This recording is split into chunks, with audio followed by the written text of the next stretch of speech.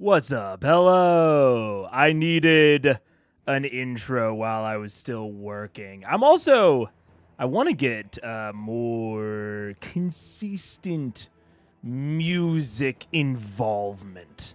I think I would feel less pressure to fill the void if I had more music.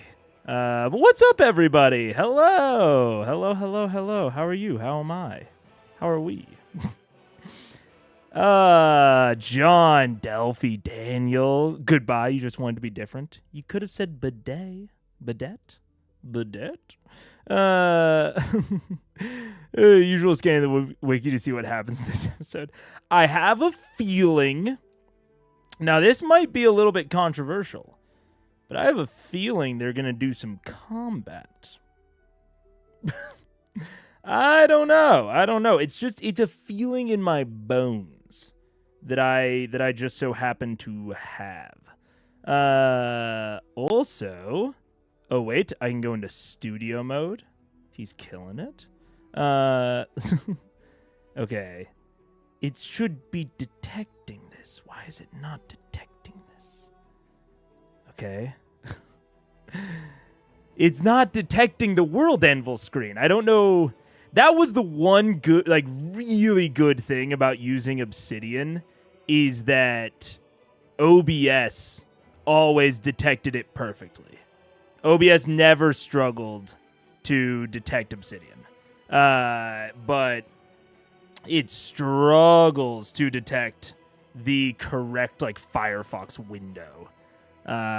Which I can fix. I just haven't taken the time yet to do so. Never trust your feelings. I don't know where you could have gotten that idea. I don't know. Sometimes in combat heavy episodes, there are catchphrases that develop. That's true.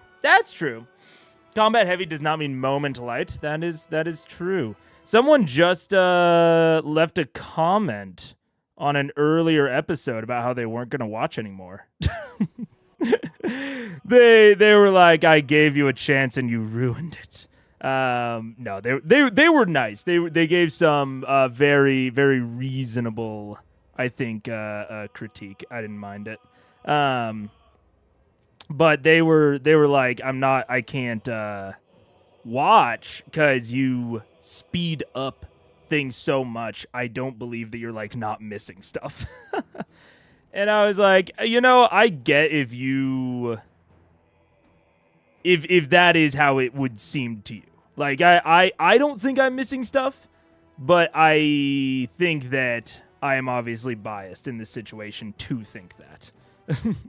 And I can understand if that's a hard / impossible thing to believe. Because it's pretty... and they were also like commenting it at the start of the Briarwood arc where, things were still very much evolving in the format as a whole. I didn't have the notes yet. I didn't have as much like community input because I didn't have as big of a community on like what was happening. They also just like didn't like how much I was talking back and forth with chat, which is fair. That's just like basically the conversation we had was like, I wanted to make sure they understood what my intention was because it sounded like they were saying that I switched up from the earlier episodes, and I will accept any critique pretty broadly, but especially of the show. The only critique that I don't currently accept, at least, is that like I switched. Like I used to be this way and now I'm this way. I've always been going for pretty much what the show currently looks like. I think it's only gotten like broadly better as time has gone on. So that was basically the conversation we had, and they were just like, yeah, that's fine. I'm still not gonna watch, and I was like, hey, that's fair. That's fair. I'm cool with that. I don't even have the chat open. I have it open. It's on my right. But I don't have like the interactive one where I can pop stuff up. You know what I'm saying? Were they watching old or new Mega? Pretty old. It was in the 20s.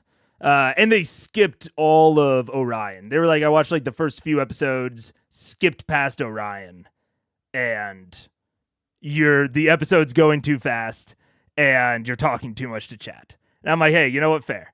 I think I got better at talking to chat. Like, I think my skill at that has improved, but it's definitely not gotten to be like less of a main focus. You know what I'm saying?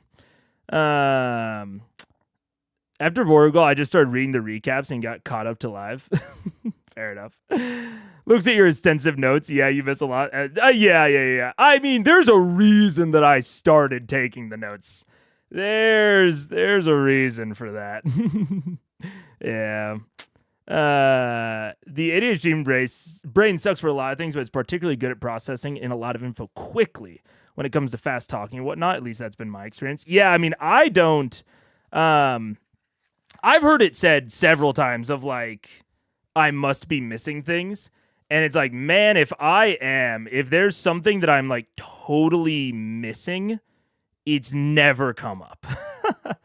Like, maybe I am missing things and I just don't know, you know? Like, it's the sort of stuff that, like, I would comment on, but because I'm missing it, I'm not. Like, maybe that does happen, but it's tough to know. I don't know specifically what the difference is, but sometimes seeing a VOD of a streamer spend a lot of time on chat turns me off. In your case, it just made me want to be live. I think it probably depends on like the content of the chat interaction, because they were basically like, you know, the series is just you talking to chat with CR as a background. And I'm like, yeah, that's what I always wanted it to be. I've said it multiple times. I don't think I probably phrased it quite this way in the first step, mostly because I didn't have fucking viewership in the first step. So it at the time, it would have seemed a little bit arrogant for me to say. But like, as a streamer, the reason that I stream, and this is different for different streamers, but like, the reason I stream is to talk to chat. The reason that I watch Critical Role, and the reason I started watching Critical Role, was to have something to talk about with chat. So that's like why I watch Critical Role, is to talk about it with people. And so, you know, I can understand if there's like the appearance of me switching up, because in the first few episodes I had, you know, like 2 viewers. It was like Undead King and John Forsyth. That was it. So there just wasn't as many like chats to engage with. You know what I'm saying? But nowadays there's a lot more chats to engage with. So I can get if there's like the appearance of me switching up. And like I said, they were very like they were respectful.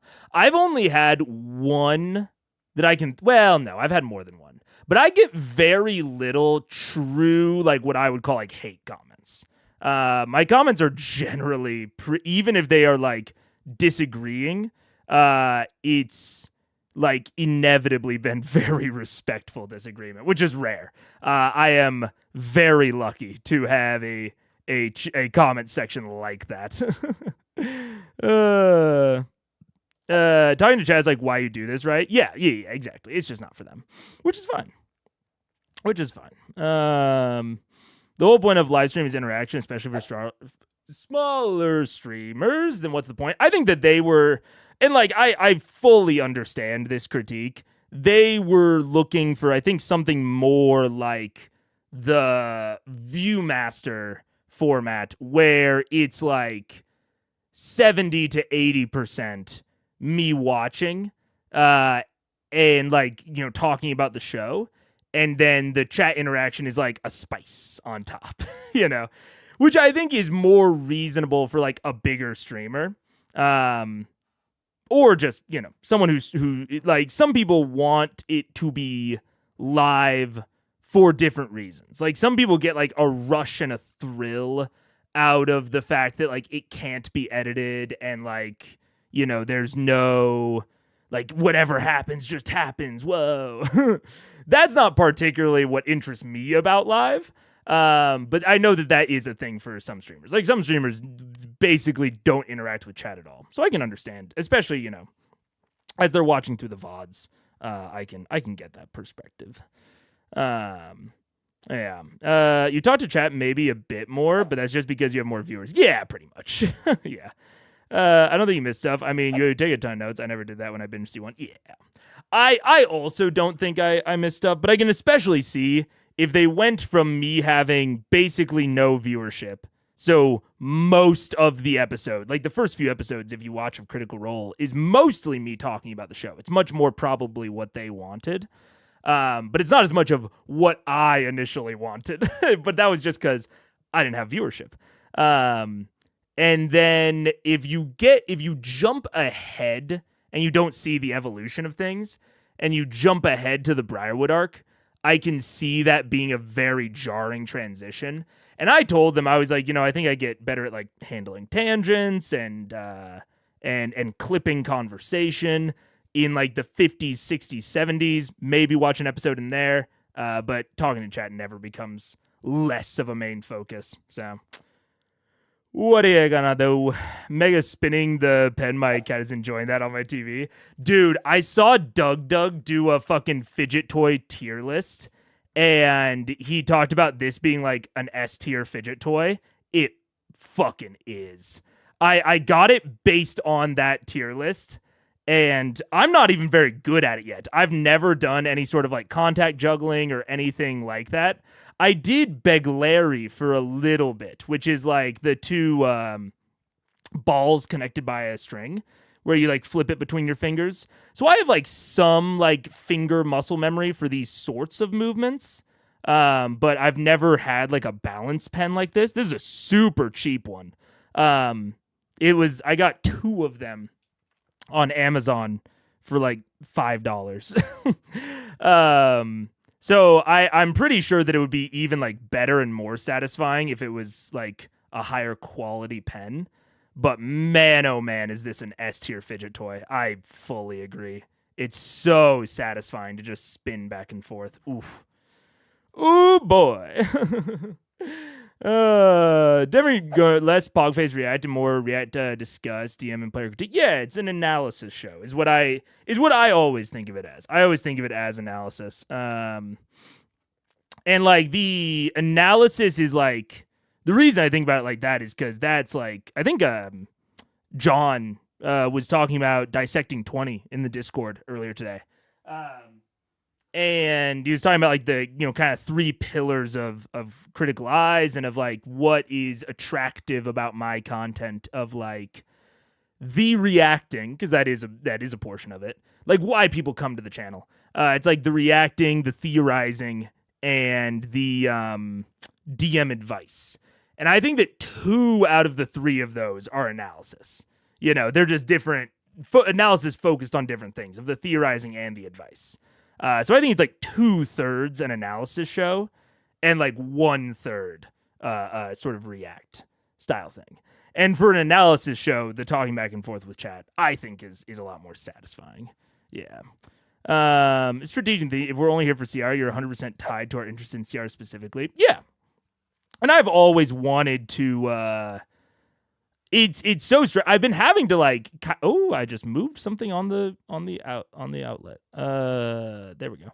I've had to sort of break my thought process on it a little bit because I used to really specifically never think of myself as a CR streamer or content creator, you know? And like maybe long term I can continue thinking like that, but like in the short term, I'm a Critical Role influencer. Like that just is the facts of the situation. I'm a fucking critter, which is cool. Once I sort of changed my thought process on it, because the reason my thought process was like that, especially at the beginning, is because like I used to market Critical Eyes as an outsider perspective on Critical Role. Like that was the elevator pitch for the show. And at this point, I just can't think of myself as an outsider anymore. So I have to slightly change my thought process and my elevator pitch. But now that I've started changing my thought process around it, it's started to unlock new avenues. And simultaneously encourage me to branch out even more. Like with Dissecting 20. So, yeah. That's yeah. When chat moves at the speed of light, it's kind of hard to interact. Yeah, exactly. Eventually that might happen, and I have I don't know what I would call them. Ideas, strategies. I know what I want to do, or like the ways that I want to change things if chat does start moving so fast that I can't meaningfully interact with it directly like I do right now. I have ideas on what I want to do. Namely, I think something that I've been working on that I'll probably introduce before that ever happens, but it's mostly a future-facing thing, is integrating text-to-speech for your guys' messages, but also having a channel points type system that every time you chat, or ideally what I would really like to do is just presence in the stream. So it's like every minute that you're watching, let's say, you get one channel point, and then you can spend channel points to do text-to-speech during breaks, like while I'm talking. I wouldn't want it to interrupt the watching part of the episode. But that way I can get sort of people that pierce through the noise. And maybe, everyone gets one free text-to-speech a stream, or every couple hours. I don't know, something like that. So because I always, no matter how big chat gets, I always want direct interaction to be a cornerstone of it. So when chat starts moving at the speed of light, I have pre-thought about that, and at least some things that I'll try to solve that, because I never want chat to just fade into a soup that I can't meaningfully discuss things with, But I don't know if I've only thought about it in the most basic of terms, because I don't want to get too ahead of myself and start developing things for not start developing things for a audience that isn't there yet. I get way too into my head about those sorts of things, about designing features for this imaginary audience that I have not captured yet. So yeah, I'm also trying to focus on the here and now. Also, why I'm not thinking too far ahead on what I'm going to do for campaign 4, or campaign 2, or campaign 3. If I think I have a big problem of thinking too far ahead and focusing too much energy on things that are not here yet, and then something happens and my plans get disrupted and I've basically wasted a bunch of time that I could have spent on improving the here and now. And that's been a consistent thing throughout my entire life. That is not just with content. I get too ahead of myself. I put the cart before the horse, you might say. So been trying to be more present. There's a recent stream where you talked for an hour straight. Yeah. I've gotten better at handling the tangents. But they're still there. Yeah. No one can stay an outsider after 50 episodes. Yeah, and with how much I think about Critical Role on literally a daily basis. Literally. I'm thinking about Critical Role every single day of the week. I think at this point I'm probably in the top % of people who have seen Critical Role and would say that they like Critical Role. I am probably in the top 1% of those people who, in terms of how much I think about it. I think about it constantly. because so much of everything that is like successful on the channel is based around it. So yeah, it's I definitely I've had to change my own internal like perception of even like when I'm reaching out to collaborators. It's like, oh man, what do I do? It's mostly Critical Role stuff. And that's like how I used to think about it as how I have to describe myself. That's the part that I'm really trying to change.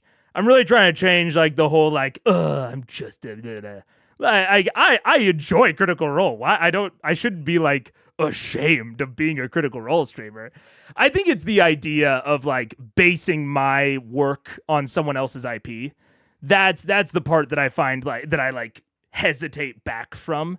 I don't like defining myself in terms of someone else because that carries a bunch of like implicit assumptions with it.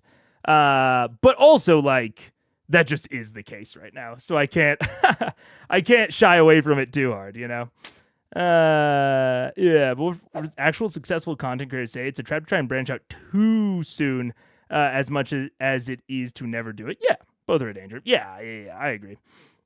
I've thought about that a lot with like the things that I've tried, that like aren't, Critical Eyes, Dissecting 20, because I've tried a lot of concepts on the stream, and I am trying to find the ones that fit well enough, that aren't too much of a branch out. I essentially join live, usually behind, and treat it as a VOD. You're here early, Lark. You're here only, what is that, 22 minutes in? Oh, wait, this is a Sunday. Is this Sunday? No, this is Wednesday. Oh, time has no meaning. Oh, my goodness. I wouldn't want just any chat to be text-to-speech. Sometimes we're just goofing with each other or like leading you on a goose chase. Yeah. It would have to be command-related, and there would have to be some sort of barrier on it. But I want there would probably be a paid option if I'm being honest, but I would also want there to be a free option as well. Mega not considering the pay option because he doesn't want our money. I'm considering the pay option, don't you worry. It's just I would want a not paid option as well. I'm not typically a fan of like totally locking stuff off. Mega has tendencies to go overboard. No! I've given into the warlock side. It is pretty rad. It is pretty rad. I'm just saying. To wanting to build one so bad. There's so much to build. There's so much to build. There's so many options. I love it. You're obsessed with CR, yet you're so far behind. I know. How is Dissecting 20 doing broadly? Haven't been watching the stats. First 2 episodes are doing amazing. Third one is currently doing terrible. Well, terrible compared to the other 2. The other 2 were both 1 out of 10s, respectively. The newest one is like a 4 or 5 out of 10. And I am... I can't be 100% sure as to why, but there's one thing that sticks out about it compared to the other 2, and its click-through rate is abysmal compared to the other 2. It's just people not clicking on it, unfortunately. That's sad because the newest one was so good. I fucking agree with you. I thought the newest one was like the best yet, but man, oh man, did people not click on it. So we're looking into ways to mitigate that, but man, it's length. It's length. People do not want to watch a nearly 2-hour video, which is fair. I don't blame them. But that's the hardest part. It's the hardest part. So yeah. What's up, Diego? Legitimately, the only bad thing about warlocks is they get 2 spell slots, and that makes them feel like EB spam. Like, just give them like 6 to 8, and at earlier levels, it's fine. You have to, if you are playing a warlock, you have to, during session 0, tell your party, I need us to take short rests. That's the thing you have to do as a warlock enjoyer. Because I actually personally like the limitations on spell slots. I think it's interesting. Like the sort of quick, use it, burn out bright sort of concept. But it is meant to be balanced by the fact that you're getting those back on short rests. So it's like you are theoretically going into almost any encounter with two spell slots up. And then you just look for the best use of those. That is theoretically how it's supposed to go. But short rests, they are famously underused. So I think that runs into some issues. But I'm also famously not an Eldritch Blast enjoyer. My favorite invocations, or my favorite boons are Blade and Chain. And I rarely take Agonizing Blast, even though Agonizing Blast is probably the best cantrip, invocation, just by the numbers. But I'm not an EB spam enjoyer. So I often look at like ways to do other things. But haven't put on the D20, so dissecting. I haven't watched D20, so the dissecting 20 isn't for me. Yeah, no, it's not. I mean, it's not going to be for everyone. It's largely meant to branch out to a new audience. So I totally get if people that are already here for Critical Eyes are not into Dis 20. But yeah.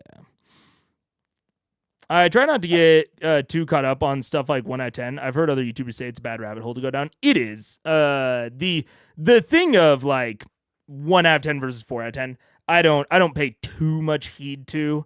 The big thing on like here, I'll show you guys. I'm not scared. The big thing on it is I don't think there's anything back here that I can't show you guys. I don't see why. Is this? This is the bad thing. So like just comparing it to episode 2, it's like that less than half is very bad. This is the bad thing, unfortunately. 'Cause this and these two are going to be some of the biggest factors. And it's doing great in terms of average view duration because it's so much longer. But man, oh man, is it just not getting clicked on. Which, again, I get. It's nearly double the length. So we're debating. Me and Eden are debating how to fix that. how to encourage people to click. But that's the job. That's the job. It's making art that people will engage with, or making entertainment. Maybe saying art is too pretentious. Making entertainment that people will actually engage with. You know what I'm saying? That's me. I'm a Bleem enjoyer. Hell yeah. Hell yeah. What's up, Natalia? Hello. What's up? Long time no see, which I recently learned is a loan expression from Chinese. Interesting. I didn't know that. Very, very interesting. Yeah. Most of the others are, wait, what did, still about 4 minutes behind. Yeah. But anyways, thumbnail stuff. We are also considering thumbnail stuff. We're considering thumbnail stuff and length. Those are really, I think the titles are fine. I'm not saying that I'm the best titler in the world, but I don't think that the titles are substantially different. At least substantially different enough in terms of their grabbiness to warrant that sort of drop off. But that we're looking at it. That's the main thing that we are trying to look at right now. Left a stream a couple weeks ago to get good sleep for a job interview, and I would just like to say I got the job. Fuck yeah, Ebster, that's sick. Congratulations. In this economy? Very well done. Oh wait, that's the wrong screen. There we go. We're back. Okay. I think with that, that's the longest like chatting sort of intro we've had in a while. I was feeling a little talky. Wanted to talk over some stuff. But with that, I think we're gonna go into the takeaway. And I made a new little takeaway controls on here for myself. So gonna the economy isn't as bad here in Sweden. Makes sense. Oh, there we go. Let's see. George covering some of the CR one shots in the format of Dis 20. I have done that. I'm just bad at editing. I actually have the screw job like 90% done and just have not crossed the finish line on it. I really just need to like actually have Eden do it.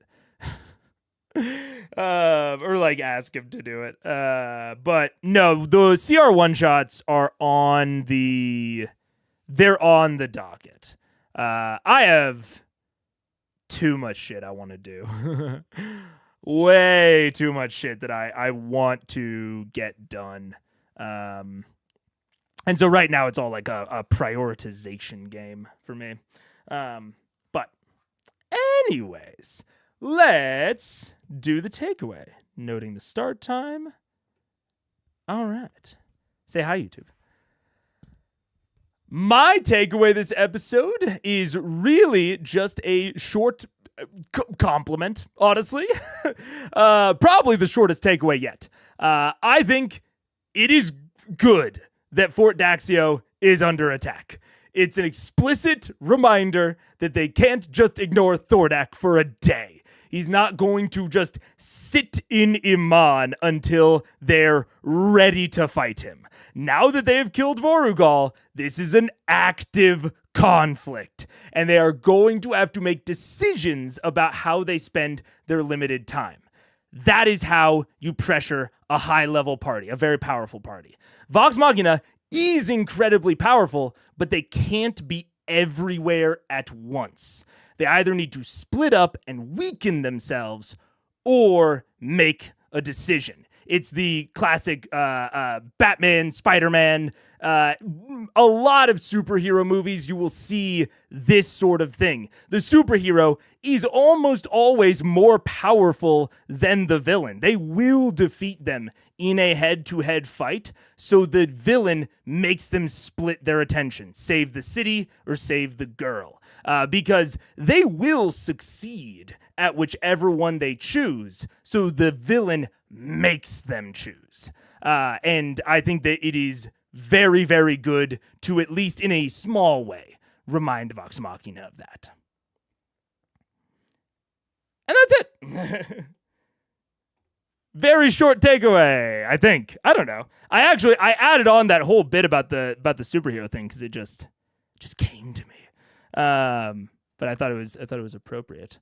But yeah, I like it. I didn't want to talk too much about the Ashley stuff because I think I've sort of talked it to death a little bit, and I don't think there's a lot of like actual advice for like a home game there. But broadly, I really, really like the sort of split attention. Yeah, save Rachel or save Harvey. Because again, the heroes are going to win. And we kind of need them to win in, a satisfying but challenging story. The threat of defeat should always be there, should always be looming, especially in a game setting like D&D. And it's always possible, depending on the decisions that they make especially. But when you have a villain, especially one that the party has prepared for so long to fight, theoretically, their preparation plus their natural power should just lend towards a not easy victory, but a satisfying victory that keeps in mind all of the prep that they have done. But if you want to have that while simultaneously pressuring them and stressing them out and making the villain seem still very effective, even if they're less powerful, is you got to split the hero's time. And you have to use the fact that they care about things, theoretically, that the villain doesn't. Works better on a more moral party, but yeah. But yeah. That's pretty much it. Lark is also true. Series do drop off, which could be a factor here. That's why we're gonna continue to test. We're gonna continue to test on the Dis 20. I'm not stopping by any means, but we're gonna continue to test. Which would be the exact opposite of Matt. Yeah, I'm excited to post the screw job eventually, but hasn't happened yet. But anyways, I think with that we can probably go into the episode. Also, I wanted to put it out there. The unified critical role theory on World Anvil is coming along. I worked on it for a good bit the past week, and it is still not finished. There's a lot of people that are kind of just stub articles still. Like, I think Dresvina doesn't have anything. Oh, no, Dresvina does. Oh, yeah, look at that. So, yeah, some of them I've gone through and I've fully...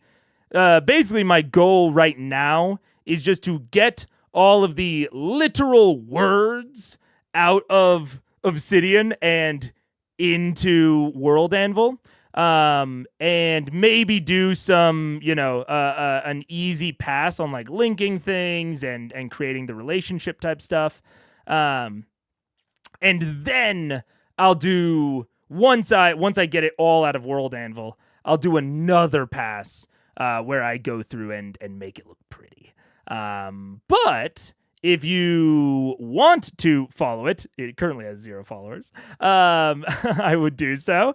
I'm also going to start, eventually I would like it to be where, because I like doing the unlisted events ahead of time, but they are, I can only do like one at a time, and it's something that I can't really like buffer out for a long period of time because I have to like come up with the title as well when I make the unlisted event.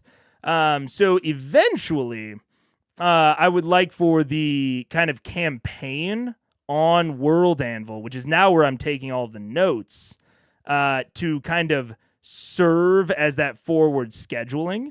So you can see that like I currently have a lot of sessions pre-scheduled already.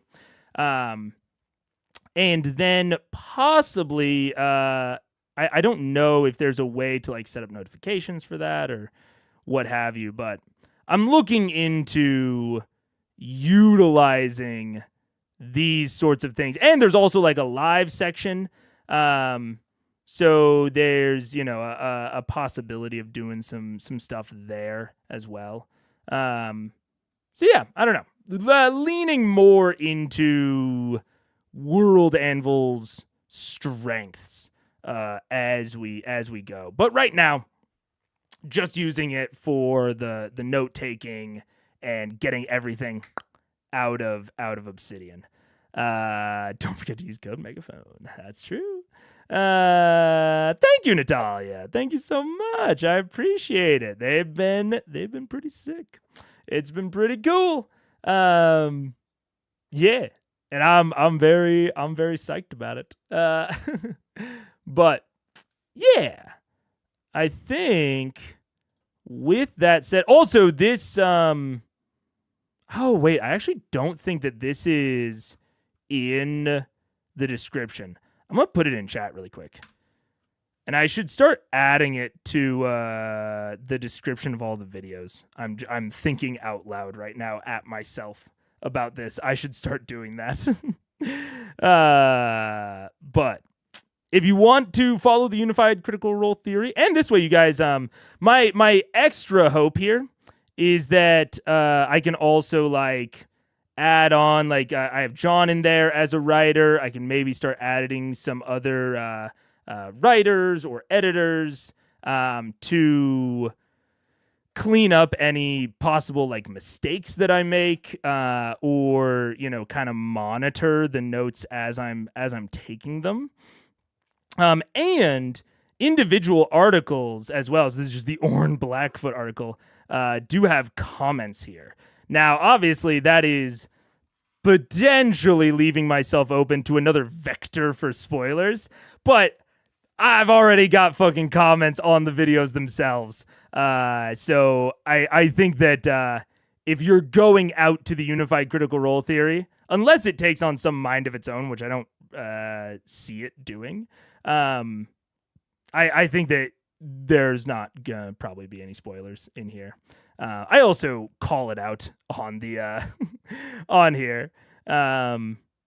So yeah, I think that there's a lot of opportunity for this to become kind of a more buffed out site. So I'm psyched. And I'm going to go back to the notes, and we're going to go to the time code. But how long is it going to be until you end up running a game in the Tal'Dorei setting in Exandria? I mean, I'll have a lot of notes about it. I will have a lot of notes about it. It's going to be a Wildmount stand. I mean, Unified Critical Role Theory should eventually have both. Unless they never run a campaign in Wildmount, that would be ludicrous.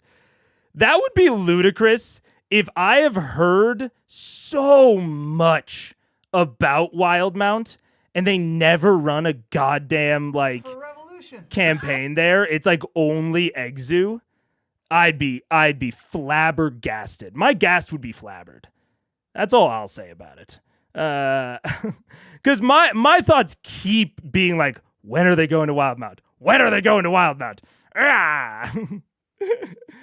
And I'm thinking at this point, it might not be until C2. I would not be surprised if it is not until C2. There's also plenty of time left in C1 that I could see like the last major arc largely taking place in Wildmount.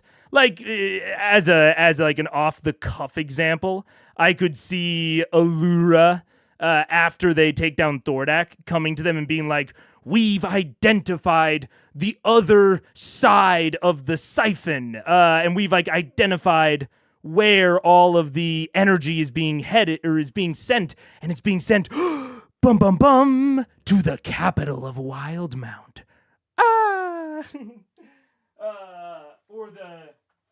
Or the capital of one of the major cities in Wildmount, or something like that. I could easily see it being something along those lines. So there's still plenty of time for C1 to get to Wildmount, but man, oh man, does it feel like they're never gonna get there. What's up, kid? Oh, she just very gently put her mouth around my arm. What do you want? What do you want from me? What? Do you want something? Oh, she gave me a little squeeze. She might want to go OUT. I don't know. It's tough to say. Oh, okay. Oh, I think she just wants a hug. All right. Hey, bird. All right. There we go. Yep. Sometimes she really just wants hugs when she gets stressed. Like when when we're at the vet and they like want to listen to her heart or like get in her ears. She just wants to be hugged. Yeah, I know. Yeah, you're okay. You're a big girl. Oh, okay. No, okay. All right. Oh my God, she's big. But I think we're like 15 minutes away from an ad. I'll take her out then, just in case. See, our audio was a little low. That is probably accurate. There we go. Wildmount, Kima, Raishan are all balls. Mega are waiting to be dropped. Honestly. Yeah, I mean, the big open questions right now are Raishan, Vecna, the siphon underneath Whitestone, and I'd say a minor open question are the names on Animus, which would also lead them towards Wildmount.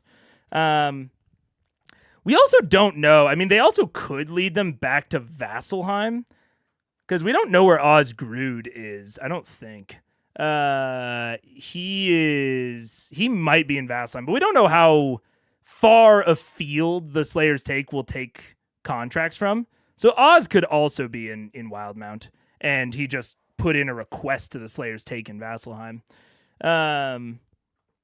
But puppies and children are not different in their behaviors now. Puppies are easier than children, but they're children light. They're very similar in a lot of the things you got to do, just not as high stakes, and not as much potential to mess them up. Oh shit, I'm 2 minutes behind. Oh no. From someone who works in service, that text is way too small to count as warning against something. Wait, what? Are you talking about this project is unofficial fan content? Is that part? Or is it a joke about something on the show? On here? That's possible. I could see that. This text is very small. The spoilers warning, that's fair. I can see that. I am going to broadly clean a lot of this up. I'm also using like a template for the styling. I want to get like the CSS rules more hard coded. Want to brand it a little bit better. I don't even know what this image is. I think it came with the template. Just no spoilers. The only problem with no spoilers is that then people are like, well, what qualifies as a spoiler? So I have to do a little bit of explanation, but I can do the explanation underneath the big no spoilers. But yeah, like I said, I'm trying not to get too ahead of myself. It has 0 followers currently. So I'm not too worried about people that don't know the deal getting in there. That header image is the only official image of Wildmount. Yeah, this is Wildmount? Sure, right. Yeah. Or spoilers are treason to fun. Damn. All right, let's get into it. Let's do the early time codes at least before we get in there. Play. You know, here's the thing. Every week I do these like sort of funny bits about Loot Crate. This week it's gonna be hard for me because, just to get real for you guys for a second, my son this morning at his preschool, they found that the preschool's bunny has deceased. Oh, that's always the worst. And so they wanted me, I talked to some of the kids. Some of the kids are actually, they like the show. Oh. And they asked if I could bring the bunny in a Loot Crate to just sort of like... No. I did not tribute. believe you. I don't think we You're not. Oh, can you shake So it? it's here. Because this makes the bunny sort of part of the show, and the kids and the the parents helped a little. They wrote a little something to just sort of commemorate the bunny, and I'm going to read that for the kids. What can be said about Dennis the Hopper? The bestest bunny the little explorer's classroom ever had. The way he always jumped left paw first or nibbled on Olivia's Yo Gabba Gabba backpack. The way he pooped whenever Maddie picked him up. We'll miss your floppy ears, your soft fur, but most of all, your inner beauty. Love, the little explorers. Maddie, Olivia, Salinger, Paris, Justice, Woodley, Apollonia, DeGrasse, Garvey, Barack, Sashimi, Neptune, Savigny, Coachella, Aaliyah, Walnut, and Kevin. No.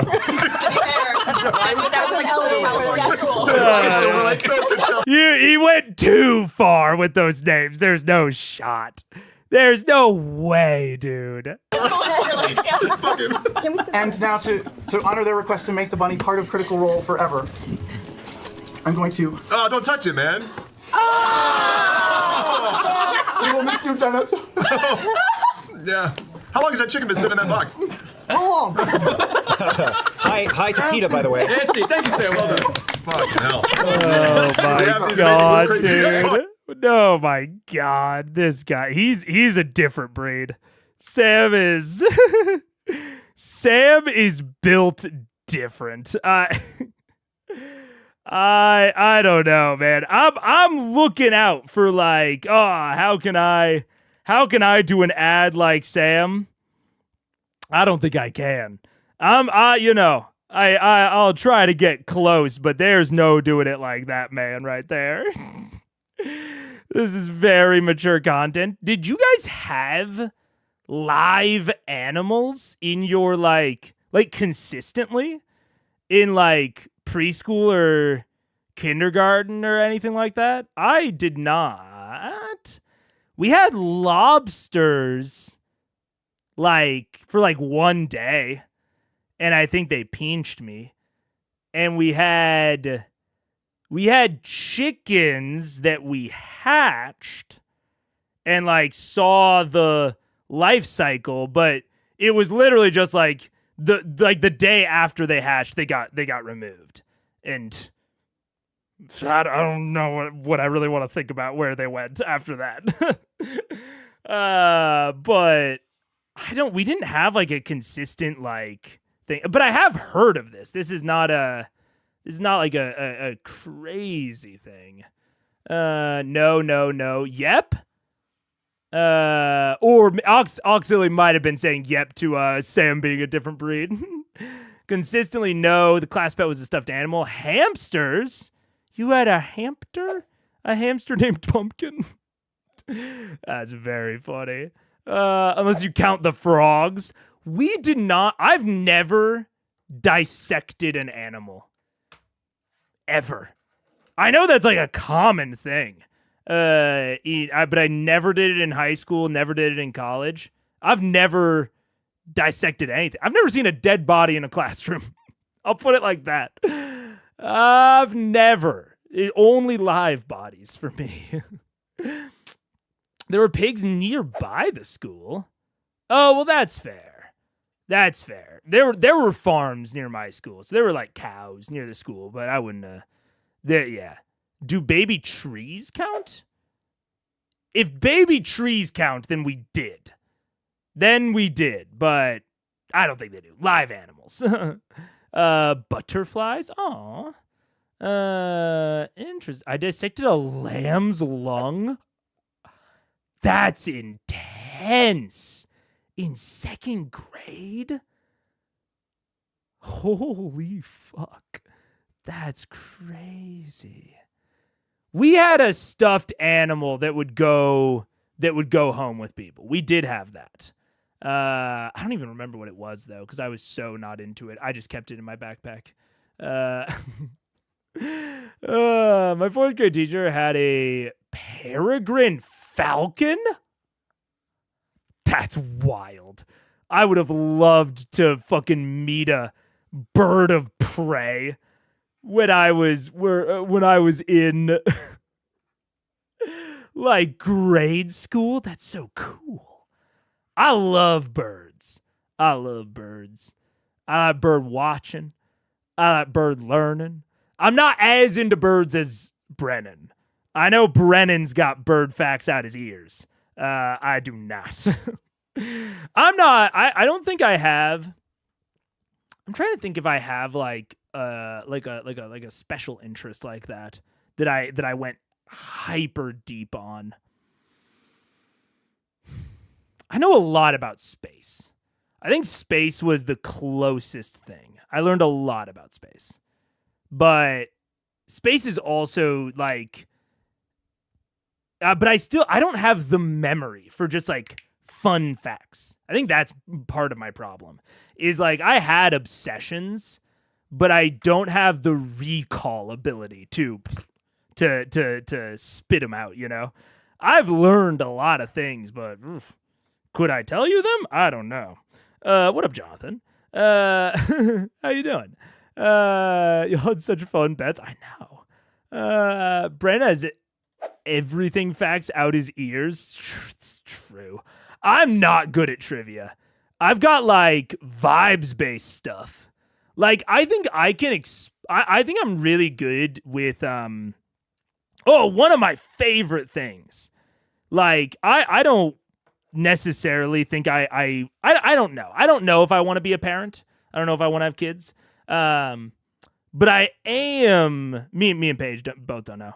But I'm really good with kids. I can talk to a child all day long.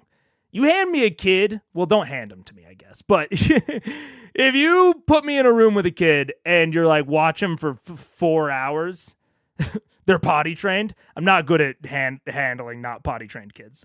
But if you're like, they're potty trained, they can, have basic conversations. If they're in the why phase, where they like ask why to everything, I'm great with those sorts of kids.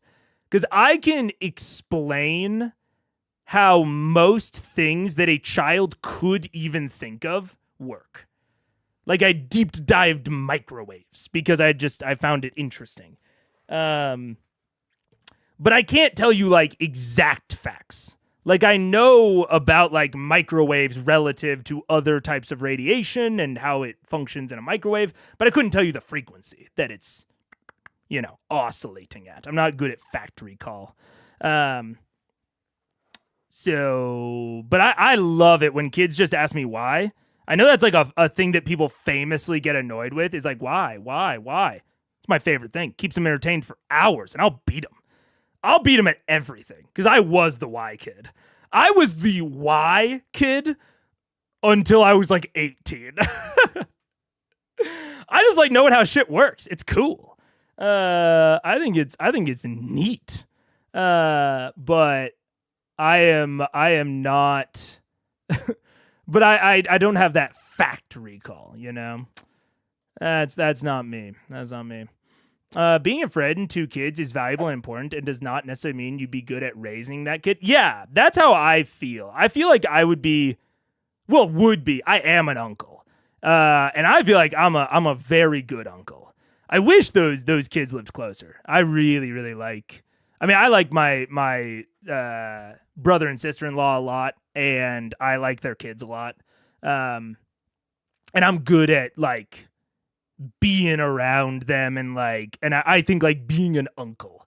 But I agree. That doesn't necessarily translate to parenting, which I don't know if I'd be good at.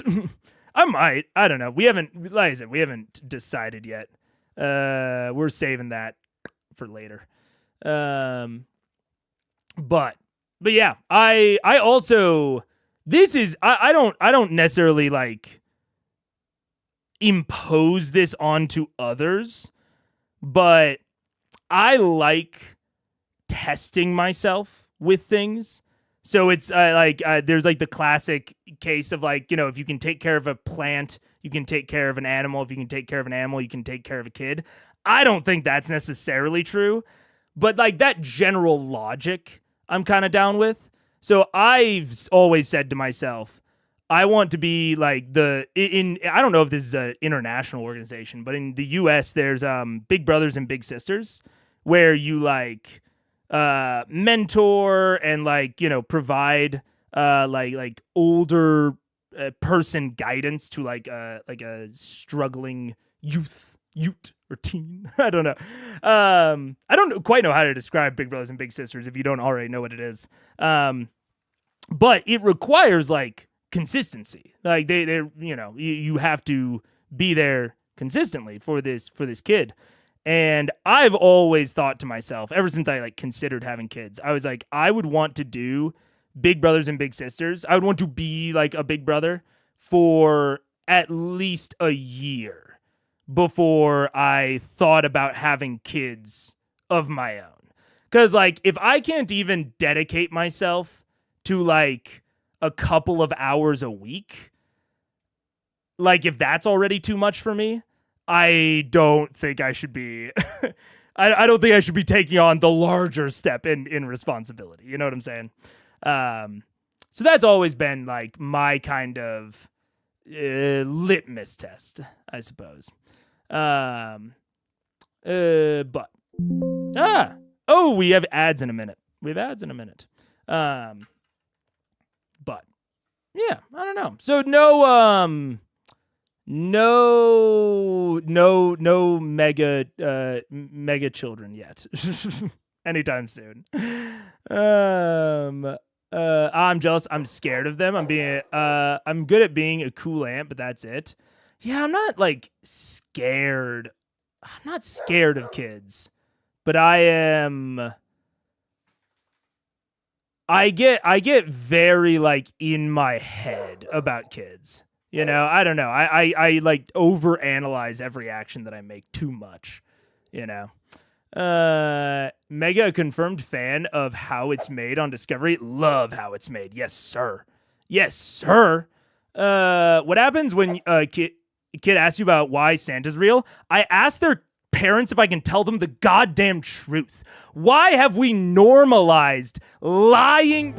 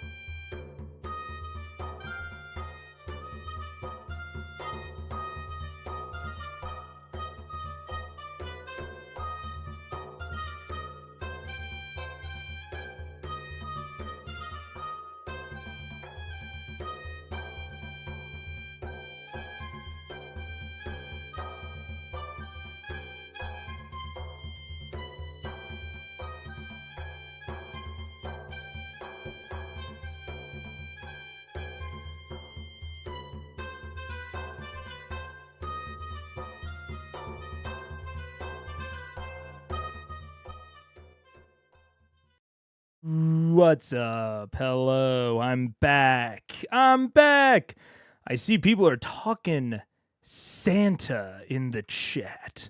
Doesn't want to come back and unpack the can he opened. Dude, I'm not reading any of it. I went to take the dog out.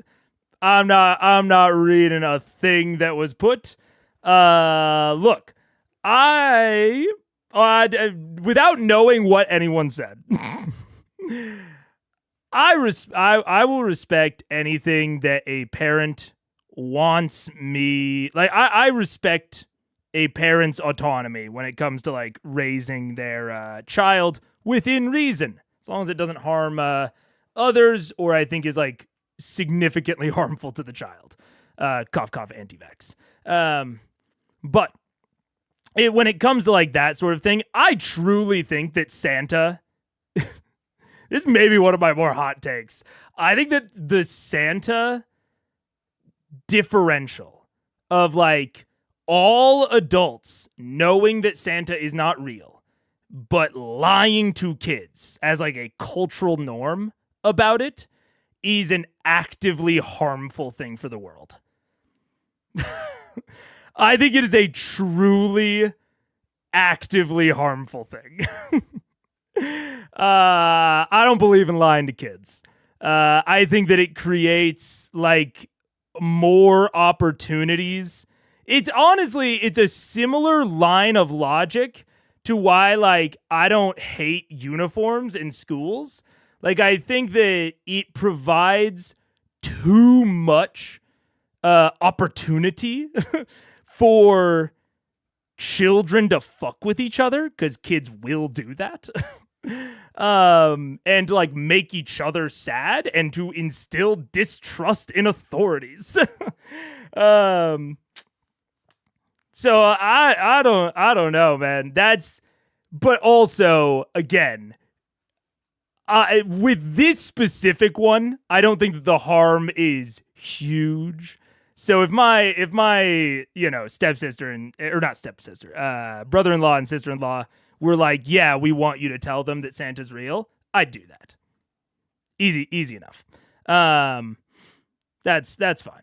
But I don't know. Kids should be able to believe in magic before they realize the world is shit. That's fine. I'm totally down with that. The thing about how do I say it?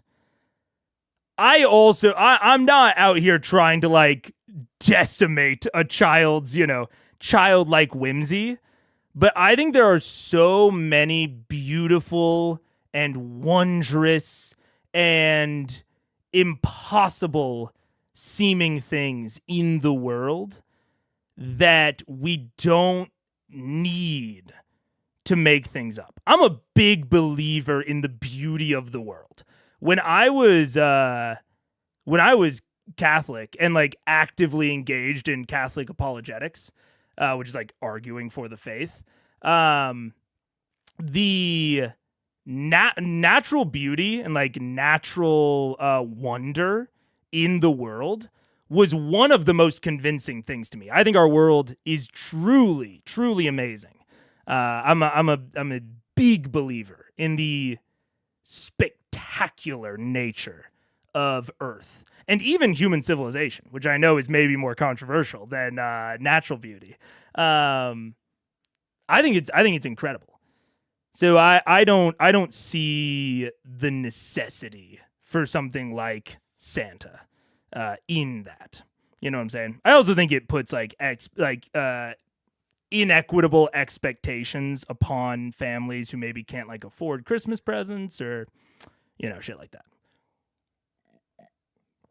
I think it sets up this very weird expectation amongst children that is just asking to get. It's just like, to me, it's just building in disappointment into their lives. And you hope that you can get to where they're old enough that they realize first before you have to give them that disappointment. And that's what I don't like really fuck with about it. But again, if a Welcome back. if a parent asked me to say Santa's real, I'd do it. Whatever. Would you play Santa? Like in the mall? No shot. No can do. No thank you. Yeah. I'd say I wasn't hurt by religion myself so much, just by particular people, but I've hurt other people because of what religion taught me. So yeah. I mean, I'm not even like necessarily bringing in the religious aspect of it specifically. The thing to me is the dichotomy between all adults knowing for a fact. It's why Christmas movies where Santa is real are always so strange to me. If Santa actually delivers presents, like he's a real force in the world that actually delivers presents, there is no reason that any adult should not believe in him. The reason that people don't believe in him is because he's not out there doing that, and he's not real. Did I respond to Tom's comment? Oh, okay. There's more talk there. That's fair. But yeah, that's the dichotomy for me. Yeah, sorry. No problem. I'm not reading every chat. It's on me. But also, like I said, I think it's a net negative. But I can also acknowledge that there are positives. I just think on net, it's a negative, but it's not. Again, I don't even think it's that negative. Matt Mercer will be my child Santa. Yeah. I mean, like, yeah. I won't derail further. I'm getting better at recognizing when I'm going too far into tangents. So we're going to get into Matt's recap. Let's see. That'd be sick. Wait, last thing in this. I actually think that that's a good idea. I think that is a good ass idea, that there is an actual prevention of him. Because again, like Elf, for example, the entire conceit of Elf is bullshit if you think about it for more than a few seconds. Even though it's a delightful movie, it just doesn't make sense. Same thing with like Big Red 1 was actually dope. If you haven't seen it, Big Red 1 is kind of sick. Because that is not about like, oh man, people don't believe in Santa. Like, it's like a little about that, but it's more like, people are just being like naughty more. And and also there are these other extraplanar forces from history, from our collective mythos, that Santa has to contend with. And there's an SCP organization that works with Santa. It's awesome. Big Red 1 is sick. But anyways, our priority with the Christmas movie is realism. Look. It's not realism that I'm asking for. It's for the entire premise to at least pass the sniff test. Like, I need to be able to think about it for more than 1 second and not immediately be like, wait, why do people not believe in Santa? I need to be able to get past that, like, initial bar. If you're telling me the conflict is that people don't believe in Santa, I have to be able to ask why, and there be an answer. And it can't just be pessimism these days. That's not enough. But you imagine if holiday movies are supposed to pass the sniff test? Look, to be fair, I'm not a huge holiday movie enjoyer. I'm not a big movie enjoyer, so that might be where I fall off the wagon a little bit. But maybe I'll give it a shot. Not gonna lie, if I see The Rock, I usually find out based on recent history. What? Is The Rock not cool? I don't keep up with celebrity stuff. Did he yeah. Maya doesn't do music or movies? Not really. I do YouTube and TV. And mostly YouTube. I do books. I read. But other than that, it's like video games and YouTube. I do a lot of video games. He just makes bad movies. Oh, okay, fair enough. Okay. The Rock plays the same character in every one of his movies. He gets boring. Okay. That makes sense. That's fair. Anyways, let's do Critical Role now. Everyone, including my party. Need to calm the fuck down. So, picking up where we left off last time, the group of intrepid adventurers known as Vox Machina have been making their way through their quest to take down the Chroma Conclave, a group of chromatic dragons who have been terrorizing the countryside in Taldore under the rule of Thordak, the Cinder King, a great, powerful, and seemingly elementally charged ancient red dragon who sits in the center of the city of Amon. After gathering the rest of the artifacts you guys have been seeking, called the Vestiges of Divergence, the last one being found in the city of Brass upon the Fire Elemental Plain, you traveled back to Fort Doxio, a northern fort north of Amon, where you were planning a trap of some kind for Thordak. Upon arriving with two charges of yours, two previously enslaved celestial-blooded boys that you found in the city of Brass, you all traveled across the plains with the help of Keyleth back to Fort Doxio to find the landscape scarred with recent flame and apparently a battle raging at the outer gate. That is where we left off. Yep. So, you guys, looking northward, you can see the large plumes of black smoke billowing up from the direction of the fort. The outer wall seems to have sustained some damage. You see a number of flying entities swooping in, dozens of them, while you can hear the distant sound of combat shouts in battle. You guys know, as you land and realize this, you can see the two slaves who are now been freed and taken with you both look immediately wild-eyed and freaked out and kind of close off. What are you guys doing? This is fine. So much safer here, kids. We need to get them safe. Who's safe? The place is on fire. They're not safe. I take off on my broom and fly. Ah, wait! You forgot your hat! I just want to see up and over the wall and see what's going on the inside. Okay. Yeah. So you fly up and head up over the front wall. I don't want to go in, I just want to look. Right, so you Okay. fly up and get a vantage point to see what's going on in the wall. And Yeah, you're gonna get seen.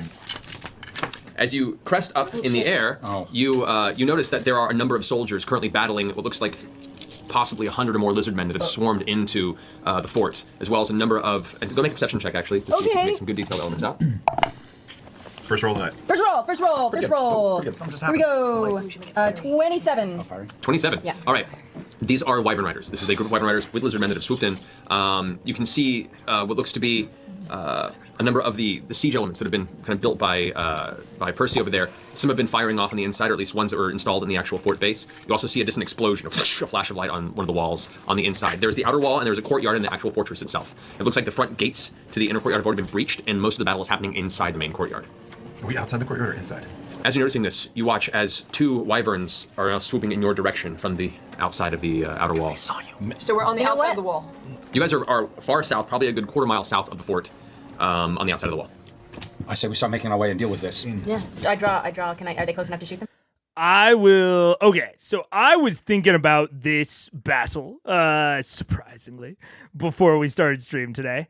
Number one, I love conflicts between two military entities, where one is in fortifications of some kind and one is attempting to assault said fortifications. Big thumbs up. There's some of my favorite battles to like strategically play out. I think they're very, very interesting. Like there is something about a smaller but more powerful foe versus a weaker but more numerous foe, which is almost always how these sorts of battles are played out.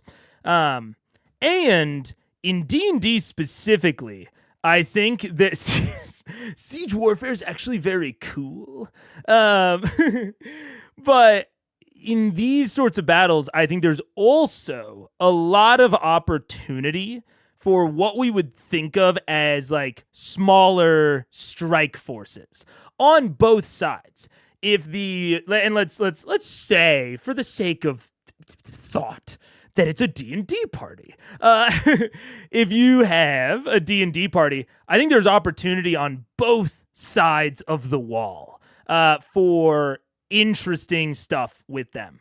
I think on one side of things, if they are part of the defending force, I think that there's like a lot of opportunity for them to potentially sneak out or fly over or somehow subvert the main force in order to, say, go after a general or a commander, and try to break up the organization of the army so that the defending forces can rout them.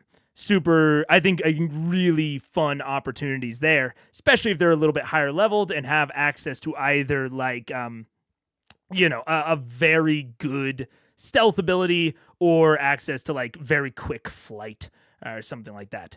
And then on the other side, something that they can't do already, and this is a little bit different because they're coming in the middle of it.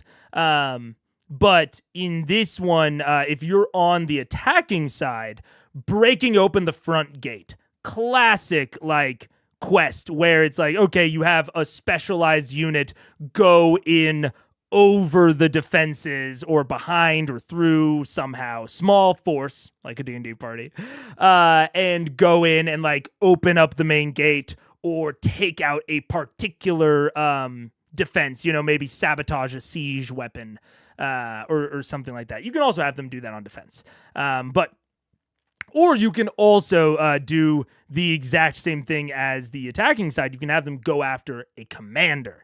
So I think that there's a lot of opportunities in siege battles, specifically because there is not active conflict, and therefore there is opportunity for maybe laxness. There's like fictional opportunity for chinks in the armor, so to speak. And chinks in the armor that don't require like grand maneuvers. Like during the middle of a battle on an open field, the way to win that is through like unit movement and like flanking tactics. It's not as often that a really small contingent, a special operations unit, can really impact the course of a huge battle like that. You normally need some extra mechanics, some things to kind of justify that a little bit harder. But in a siege where the bulk of the armies are just waiting, I think there's a lot more opportunity for these more specialized small unit missions that can then decide or at least, majorly influence the overall outcome. Also things like preventing supplies from getting through, or vice versa, specifically disrupting maybe a supply blockade to allow a convoy of supplies to get through, can also be a good task for a smaller unit. And the things that should be really in any mission, I think, where you have a small unit like a D&D party up against these big forces, the things that you can look at are the fact that the small unit has stealth on their side and almost always speed.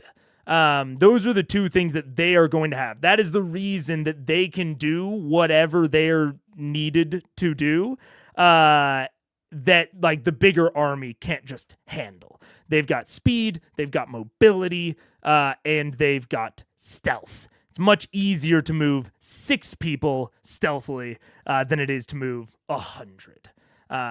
So I think all of those aspects are things that I look at when it comes to D&D parties embedded within larger armies or forces, are missions like that. You can even see it if you play like Call of Duty or Medal of Honor, some of those like war games. In like Medal of Honor, there's an entire game, I can't remember which one it is, where it might be Vanguard, where like you're a paratrooper, and so you're going into back lines to disrupt supply missions, blow up bridges, things like that, where again, stealth, speed, mobility, those are the factors that will allow you to be successful and allow you to essentially pave the way. for the rest of the army. You basically described the Battle of Reloth from the Clone Wars, and I love it. There you go. Perfect. Yeah. Because these are the things, it's not even like this is a D&D specific thing. This is in any story. You have to have a justification of if we are following a small force, why is it a small force doing it? And small forces have like those 3 factors on their side compared to larger ones. And small forces are easier to follow as a story. So yeah, those are things that I would be looking at here. It's a little bit more chaotic since they're coming in mid-battle, but I'm still looking for things like that for Matt to present them. I'm probably waiting for some sort of major lieutenant introduction, maybe a general, maybe a commander, the Wyvern commander, whatever. Something that Vox Machina, an individual or a small group that Vox Machina can target that will have a larger, kind of disproportionate impact on the army as a whole. It's pronounced Ryloth, like rye bread at the end of sloth. Gotcha. Ryloth. Gotcha. Howl is doggy. Doggy's okay. Paige is gone, and they get amped when she's gone. So anytime our neighbor shuts the door, they're like, someone coming in. But no one is coming in. I draw with You bad can news, wait till they're which close can enough. They're a little bit out of your range right now. Okay, ready. Is it possible they're out of bad news' range, or is that even humanly possible? You know what? As of right now, you could probably hit one of them with bad news. All right. I double check. Speak now or forever hold your peace. I'm doing this. What's the long range on it? 1,200. 1,200. Okay, so you bear down, you pull out. 100 meters? 1,200 feet. 1,200 feet. Yeah, go for it. All right. And Laura, you still have to wait at this point. You're kind of readying your Yeah. shot. Are you aiming for the? But I hunter's mark one of them. Ooh, snap. Aiming Oh for. wait, it's probably a ranged And- thing too. It's okay. You're currently selecting a wyvern or the rider to fire at. The rider. Okay. All right. Taking a So- shot. Oh, that'll do. 30. The explosion from the front of the muzzle of bad news fires off. The spark and flame and smoke billowing forth.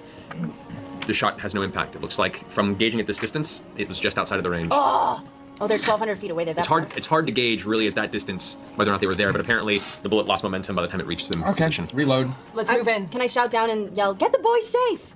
I don't know who I'm shouting it to. Just passion. one of you guys, "Get the boys safe!" Oh my god. We have to get these boys to safety. Do we? Why just don't leave we them have them here. run? Have Go, them hide run. in the bushes. Yeah, go hide. I grab them and I say, run that way. Don't die. They're good. Seriously? Actually, I've got a better idea. The little Just angel hand them babies? one of the stones. All right, yeah, sure. Hand him a summoning arrow. We'll find you and when a- it's safe. a gate Hide stone. wherever you need to. Stay away from the castle. We will find you when it's safe. Hide in the bushes. Don't go far. Would go anywhere. They But nod and here. take the stone and they start running off towards the western edge of this valley, which has kind of the two cliff sides that come down into the valley here. A lot of the nearby brush appears to have been burned on the way. Yep. They say, try and stay unseen. They go darting off, keeping low, and you get the sense that they're used to fleeing. So they just kind of dart off arm in arm, rushing off towards the side of the valley wall. So they're gone forever. You're waiting. You have time to reload before they get close enough for her to fire. So if you want to take another shot, Sure. I'll take another shot. Should I just hang out and wait, or should we like? move? I'm kind of like let's head as a group towards this. I say Yeah, we run in and let's we go just take together. everything that's heading towards us. Close the gap. I'll Alright. wait till they're close enough that I can. We get all good. charge for the gate. okay, so you guys are all charging towards the outer gate. Jesus. What are you doing, Vex? You watch the rest of your party just start darting. I message to Vex and I say, what do you see? How many wyverns are there? Do you see any dragons? Do I see any dragons? Currently, you do not see any dragons at the. You would be able I to don't see sense any a dragon. dragons, but it looks like about 100 enemies. 100? Is that true? I missed That's what you that said, one. right? Oh, Is that Jesus. 100? That's a lot. It's more than 2. What do you Yeah, sense? that's Do you sense dragons? Do you sense anything? Well, that's gonna take a minute. I work on that. All right, let's just charge in. I mean, they do also have to be. They don't have anyone handing them fully loaded weapons. That is amateur hour. But they do also have a lot of ranged options. I mean, depending on how strong the wyverns are, I suppose this could be a case of. It also depends on how many there are, because I think we just got the estimate of 100. They could just approach this. This could be similar to the Tide of Bone in Whitestone, where, you know, Matt just had 100 little gribbly skeletons that are easy to take out with big AoE spells. That's not the vibe I'm getting currently. I'm getting the impression that the Wyvern Riders are going to be stronger than that, especially given that they encountered some Wyvern Riders in Iman, like right after the fall of Iman. And they didn't seem like pushovers at that point. But I guess there's some back justifying you could do on, those were elites or something like that. It's also very possible that they just need to charge in if they're going to have any impact. There doesn't necessarily need to be a success state here, right? This entire situation is kind of a consequence for them ignoring Thordak for a day. This is a consequence for them fucking off to another plane of existence. So if there's no easy major impact, then it can just be okay. I don't know if that's necessarily smart with this party in particular, because I cannot see a universe in which they are encouraged to run away, or which they actually do run away. Especially when faced with not ostensibly super scary enemies. But I think it's definitely an option for parties where they're either used to more deadly combats, they're used to being presented with things that they need to run away from. I don't think Vox Machina is super used to that, so I don't foresee it working on them. But if there really is just, you know, no obvious way to affect the battle, that could be extra effective against a party who is used to being presented with at least things in that range. Because it could really hit home, like, you have to watch this unfold. You are only 6 people. This is on the scale of armies. You cannot affect this. Like, that could be a very nice moment of helplessness, especially leading into the larger context of this conflict with Thordak. That could be a super nice moment of helplessness, but only if they don't suicide rush it. Only if they take that helplessness in stride, which, you know, helplessness has been forced upon Vox Machina in the past, most notably with the fall of Amon. But it's not something that they're overly used to. You know what I'm saying? Ashley's not there, so now they can rush in blindly. Obviously. Yeah, Ashley will pick up the rest of the mission on her own. Yeah. The easiest way for the DM to explain how outnumbered the party is just to ask all the players for all the D20s. Yeah, can I borrow some extra dice? I just need to roll a couple of things real quick. Just hear all the clatter behind the screen, yeah. Blindly. There's Like no we cover out do. here, right? There is no cover. Yeah, we got one option. Let's it's a take out motion those fucking background. riders. Yeah, They're we coming have out. like an Avengers moment, like where we're just like, like just more of a like running. Guardians Yeah, of the Guardians of the Galaxy. It's like Yeah. Chariots of Fire. You're Yeah. doing the wrong music. Okay, you know what? Just any movie where they run in slow motion towards something, which happens a Reservoir lot. Dogs. There you go. Yeah, just There you pick go. one. As you guys are charging towards the blown open gates to the outer courtyard of Fort Daxio, with Vex swooping down on her broom with the bow out, you watch as these wyvern riders come swooping down in your direction. Their right. claws extended, their tails and stingers out forward, come swooping down. Go ahead and take a shot. You can take a shot as well. I'm taking my first shot. I'm also making it a wing shot. Okay. So I Hunter's marked them as soon as they were close enough. Yes. Yeah. And I'm just mark there. There's 2, and a third one has joined a little bit behind now, and they're coming upon you. Jesus. So which one are you? The marking? one that's biggest. Hard to gauge at this distance. The They one all that's pretty- closest. Okay, there you go. Wing shot, first one. And I am a 3rd level 30. rogue now. 30? Okay.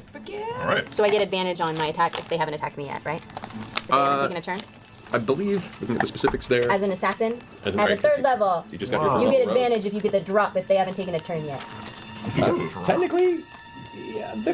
They're They moving. know you're They're around. moving. This is less like they haven't acted yet. They've been acting. Every round they've been dashing towards you. So Okay. you do not have the drop on them as they've been making a beeline since the beginning of Well, the apologies. all right.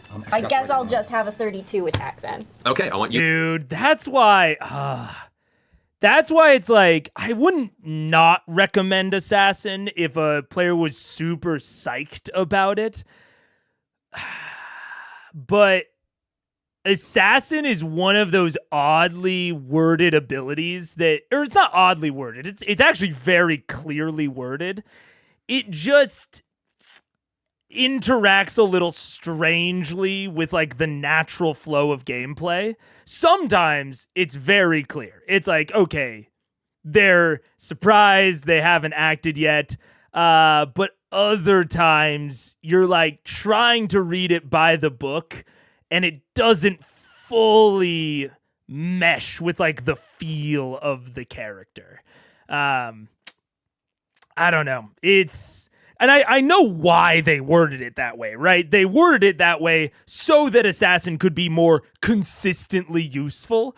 But it also made it a little consistently slightly confusing. I don't know. Wasn't charged by a different ability to assassinate. She mentioned assassin in 3rd level, so I'm almost positive she was meaning assassinate. I could be wrong, but I think she was referring to assassinate. I feel like you should have given it to her. I think it's debatable. I think that Matt is leaning more on the feel of assassin. Maybe not even necessarily rules as intended, but he's leaning more towards the feel of like how assassin, like the thematics of assassin, as opposed to like the book mechanics. You know, it's not like Matt has a history of being loose with when combat starts. Yeah. No. It doesn't. Yeah, he's not loose with that at all, dude. You have a attack rolls on any creature that hasn't taken a turn in the combat yet. Yeah, the part that I think is weird about that, and I think the part that Matt is, I don't necessarily say struggling with, but Matt is essentially saying, well, just because we're not in initiative doesn't mean the combat hasn't started. They're rushing towards you. I'm just not forcing you to go turn by turn yet. That's essentially his argument. And I think it's fair. And it's just one of the, I would say, weaknesses of how Assassin is worded is that sometimes the start of a combat is super hard delineated, super obvious. Other times it's not as clear. You know what I'm saying? Especially, and the second part of that with the surprise is also not so clear on when things are surprised and when they aren't. That's all up to DM Fiat. So I think that's one of the things that I don't think that assassin and assassinate is written unclearly, but it is embedded within two things that aren't always so clear. Which is why I would have a tough time recommending it over things like Thief or Arcane Trickster or Swashbuckler or the Psionic Rogue from Tasha's, which is super cool. Like, I think the Assassin Rogue is fine, but it is more open to those sorts of arguments than some of the other subclasses are. Are they in initiative? They're not technically in initiative. Is the problem, but they're kind of in the initiative, you know? We know that D&D mechanics don't always reflect reality. Well, that's essentially what Matt is, kind of arguing here, but yeah. He's cherry-picking this time to play realism at the expense of her class ability. I think cherry-picking is a fine way to put it, but it's also like a bit uncharitable. Not that I necessarily, not that you need to be super charitable to Matt. He's doing fine. But I think all DMs go back and forth on picking when and how to be more strict on realism. You know what I'm saying? I think every DM has to draw that line for themselves. He lets other things go. So yeah, what I'm saying is every DM does that, just to different extents. Every DM cherry picks, sometimes to play realism and sometimes to not. So I think the reason I'm saying that, like, I think it's a bit ungenerous is because, like, that's just like a thing that DMs have to do. And I think cherry picking has a more negative connotation. When the game is not real. Unless I'm going to have the enemy surrender immediately or do something, the first aggressive action means combat is starting. Yeah, and I mean, I've talked about how I would prefer for Matt to jump into initiative sooner. Like, I think we should already be in initiative. And then a feature like this makes a little bit more sense. But I'm being intentional about the use of cherry picking as a term. Yep. Yeah, I know. I know you are. But I'm saying that's a line that every DM has to draw to some degree. But I'm definitely more generous in terms of like those class abilities. Like, I want my players to be able to use their class. So I would probably come down on the side of letting her use it here. But again, it's why, like, I think there are so many cool rogue classes that really lean into their own flavor. I think Phantom is super cool. A little bit clunky occasionally, but I think Phantom's cool. The Psy Rogue, I don't remember what it's called, Soul Knife, I think is cool. Arcane Trickster and Thief, I think, are both more consistently interesting than Assassin. But Assassin is the big numbers subclass, so I get it. Is Thief good, or am I just not creative with fast hands? Probably that. I'm going to be real honest with you. My favorite new build in 2024 is using scrolls for extra true strike attacks like the old crossbow expert feat, but it is cheesy. Thief is really great if you're creative with fast hands. I think fast hands is maybe one of the most... I'm trying to think of a similar one. I think fast hands is, in terms of class features, is similar to minor illusion. Minor illusion, just like on its face, kind of doesn't do anything. You know, it has no mechanical impact. It's very limited. But if you're creative with minor illusion, it can be one of the most powerful cantrips in the game. And like without that much DM fiat, you just have to be creative with it. And I think that fast hands is really similar, especially if you're looking into some of the equipment that's, you know, kind of given to you in the book. I also think the fact that you like get a climbing speed, regardless of your species, is good if your DM is good at making battle arenas. If you're fighting almost exclusively in like big white rooms and, you know, doing like white room combat, the climbing speed is, you know, is not that useful. But if you're fighting, you know, consistently with varying levels of verticality, that sort of stuff, the climbing speed is awesome. And the fact that it's not as applicable, unfortunately, as you might think on first glance, but the fact that Thief can bypass species and class and alignment requirements for magic items is super cool, I think. So I think Thief is a incredibly flexible subclass for someone who is very creative and who wants to be very creative in combat. If you don't, and I don't say this like pejoratively, but if you don't want to think too much about your class features, like if you want your class to just work and then you want to be creative in like other avenues, right? If you want to be creative more in like the roleplay segments or, you know, in those sorts of things, and you just want your features to work, I think that Arcane Trickster, Swashbuckler is great. The psionic rogue, all great.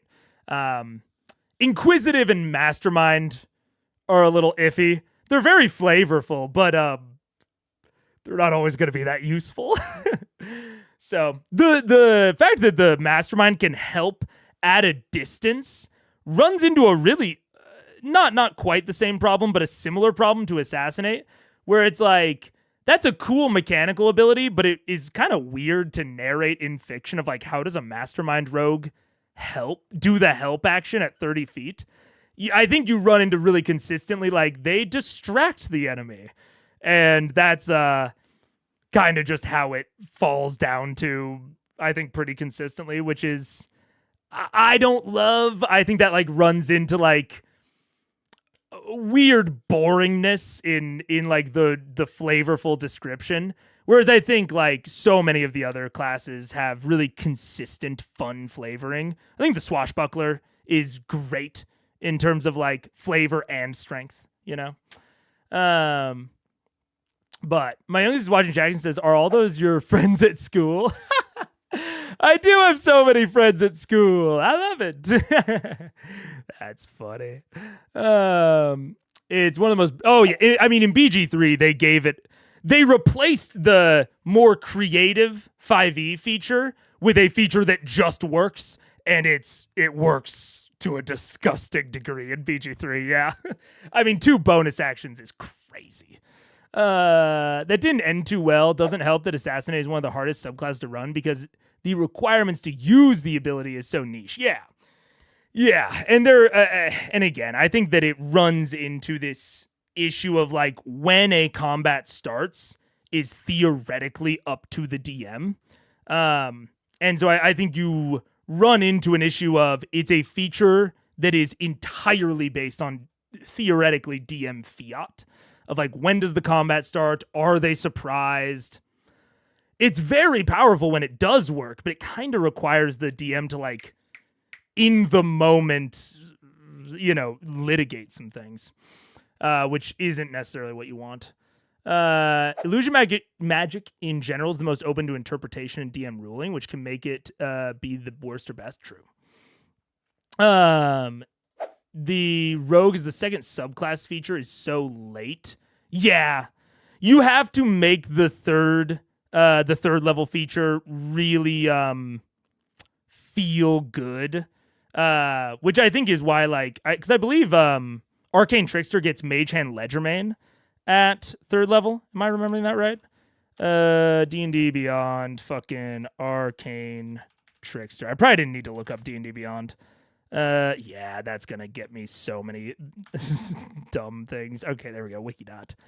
When do they get Mage Hand Ledgermane? Yeah, like this is why I would recommend like Arcane Trickster is because Assassinate is going to require all this litigation.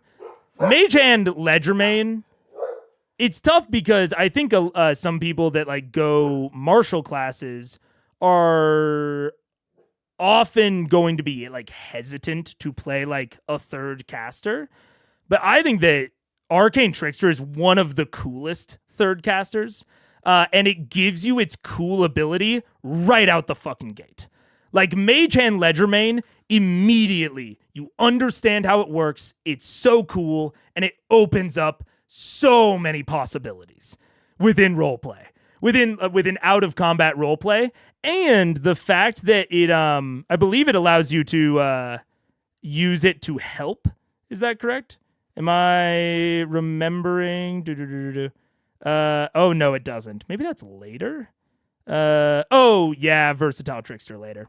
Either way, like there's just so I think the use case is immediately clear on Mage Hand Ledgermane in a way that it's frankly not on Thief.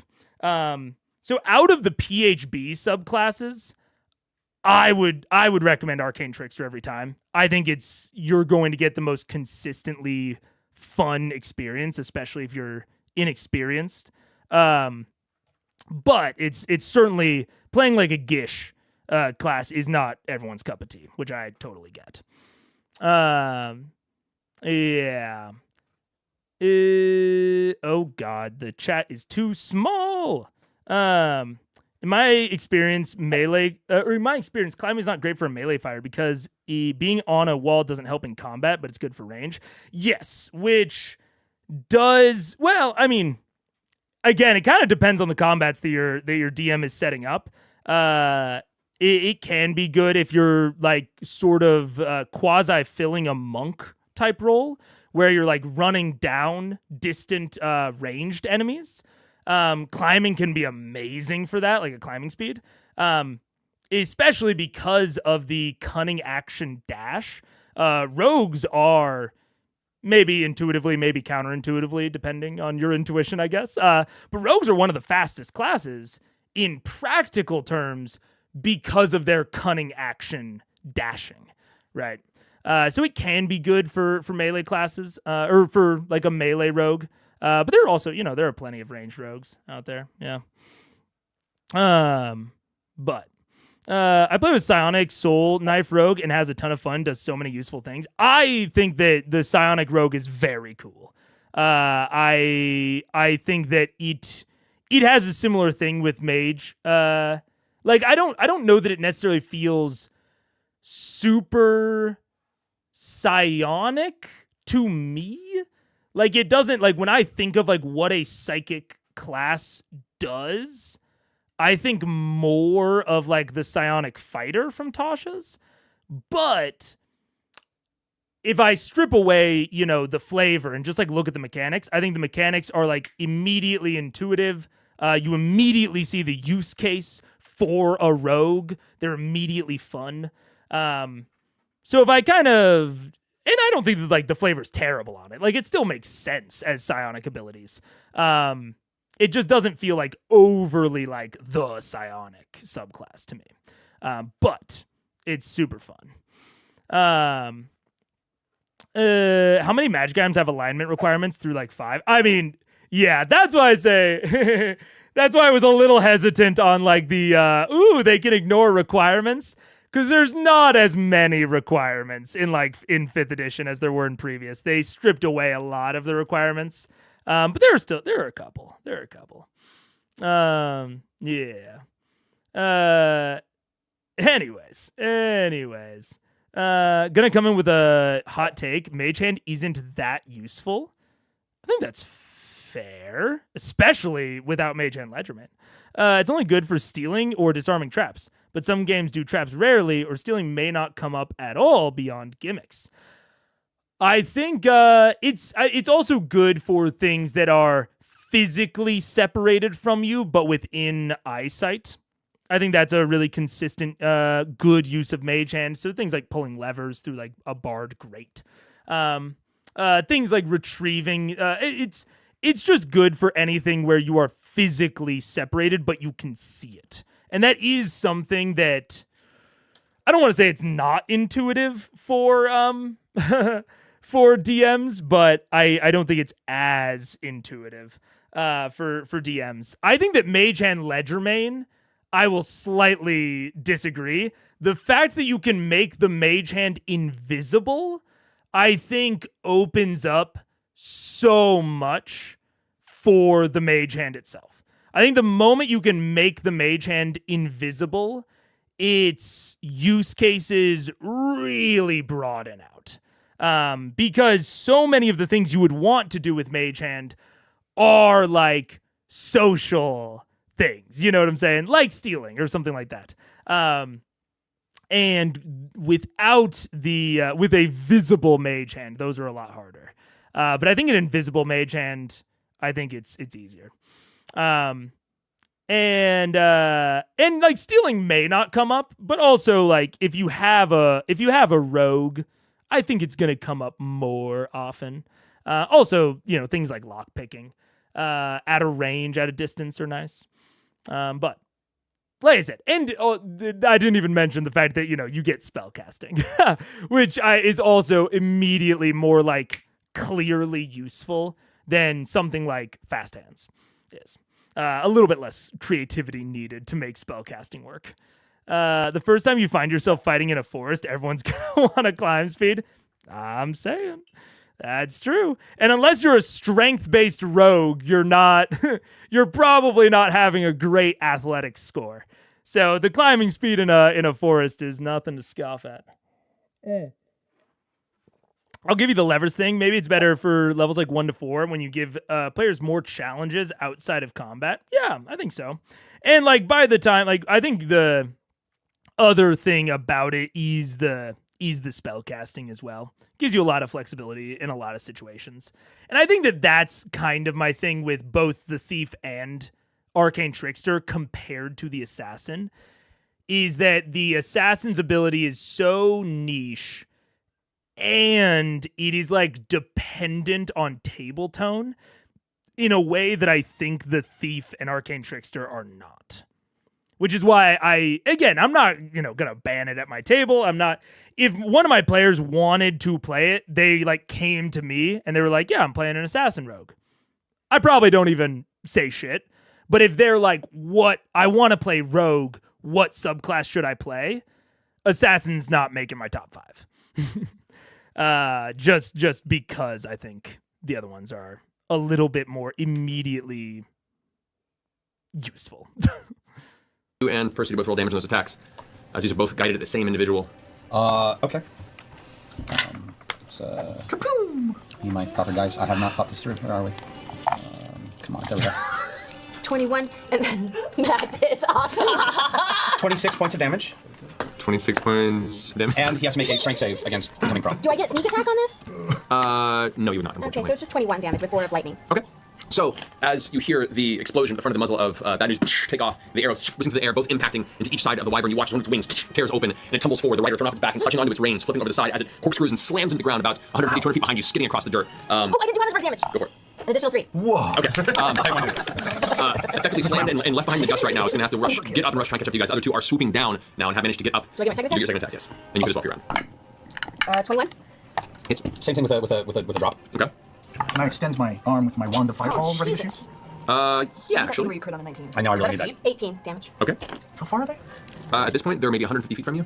I don't crit on a 19 yet, do I? No. Okay. Do you ever get that? Higher level. I think High you level? would. Yeah. Trinket crits on a 19. Trinket's cool like that. I'm not cool with that. Why can't you be trinket? Has We love the bear more than you, Percy. No. Oh, I know. That's not true. That's 32 not true. to hit. And save. And the same sort What's the DC? I believe it's. I'm fucked with it. I've written down your DC, man. I know. I used to have. 19. 19. There. I just couldn't see. There you go. This one now, as you guys both go back and release your second arrow, and you go ahead and take bad news, reload it, and then fire again. You watch as this one of the wings actually breaks at the hinge, and it folds under itself. The rider is this time is supposed to holding on, is thrown and plummets the rest of the distance, hitting the ground with a very heavy against the stonework, and scattering. The wyvern ends up slamming into the ground and skidding off into a big cloud of dust behind you as well as you guys continue pushing forward. However, that does complete your round. Yeah. The last one does swoop down. Is going to go ahead. You're making the loudest noise in that position, so it's going to swoop in your direction. First of all, it's going to come on down. It's going to make 2 attacks on you and then Harry and lift up. That's with its bite. It's going to be miss. It goes to snatch at you with its bite, and you duck out of the way. However, the stinger comes up from behind, and that I will also say this is something we're about to go into an ad break, but this is something I haven't talked a lot about. I've obviously shit talked what I call white room combats a lot, but I do think if you are in a situation where you want the combat to be quick, which I think it seems like Matt does, and it makes the most fictional sense to run it as a white room, like, they're on a big open field outside of Fort Daxio. There's not a whole lot of terrain to introduce there. Running a white room in Theater of the Mind, I think is going to be more broadly successful. Not worrying so much about the specific ranges, just have the players ask, can I hit him with this? And running it all in Theater of the Mind, I think is going to be broadly more successful. Because I think the moment that you put it on a grid is when the terrain features need...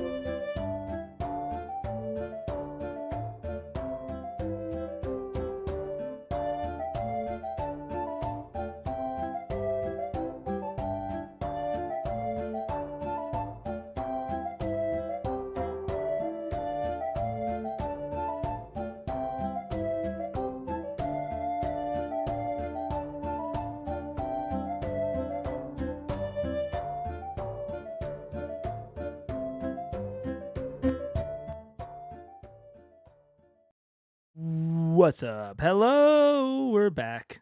Hello.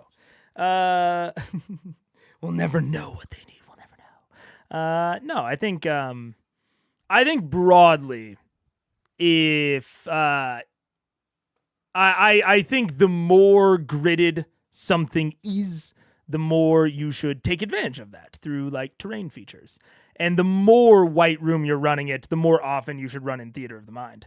Because Theater of the Mind is going to lend itself more easily to making the combat interesting with, nothing else in the immediate area.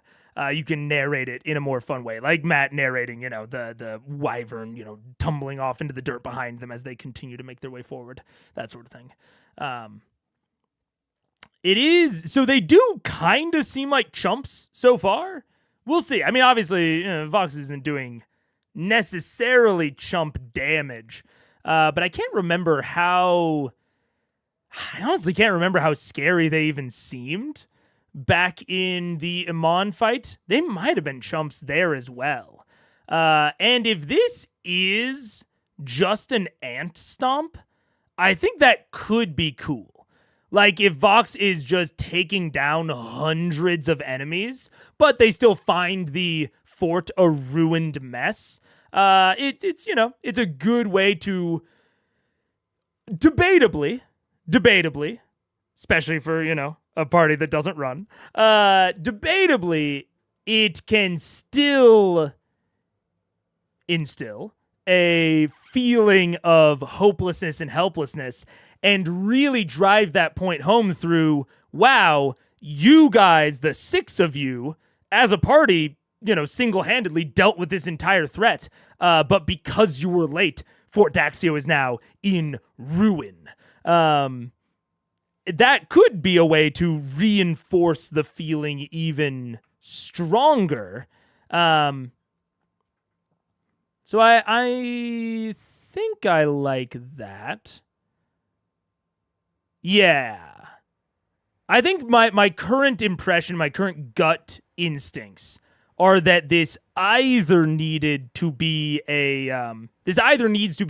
like an ant stomp, show them how far they've progressed, but ultimately Fort Daxio still lies in ruin, or these Wyvern Riders needed to be so strong that like even 3 was a challenge for them, and they're facing down 100 of them in the actual fort, so they're scared off and they can't do anything but watch. I think in between might get a little bit messy if it's somewhere in between there. Maybe you introduce a general or lieutenant that they can fight directly, but I think that one of those two extremes would be the most effective. But I might change my opinion once I see the execution. We'll have to see. Is a 19 to hit. That just barely hits. Just barely hits, okay. You take, as the stinger slams into your shoulder, that is 10 points of piercing damage, and you should make a Constitution saving throw. Ooh, one of those again. Okay. 10 points of damage and a Constitution saving throw. Roll high, you blew hair, motherfucker. It's like blue and purple. It is, yeah. But I'm gonna do a resolve. Okay, to take a saving throw? Yeah. Go for it. That's even worse. Oh. Do I have to take the worst one for the resolve, or It's whatever you rolled the second time, I think. I mean, look at the can I burn another resolve just to fuck it because this isn't doing anything? Chain resolves? Is that really? If it's like luck, it's a no. What is the stinger do? Let me double check this. That was terrible. Does it petrify you? I'll find out. It's poison. All right, so this is your indomitable, you mean? Yeah. You're not resolved, you're indomitable. Indomitable. You must use the new roll. Okay. That's a 12. A 12. No. Oh, jeez. Oh, no. All right, so as the poison courses through your body, the stinger itself pulling forth, you see a bit of kind of black greenish liquid kind of spill out as it pulls itself out of the wound. Except for Not good. 24 points of poison damage. Ow. As it then lifts back up. Yeah, then lifts back up out of range and is going to circle around. You guys all still running? You'll see Percy get hit. I Take a fireball shot. You can now, as it kind of, because it's coming very close before you had the opportunity Sure, to hit. It swings it past, and you can now, reaching behind, get a fireball one shot if you want. I will take my fireball wand shot. How far in there is it? At this point, now it's swooped past. It's about 45 feet away. A safe enough distance for the fireball to not blow up its own party. That's, I don't know. It's got a Find DC out. of 15. 15? Wand. From poison still? That is a no, roll a 3, so go ahead and roll damage. And can I fire more than one charge? Or sorry, I should have said that. You should have said that at the Okay, beginning, never mind. So it's 86, right? 86, you got it. And what are you doing, Max? Throw. If I can attack, I'm throwing daggers. Yeah, you do that. As it sweeps past after getting the rapid stinger into the chest. First gets 26. Second is 19. Okay, both hit. Okay. 33. 33. Yeah. 12 plus psychic damage is 14 for the first, and the second is 8. Pulse. That's it. All right. That's it. Yeah, 22. I got it. And It's within 40 feet, you said? yeah, as it swoops past. I am going to channel divinity and use a vow of... I can't. What? Can I ditch the second attack? No, you've already confirmed it. Okay. Also, Matthew, I don't know if this affects anything. I'm exhausted. Correct. Does it change anything? 1 point of exhaustion, which means that your ability checks are disadvantaged. Okay. So every ability checks is disadvantaged. Keyleth, Grog, do you guys want to do anything while it passes overhead? Yeah, you go first. No, please, ladies. No, I mean, No, I'd say- okay. I run to Percy and I grab and pick him up and kind of keep running and I say, "Let me know if you're poisoned." No, I feel. Does he feel poisoned? It was a burn. Now that said about theater of the mind, theater of the mind does not necessarily mean no initiative. I'll just throw that out there. I still think that this could be useful, or that initiative could be useful here. Just again for organizing the chaos, especially with 6 players. It's tough to organize this many players otherwise. Pain through your body, but it subsided after the original poison kind of coursed through your body. So you fought it off sufficiently after. Okay, I help him up and I say, "Come on," and keep running. Okay, so you guys keep running. The one that backshot, they like hit the ground. I'm vexed. Yeah, whatever. Yeah, that's like 200 feet behind you. I was 200 feet. Like you guys have been running this whole time as it went overhead and kind of passed and just crashed into the ground behind No, you. I'm Okay, you guys keep running? Yeah. Okay, so as you guys continue to run forward, it swings around after the fireball detonates and you see it kind of wobble in the air for a second at 33 points. The rider has turned to ash, blown off the top of it. The wyvern, however, has still found its target and turns around and on its own and swinging back towards the group of you guys. You're now about halfway towards the front of the front gate of the keep of Port Daxio. You guys, are you ready? Both Percy and Vex with ranged weapons. You can take a shot now as it's turning around and returning to you guys, still charging forward. Hunter's mark. All right, so you're turning over to that guy? Yeah. Go for it. 25. It hits.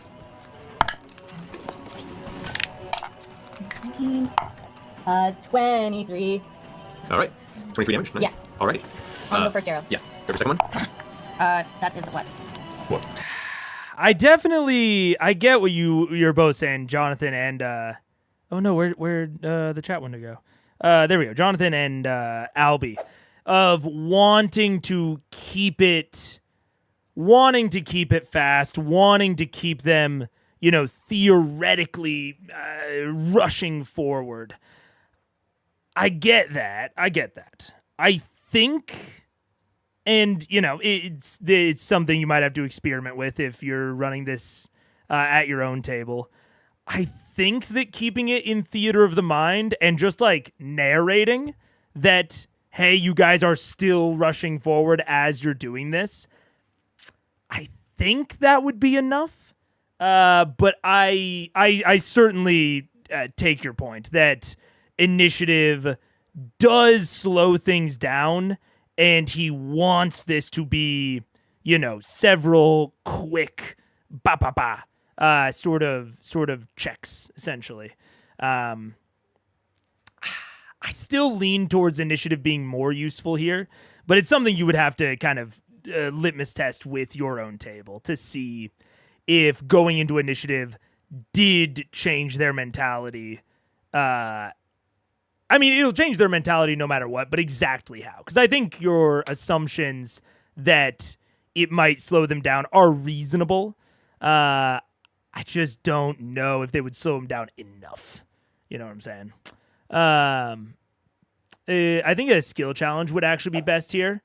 I could see some sort of skill challenge. I could also see something like modified initiative, like sides initiative. So saying like you each get one thing, then it'll be the Wyvern Rider's turn. Doing it just side by side so that it feels distinct from the normal initiative system and hopefully doesn't put them in that full battle mindset. I could see something like that working potentially. This gets into the ever-present, I don't want to say debate, but ever-present discussion of player count of with less players, the not going into initiative is less of an issue. I'm recommending initiative as a way to manage player actions. If you think you're, just built that way and can just do it out of initiative, then more power to you. And if you have less players, it's less necessary. Maybe you feel like running a skirmish more than combat. Yeah. And I can absolutely see how putting them into normal full-on initiative would make it feel more like a combat. So yeah, maybe something like sides initiative could maybe work here. Or a skill challenge. If that's something that you've already introduced to them at the game, I definitely think that could work. 23?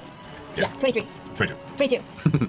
Right, 22. minus 5 plus 3 for this, minus plus 8 damage. 22 to hit. Plus 2. Oh, to hit. Okay, I was like, both hit. Okay. I was like, that's really high damage for air. My apologies. 2 ones are up. Shut up. Ah! 13. 13 damage. 3 ones in a row. Ooh, that's rough. I guess you gotta throw those dice away. I don't have enough. No, I don't have enough tonight. So running forward, you turn around behind over your shoulder and kind of switch your actual direction of arrows you normally fire with from the other way. Both arrows sink into it, and you see it kind of wobble in the air. Percy. I'm gonna take. I'm on the fall down. I put Bad News Way on a plan on the set because it's closer now, so I'm Yeah. gonna just so I can take easier pot shots at it. Go for it. Oh, shit. 31. Hits. How many shots? Can I take a full round of shots or? You can if you want to. I'll take a full round. 31. 26. 26 hits. And 33. All 3 hit. Go roll damage. That's where are my d10s? Where are my d10s at? That's not d10. Got near, so she's That's 3 shots. It's 17. 16, 24. Why are you shaking me? So much math. I'm making sure I do this correctly. 24 points, 34 points, 41 points of damage plus It's not a 1 hit. That's all his attacks. 3. It's 3. Yeah, 41 points of damage plus 10 points of psychic damage.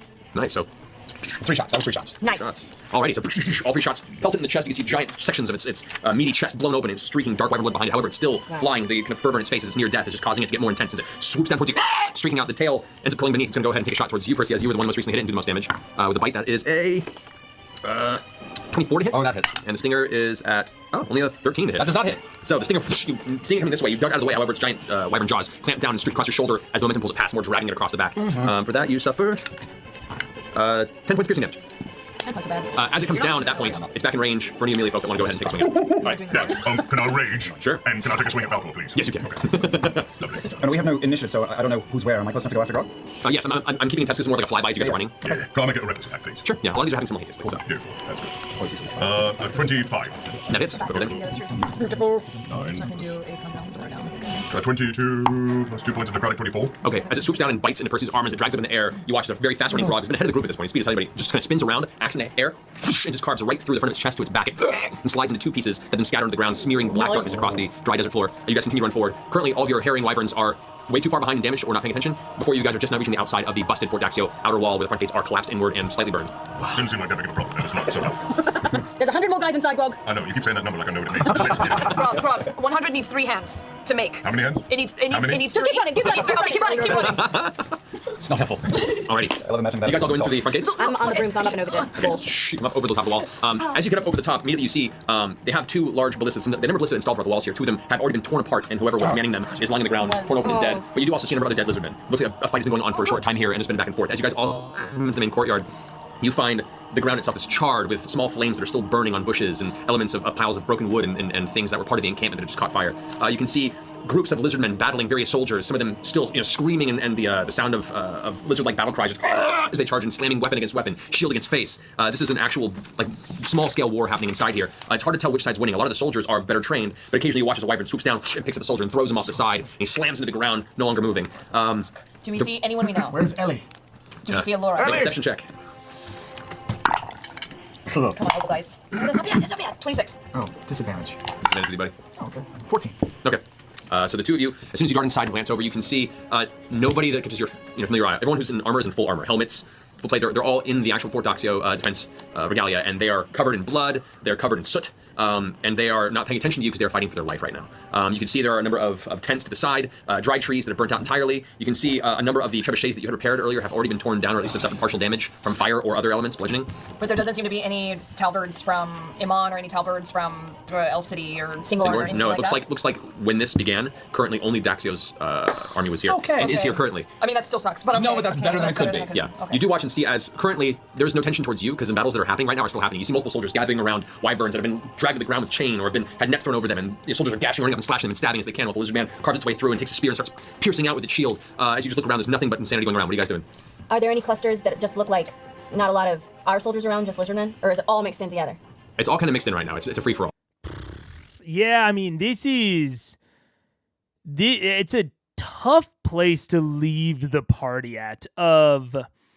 There is this giant, unrepresentable, I suppose, battle happening around you, and nothing else worth narrating. That's essentially what I got from that. And that's, I mean, it reminds me of I'm currently running Ghosts of Saltmarsh, and Ghosts of Saltmarsh very consistently, like the way that Wizards wrote that book. I don't know how much this extends to other adventures. I haven't run a ton of them, but they really consistently want the players to ask specific questions. And like in this case, I can imagine this scene in Ghosts of Saltmarsh in one of the specific chapters. And I can imagine the book wanting the players to ask, are there any that look like they're in a leadership position? You know, the book wants them to look for ways that a small scale force could feasibly impact this. And I think that can work if that is something that you have trained your players to do. Of, I'm not going to narrate a ton to you. You are going to have to like actively think about your role in the scene and what it even makes sense for you to possibly notice, and you will have to actively ask me about that as a DM. I'm not just going to present that to you.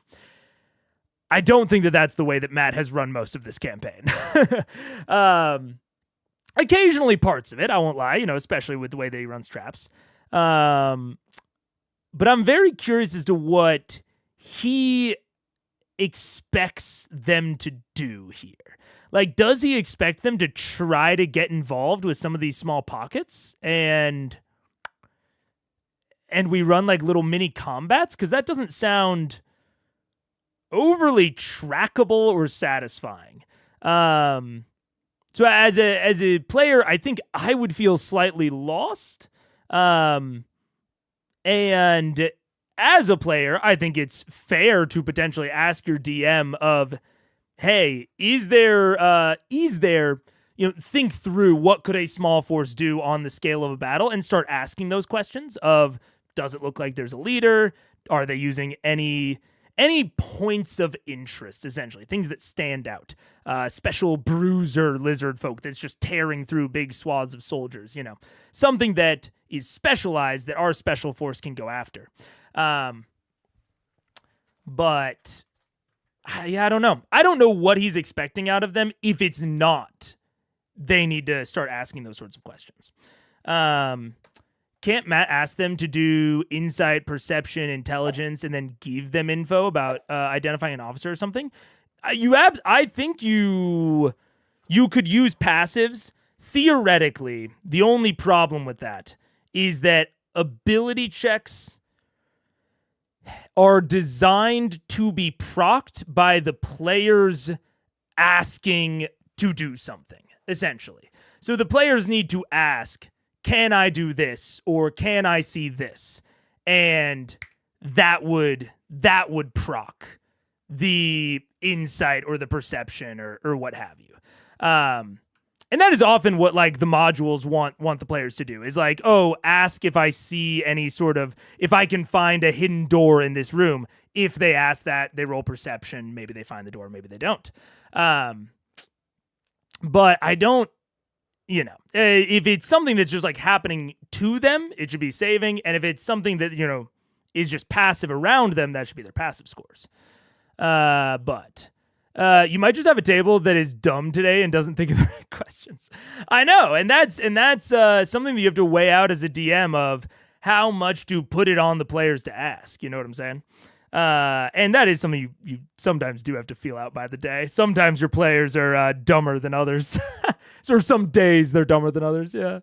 If there's a small force attacking a larger force, they already need to have their objective. Nobody's sending a squad against a division without a reason. I agree. I think this is like an interesting, I'm more wondering out loud to myself, like what is, because I would say that the wyverns that he sent against them already are not scaring them off. So Matt is at least okay with them, you know, approaching this. And I am wondering just in my head what he has intended for them to do that is going to be even remotely satisfying. Because they haven't really done this sort of thing before. And especially given that this was not a planned, or for the players, this situation wasn't planned. They clearly don't have a plan, and they're going to need to come up with one in the moment. Now, I think that's fine. I'm more just like thinking through, like, he's wanting them to ask about something. I wonder what it is. Because he's not providing them with anything that would scare them off, but also not anything that would give them a target. So there's something that they need to ask about that they haven't, and I'm wondering what exactly that is. I'll be looking out for it, Not all scenarios are planned. I would say, debatably, this one was planned, and he had a whole week. He had a whole week to plan this one out. That's true broadly, but for this one, he had an entire week to plan this one out, Sometimes the squad rolls up on an army like hobbits in Mordor. From both perspectives. I'm saying, the characters don't have a plan, but also the players had a whole week to think about how they were going to handle this as well. They had a big ring agenda, but not an army agenda. Yeah, not all scenarios are planned by the players. That's fair. Yeah, I don't know. I'm interested to see how this unfolds, because there's no clear direction yet. And so I'm interested to see that push and pull here of like how willingly he gives out the information. Because there's also something to be said for, there might just not be anything here, and the like broad scale helplessness might be the point. I'll be interested to see how he communicates that, if that is the goal. I don't know. I'm looking for the intention here. I'm trying to figure out what it is. There's no group of lizardmen just kind of sitting around waiting for a target. Are there any wyverns in the sky that don't see us? There are no wyverns in the sky that are currently swooping down and being part of the chaos. About how many wyverns? Currently not engaged on the ground. I'd say about 7. Can I go like full murder hobo status and just find like a group of people on the ground that need help? Yeah, totally. Yeah, I'm joining I that. want to try to get a sneak attack on one of the wyverns. I'm gonna also go for the wyverns. Okay. I'm going to activate my spider climbing boots. I'm going to reload. And I'm going to just start walking around and just pot shotting anything on the ground that's giving trouble. Just if I see somebody, shooting till they stop. Okay. There are masses of lizard men in this area that are in the middle of a fray. As soon as you guys kind of storm in and start making noise, making your presence known, a number of them who are like waiting for a way to pierce in and get their weapons into the last of these soldiers that are kind of fighting off the best they can, the last stand they have here on the outside of Fort Axio. Some of them turn up their shoulders and see them and start rushing in. You guys with ranged weapons, you go first. Go ahead and roll attacks on this. Do I get advantage because the wyverns don't see me, right? The wyverns don't see you. Okay. I'll say actually make a stealth check. Just make sure if you've made your way in carefully. They're not paying attention to you, but they may or not have seen you out of the peripheral. 19. Okay, yeah. The one you're aiming at has not seen you. Okay. 32. 33 hits. 33 hits. I'm going to cast on whatever the biggest one is. I'm going to cast Hex, which I still have. And then I'm taking my first shot. 28. 28 hits. Gun jam. Damn it. Jesus. 31. Oh shit. On Gun the first jam, hit. Not a good so time. 31 on the first hit. Take 5 points of damage. Okay. What's that in the first one? 31. 31, nice. And then the same, it's another 35 attack. That hits. But before I went down, I do 15 points of damage plus 4 points of psychic damage before I make the gun jam. Gun jams, okay. 25 on the second. 25 damage? Yeah. Great. So that one, which you're aiming at, had already taken some damage in the battle. Its rider had already been torn off of it, and it's just basically an automatic, just tear and destroy mode. Both of your arrows, one finds it at the side of the throat, and as it whips its head around to look at the direction it came with, this one finds the eye at the front of its snout, sinks in, and it just slowly, limply falls out of the air and smashes into the ground, maybe about 25 feet to your right. Oh, it also would have taken 6 points of necrotic damage too. So Okay, cool. You're aiming at the same one as her? Yeah, it was Yeah, you guys just this poor wyvern just gets torn asunder at that Or point. my ass. Yeah, well, you know. Pour your ass. Poor Travis's ass. Tall cup of Travis's ass. You watch as a number of these lizard men, 6 to be exact, all start rushing in towards you guys as they were firing at the wyvern in the air. What are you guys doing at this point? There's just a wave of them coming at you right now. I'm following Grog to get his scraps. Oh, They're really? coming at us. Yeah. They're coming at Yeah, us. you guys are still kind of close together. Is it a group of like how many? 6. They're just charging straight at you. I'm running for the Some wall. have swords Here, and I'm shields, some gonna have spears. And before anything crazy happens, I'm gonna go ahead and pull out the spider conflicts and I'm gonna fireball. okay. Where they are. Yeah. I'll wait for that. Plus another spider. So as they're charging in, you just watch the staff slam in the ground. Poof, as it slams in the ground, you can see this, like, at the very tip, there's a small piece of crystalline energy that begins to go from, like, a dull greenish blue to a bright red. And as it seems to hit the apex of its glow, a single beam of energy streaks forward towards them as they're all charging. What's the next one? What's the DC on that? Mentira AO. Where's Spell What's it. your DC? Spire? Spell 19. it. 19? 19 on the spire? Well, it's whatever her spell DC is when she Yeah. casts it. And no, none of them make it. 2, 6, 10. Yeah. Let's go roll damage on that. Scan that. Okay, wait. Oh, wait, fireball. I don't know this damage. Hang on. 86. 86. Radius 20. 86. 1, 2, 3, 4, 5, 6. Give me 2. 1, 2, 3. I get to reroll 1s too because it's fire damage. 11, 12. And I got 2 3 1s. Reroll so those. will all get rerolled. Is that true? That is true. It's the ability to That's fire. so good! Okay. That's nuts. So 10, 15, 25 points. 25 points of damage. There's another 6 up there. The red one. I will say that is kind of what I'm waiting for, Mr. Welch, or something akin to that. You could consider the whole run-up and this initial interaction in the courtyard mostly being establishing shots, essentially, of like the power of the individuals, you know? That could be what's going on here. I will say, if the entire scenario is just going to be them whittling down the lizardmen until, you know, the Fort Daxio forces can kind of fight back and they eventually, you know, all overcome them, I think giving some abstract interpretation of the, like, the number of lizardmen. So my brain goes to something like Blades in the Dark, you know, has the clocks. Something like that. Maybe put like a D6 out on the table, maybe even a D10, D20, whatever, and use it as like a countdown die. So like every action that they do that kills a substantial number of lizardmen ticks the die down one, and have the lizardmen be minionized. You know, make them have 1 health. Any attack that hits them kills them instantly. And then you can run this super duper quick. And the only thing that I think is really like missing from what I'm describing and how Matt is currently running is that representation of their progress. Like right now, when they kill a lizardman, there's not a good communication of what that means on the like context of a grand battle.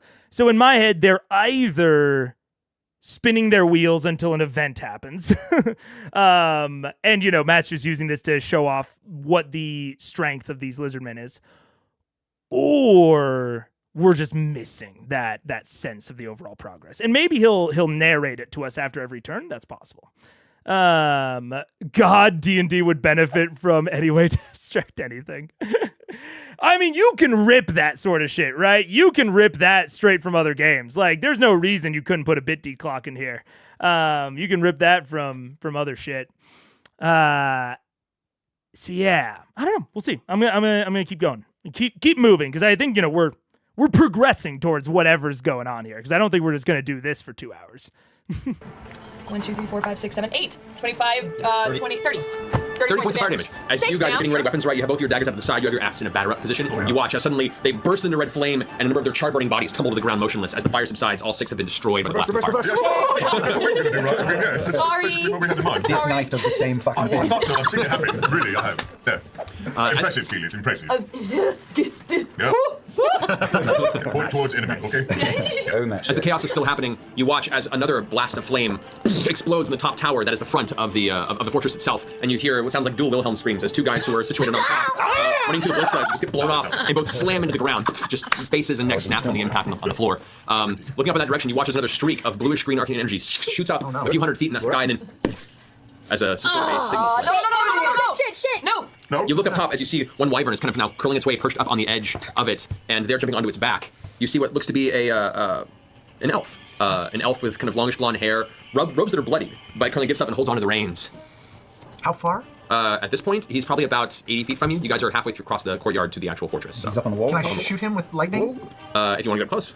I mean, well, that's a 100-foot range. So yes, you could. And how high is the wall? He's a The bad wall guy, is right? about... I don't know. All I know is he made fireworks. So that's not All right. There's the commander. We found him. He has made his appearance. Okay, cool. That's fine. And now the fact that we haven't been given a clear scale lets the lizardmen around us just kind of be a general force that is pressing on the players as they attempt to go and take out the commander. That works. That can work.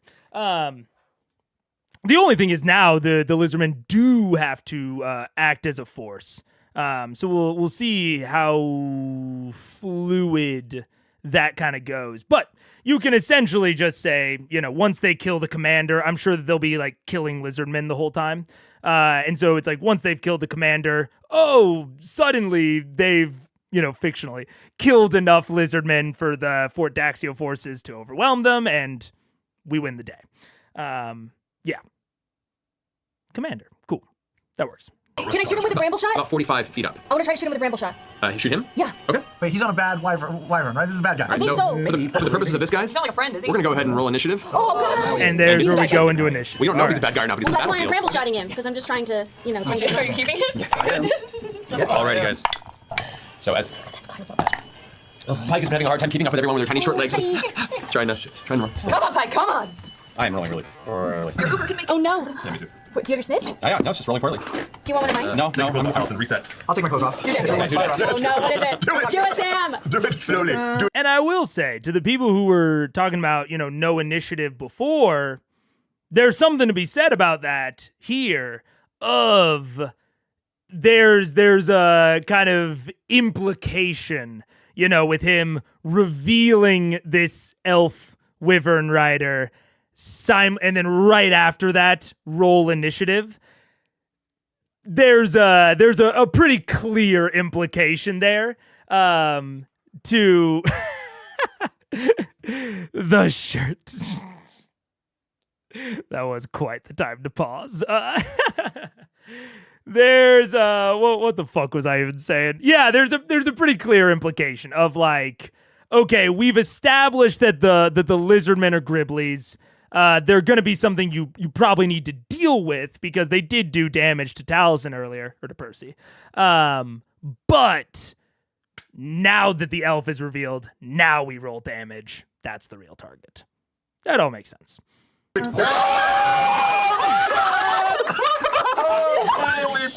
my God. Triple disadvantage for the knight. We're going to die. The rest of the game, you're gonna look at. May the odds be ever in your favor. Gotta mention your new GM tips episodes out this week talking about how to deal with player character death. Check it out. Oh, man, I died in this shirt. It'd be the worst way. Oh my God, Sam! At that, we've never seen the picture at that size, and it kind of makes me want to Goonies style cut a hole in the mouth. No one should ever say I want to cut a hole in the mouth of a picture of you. I do want to say that this is pretty much life size, which is really great. All right. I wish I could do what Travis can do with his pecs, but I can't. All right. So, with you guys on the battlefield, let's roll initiative. Already did it. Yeah. Did it? Go again? We can do it again? We can do it again? I'd love to do it again. Sorry. All right. So getting this out. Oh, that was funny. You guys. Where's my chopstick? There it is. Hopefully, Yeah, we can yell at him. We can also take out his ride. Yeah, we should take out the wyvern. How's that go? Are you a bad guy? Bad guy. 25 to 20. 25. 22. Nice. 20 to 15. 15. I just want to roll Pike, by the way. Go for it. Do it. Yeah, just roll. 8. What's I don't know the what roll? initiative. That's Pike-ish. Which is plus 1. That is Nine. Pike-ish. That's Okay. fine. All right. So 15 to 10. 13. Oh, go ahead. No, 11. I don't have my sword working. Grab what you get. 8. 8. All right. Whoa. So Whoa. Oh, you and Pike fighting together. Amazing. I don't know, but like. All right. So top of the round, as you see this figure get on the wyvern up top, bloodied, and quickly grabbing onto the reins, looking over the top. Vax, you're up first. I want to shoot a bramble shot at him. Okay. 20? 20. At this guy, right? Okay. This man elf, right? Where did my 8s go? 1, 2, 3. 16. 16 and then the DC is 16. All right. Let's see. 16 damage and DC 16. What's the strength? Yeah. No, that's a 15. So No, he's restrained! you take additional damage from the bramble shot? Yeah, I take 16 damage. Oh, 16 total from the shot. Okay. 16 damage from the Okay, shot. I and mean, your that's as far as I know. I didn't. That's what I It's your did. normal arrow damage plus whatever it tells you to roll on that. I get another, my arrow damage? It's your arrow damage and then that on top of it. What? I didn't know that. That's so cool. How far is he from us at this point? At this point, he's. Is it sneak attack? This sounds like He did not see you, so yes. What? The wyvern is constrained, not the Yeah, rider. what are you Hundreds, restraining? early The thing that hundreds. flies You don't or really know the what thing it on is. The thing on top. That hopefully he doesn't have a hold of the reins. So. That's true. Now I lost track. 28 damage plus the 16 from the bramble shot. Gotcha. Here, just have that. So, Right. so as you reach out and fire the arrow, you watch him kind of glance over the wall. His eyes go wide as the arrow pierces his chest and sprouts into what seems almost like 20 to 25 tiny brambles, like vines that wrap around him and wrap around his body as he gets pushed back and falls off the back of the wyvern out of sight. Make a perception check. 21. Okay. As you see his expression, he falls back. Jogging memory a little bit, you do recognize him. This is Gatekeeper Xanthus. He was the gatekeeper at the Traverse Junction in the Iman Alabaster Lyceum, the place that held the teleportation circles. The guy who's always the desk. Oh, that guy. every time. Okay. Oh, we have a collaborator. Interesting. Gatekeeper Xanthas. Okay. Gatekeeper Xanthas. Gatekeeper. The subtitles do not want you to see their faces. It always pops up a little bit, but sometimes it doesn't go back down. Gatekeeper at the Traverse Junction in the Lyceum. I did not spell that right, but that's fine. Also, I will say no one has called it out at the table yet, obviously, except for Matt narrating it. But the fact that there's the beacon either means that they're calling something big, maybe a second wave, maybe something is happening based on that beacon. So there's a little bit of implied urgency in that we have to go and take care of shit quick. Interesting. Gatekeeper at the Traverse Junction in the Lyceum. Yeah. The gatekeeper at the Traverse Junction in the Iman Alabaster Lyceum. Yep, didn't spell it right. That's fine. The place that had the teleportation circles. Right. I remember that. Lyceum, the place that held the teleportation circles. The guy who's always the desk. Oh, that guy. Every time. Okay, that was annoyed with us every time we would make Hated out. us? Yeah, He was annoyed liked with you when he came hated us. through. What's his name? Xanthus. Gatekeeper Xanthus. Xanthus? But you watch him just get thrown off the back of the wyvern and slam past out of sight. He wonders why we hated him. Can't remember his name. Seeker Xanthus. Okay. Huh, why is he here? Odd. I don't know. And why is, if he's from Amon is currently under Thordak's ring. Yeah, so he's probably working for him. By, Thordak. What's his name? I think we should trust him. Xanthus, he's currently a veggie burrito at the moment. Let's keep him that way. Can I, Chipotle veggie burrito. should I fly Vines. towards him? Barely a vegetarian. Should I fly towards him? I don't know. Why are you asking? I'm gonna try to get towards him. Okay, having my own problem. So at full speed on your broom. Broom speed is what again? It's I have no fucking clue. it should be on the broom. I don't have a broom, like paper. I never got a broom paper because I kind of stole it. It wasn't given to me. I haven't got one. I'll look it up right now, but you need to keep in mind what your movement is in your broom. I think it's like 120. Nope. No. It's like exactly what I need to get there. Exactly. 9. How far away is he? It's that Like much. 10. It's like No, Like 40. Say it's 40. 40. I say. Line speed of 50 feet. Okay, line speed of Like 50 you got feet. it right. I did. I said 50 right before he said it. Yes, it's at 10, 120, 180. Yeah. Play paper, scissors, going. I'm gonna write On this TV. speed of Can I see how much I Got got? it. There we go. So, just a little. so as you rush in on the broom, kind of look over, the wyvern lost its claws up on the edge of the wall, kind of looking around its head. You can see it's taken a few hits, has a few arrows sticking out of it. There's a however, map. from the explosion that happened, the two ballista up there don't appear to be damaged. But you have no current visual view of Xanthus. Okay. So, and in your turn, that brings us to Vax. Jeez, how far away is the little rock right at the bottom of that platform that you got Vex on? How far is that from me? That rock? Yeah. From you, it's about maybe about 40 feet And how high is the wall? up here. Yeah. Probably about 30 feet tall. Okay, and do I see any kind of wood or anything, a barrel or anything besides stone sticking out? From that, not from that rock, no. It's just a piece of stone that's sticking up. I'm gonna hold everything until the rest of the party goes this round. Okay. Yeah. Keyleth. Okay, is there anyone else coming at us? Currently, no. It looks like there are a number of the wyvern riders, and actually, I should probably place a lot of these guys over here, so I've got to do that. You do see lizard men off to the side that are in the middle of the struggle, with the soldier over there, and looks to be a number of lizard men that are currently bashing at the front gates, trying to get through the main door into the. Okay, where did you say the wyvern riders were again? Supposed to put them there. Roughly in the air? You have 3 that are on the ground right now that have nets thrown over them or chains. And this is the this is the downside of going into gridded is this still looks like largely a white room, and now that we have a physical space, now it starts to feel like, okay, you need to represent the stuff, which can be especially difficult when there's a large abstract force just around you and the players have a much more specific target. Unless those targets and the abstract force are very spatially separated. Not to say that this, can't work, especially if you have a lot of minis. But there's not a whole lot interesting going on in this arena to make me feel like this was, a needed physical representation. I think we're losing a little bit more than we're gaining by taking it into like a physical gridded representation. But we'll see. Across holding them down, and there are a number that are just high up in the air right now. Kind of circle. Maybe whatever the beacon calls will be very interesting to put on this. Any plans to discuss Lovum? Yes, sir. I mean, in broad terms, the plan is to do it after C1 is over. So probably a year from now? Whenever C1 finishes. That's what I need to make a Lovum command because you're not the first person to ask. But I very much understand the question. Super reasonable. So I need to make a command. But yeah, basically after C1.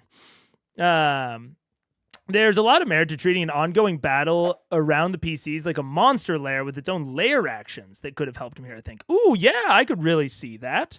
I also think, lair actions, you can take some inspiration from Daggerheart's, environment actions. There's a lot of systems that have that sort of thing baked in and I think too often lair actions are too tied to the monster that you're in the lair of. You can absolutely take those lair mechanics and put them into a larger situation like this. I totally agree. Lovum will be so interesting for you to see. I'm excited for whenever we do get there. Looking for a way to swoop down and grab somebody, and a few have their eyes on. Are they kind of closer together? They're maybe like 40 feet apart right now. Oh, yeah? 40, they're each like 40 feet? At the least. Fuck. Okay, you know what? And how far away am I from them? From the closest one to you? Yeah. About 80 feet. Jesus. We have to start moving in a direction, so... Towards the door, right? Towards the door would be... I was going to try and get these guys out, but okay, how many looks like they're busting through the door? How many lizardmen? Looks like there are currently 6 pushed against it, and there are a few that are moving off in this direction to go join them. To bust through, those are bad guys. Yeah, they're currently slamming into the door and hitting it and trying to find a way through. Well, let's fireball them again. That was fun. Okay. Will it set the gate on fire? Not if you place it right. Oh, I place it right. From what you can tell, and remember the gate itself is mostly stone and iron. Sweet. So let's blow that shit up. All right, so are you keeping track of the charges you're using? Now, all that said about, the abstract forces and the stakes and all that said, this is one of the first, I think, ant stomps that I've seen Matt run. Maybe the closest was the way that the Tide of Bone was originally narrated, but then he kind of updated it to be much bigger after the initial narration. This is the first one I can think of that is like a pure and distinct, it seems like at least, ant stomp. Which I think is very cool. It allows AoE abilities like Fireball to really shine. And I think it just broadly makes the players feel cool. Like, especially someone like Percy, if he takes like his pistol and shoots 3 of them and they all go down, like that feels so sick to be a fighter in that moment. Not every combat should be an ant stomp, obviously. I think they're most, they're not most beneficial. What's the word? They're best utilized to show off and display their progress.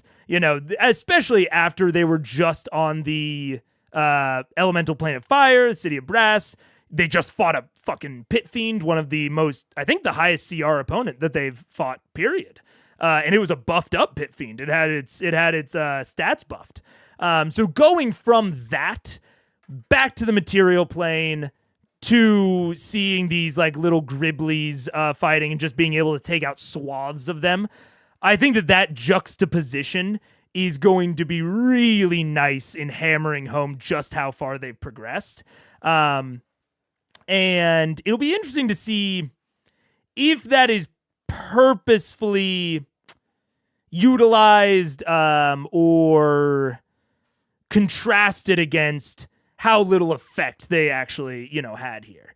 I wonder how far Matt will kind of drive home this consequence, or if he's already driven it home as far as he's going to. We'll see. But I think there's certainly opportunity to do that here. Pow, pow, pow, pow, pow, pow, pow, pow, pow. From this position, They all fail. I can see both of them. Keep that. They all fail? Yeah, they all fail. Just rolling up. So Nothing. that's 1, 2, 3, 4, 5, 6. Oh, I have another 8. Another 8. All of them? All 6 of them? Yeah. Ah! 6, Joseph 68. Power. 68? No, 86. 86. Oh, 86. 1, 2, 3, 4, 5, 6, 7. Reroll. Yeah, I get to reroll one. There's the other one. And we'll hit Yeah, it. that's That one's cocked. also cocked. Yeah, that one bumped it from what It it was a was. 4. It was a 4. Yes. Okay. So he 6, 10, 18, 20, 5, 30 again. No, 31. 31. This one seed of arcane red energy that shoots forth from the staff slams into the door, and you watch as they're all thrown backwards, shooting through the air. The blast incinerating their bodies and scattering them to the floor. Fucking shit, Caleb. Fire walk with I me, feel like this thing Red. should come with like a child warning. Oh, jeez. Okay. Already killed a dozen Wait, dudes. that just smoked all of them? All of those there, yeah. Whoa. You see groups of wyvern riders over there currently fighting off the guards. Do you want to move or are you staying there? Well, we're all running towards the door, right? Yes. We're all trying to get in? That's a view. We're all trying to get in. I'm heading that way. I started heading that way. All right. Why'd you say it? So, I'm not- like, I'm not gonna- oh no. It's always like it's a bad idea. I'm not going to I'm asking if you but can back stay there. Up to you. Well, he held his turn. Yep. I can't do anything now. I have to wait We until have it's to, done. yeah, everyone's That's back. what I He's just staying there. So, Yeah. all right, let's Keyleth's turn. First begin. I'm going to use my action to try and clear my gun. Okay. Take a check. Which is plus. Okay, so that's nice. It's 18. It's fine. All right, you get the gun to function. I'm sitting at 69.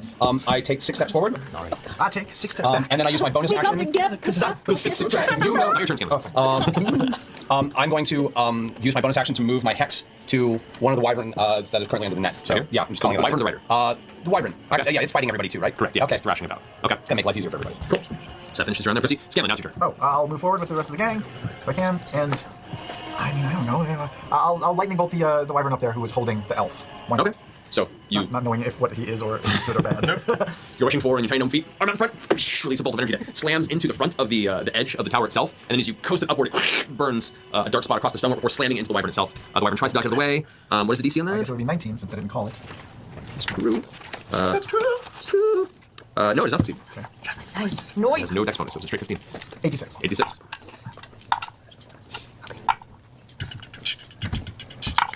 Wow. 37. Whoa. It hits the wyvern who, having already taken a few blows, it kind of streaks back. Looks down, its eyes kind of zeroing on you. Its wings out, looks like it's about to go into a jumping dive. Okay. Oh, I will also inspire Vax with a dirty limerick. Oh, shit. Give it to me. This is random. Yep. Oh God, there was a young lady named Spruce whose favorite thrill was a goose. Just the sight of a thumb made her tookus all numb, and her bowels got excited and loose. Ah, God. Why? I feel so brave. Let that story inspire you, Vax. Don't be loose like her bowels, be firm like a mighty oak. I stand a full inch tall. you do, and take your D12 inspiration. What's Satan's bookshop? It's not what it's meant for. That's it from the progress shop. You know his ability to weaponize things. I'm gonna get a You know what he does. Alrighty, and with that, ending your turn, the wyvern up top swoops down, No. Oh yeah, here we go. right up into you, Scanlan. Mouth open, stinger out to the side. I'll cutting words this one. Okay. Well, its bite goes to strike you, and I can almost guarantee you misses with a 14. Okay. The stinger hover. Oh wait, no, that hits. You were. What is What's your he? armor Plus 2. No, I think I only have a +2 if I. No, I think Come it's on, just man. straight 14 because I don't wear What? anything anymore. That's true, you did. All right, so You took off all your armor? Yeah. If you have armor on, it doesn't have to be attuned. You still get I some. think I have 12 plus the armor that I'm wearing is +2. Oh, two. So 14, that does hit you exactly, yeah. Jeez. But I said I was going to cutting Go words for it, which probably should help. Go for it, so go ahead. Stop it. We nerfed What do ourselves. you do? What do you do? 8, okay. The bite goes to climb down, and as you kind of... Oh, as I look at him, I just show him my chest hair. I just do this. I tucked it out. Do a quick little ponytail. The wyvern kind of pulls back its head confused, and the jaw snaps shut as it kind of rears its wings out strangely. Its tail comes back angrily. How many bardic inspiration have you spent since your last battle? By the way? I only spent 1 on the last battle. Right, so this is I your did a second. bunch of reactions last battle, but I only used 1 inspiration last Right, battle. cutting words also uses a bardic Oh, it does? inspiration, And this is 5. I believe. I Let me used check. I used 3 cutting words last time, and 1 inspiration. But I feel like it. Da-da-da-da. Yeah, you have to use on your bardic inspiration, so that's 5. So this is 5. And I think I have 6 total. You have as many as your wisdom modifier. Or sorry, your charisma modifier. That's 6. So yeah, I have 1 more. Okay. Yep. Okay. Jeez. One more. Okay. So the stinger comes swooping out towards you, and that is a 9. Yay. 2. The tail whips past your head, no impact. You're just so teeny, Scanlan. I am. All right. Yes, I'm a teeny. Pike's turn. We're gonna have Pike. Pike rushing forward is like looking around. Who here looks pretty rough, if anybody? Percy. I'm a little rough. I could use some love. And I could use some love. Yeah, either of us. I'm a little lower than you, but you're She, second. I'm running with Percy, so Yeah, we're together. if she wants to give us a group hug, Well, she can only get up to you right now, Keyleth, at the moment. Oh. Because of her stumpy legs. sorry. They are slender and That is fabulous. so rude. Yeah, All they're right. muscular, Yeah. svelte. Yeah. Monster And cats. fucking Stimpy. Stampy. She's gonna use a 3rd level Cure Wounds. Thank you, Keyleth. Oh, thanks, Pike. They're fully cankled. Yeah. Seriously, guys. So 8 and a 5. So 16, 21 plus 5. You heal 26 hit points. That was a really good healing roll. Nice. For a level 3. 106. Alrighty. You're at 106. That ends Pike's turn. 106. Grog, you're up. Yeah, so I'll run up because nobody fucks with Scanlan when I'm around. So I'll run up to the wyvern. Right. Yeah, and I would like to take my axe and swing it in his stupid face. Go for it. Reckless attack. Great weapon master. Alrighty. Frenzy. Rage. All the back. He's not frenzied. 28 minus 5 is 23. That hits. Okay. How'd How'd you do that, Grog? We're doing the math. It's 25 plus 10 is 35. Okay. Second check. You want to do it? As you rush him and slam the axe into its side, it buries a good 3 inches in the chest, and as it's pulled back, its tail still, recoiling from the attack on Scanlan, looks back to you, and you see its tension spear on you, but it's looking pretty rough. Pretty rough? Yeah, I just want to finish off this little meat popsicle. Okay, go for it. Same thing. Okay. 19 plus a million. 33. No, minus 5. 28. 28. As you pull the axe out this time, as it's kind of rearing back and looking angrily at you, you kind of chuckle to yourself as you throw the axe up in the air, kind of spins once and you catch it, and then just jam it right in the center of its skull. It goes from rearing angry to just lights out and hits the ground instantaneously, collapsing into a heap as you kind of wedge the blade out from the center of its forehead. Amazing. Can I use my... You still have about 20 feet of movement, too, by the way. Could I... Yeah, move towards the group on stuff. That's right. Yeah. Don't you get to attack again if you killed something? Oh, yes, thank you. Very good point. With my blood axe, if I kill a creature, I gain 10 temporary hit points. Whoa. Yeah, so you have 10 temporary hit points on top of what you had. Beautiful. Want And that? don't think I get another hit. It's only criticals. Oh, okay. Yeah. Well, still. That's still, yeah. Alright, so, then it's turn, Grog? Yeah. Alright, that's the end of the round. At this point, you watch as... Oh, yeah. Do I get to go? That's right, so you wait till everyone else can go. Go. Question, can I call out Vex, catch, and softball pitch, whisper up to her? Okay. Oh, wow. So you go ahead and roll an attack roll. Yeah. It just, stabs me. Sure, 26. 26, okay. As the dagger whips up past, you look down and Try see to the catch throw a dagger. Do you want to try and catch it? Sure. Okay. Go ahead and make a dexterity check. Okay. Should be pretty good. Oh, my God. Where is my thing? This does involve me. Can I use 21. go ahead and re-roll that? 21. No, unfortunately. You Yeah, and I mean, there's something to be said there on both sides of the screen about taking things in stride. My recommendation is always you can either side of the screen. It's you argue something once. It's oh, I thought it was this way. I thought it was that way. The DM makes a ruling, or they take the time to check it and then make a ruling. But either way, the general way that I run it at my table is all right, we disagree once. GM makes a ruling with whatever information they have. And if you disagree with the ruling, we talk about it after. Because nothing can grind a session to a halt than a rules discussion. And I've said it also a dozen times, but I always talk to the players after the session of hey, how do you think that went? What did you think of my rulings? I liked the way that you handled that this session. All of that sort of shit. I talk about it at the end of every session, which I think that's a more natural thing to do if you're running in person. But especially, I ran online and have been running online for so long that a lot of times it was logging off. They're gone very quickly. So I like to slow it down after we end the session and be hey, let's talk about anything. Because it's so much, I still want to talk about it close to it happening. I don't think it should be on the player to reach out in an email or a DM or a text or whatever. I want to do it when it's still relatively fresh in both of our minds. But pushing it to the end of the session, make sure that it doesn't bog down the pace mid-session too much. So, yeah, very, very good on Sam. If he doesn't fuck with it, he can always talk to Matt later. I think in this case, he's probably just, straight up good with it. And it's just a good way to be. But even if he wasn't, taking it in very quick stride is nice. Sam is very good at the idea of failing being at least as interesting as succeeding. This naturally leads him into not taking setbacks as hard as he could. True. I think that's fair. Yeah. I wonder if that moment will lead to Sam being extra cognizant of his resource management in the future. I doubt it. I doubt it. Maybe. But it's not like it was he had already used it all up and he couldn't use it. Maybe I'm wrong. I don't know. Sam does have a pretty large strategic bone in his body. So I could be wrong there, but I don't foresee that. But also, I'm a big proponent of. Maybe this is my warlock bias, my 5e warlock bias. I'm a use it or lose it sort of player. I'm always a better to use it and not have needed to use it than not use it and you could have used it earlier. I'm definitely more of a I want to have all my resources expended at the end of the day. That's always my goal. Catch the blade, and it kind of cuts across your hand a little bit. Which at that point, if you want to, as you're trying to travel with it, it's the damage that needs to happen. It's the impact, and so you do take 4 points of piercing damage as you try and catch it from the front of the blade in your hand, and the speed with which you're throwing, you feel the impact. And then I brace the broom to catch it. At which point, the blade all of a sudden swirls with dark shadow energy, and your brother appears at your side. And I'd like to use my bonus action to cast Lay on Hands and give it 4 hit points. Oh, buddy. That's great. Well, that's it. It's just 4. I get to choose how many. Thanks. I catch him on the broom and then hand him the... And I'll use my movement to scooch my uncomfortable crotch onto the sticky ride all over the place. Alright. Yeah. Your movement is now on the room reduced to 20 feet with 2 people on it. Cool. What are you gonna do? Okay, so at which point you see the wyverns and the riders start thrashing about. Some of them have spears. They're like jamming out from the middle of the net. You watch as this guy spins around and takes out 3 of the guards that all just collapse to the ground. One takes a stinger to the face. The other one gets bitten and has its head broken in the process, while the third one gets a spear to the front of the chest. This wyvern asshole did that? Over here, yeah. He's hurt, but he's been taking out a lot of the guards in the way. The rest of these lizard guards do a... What's up?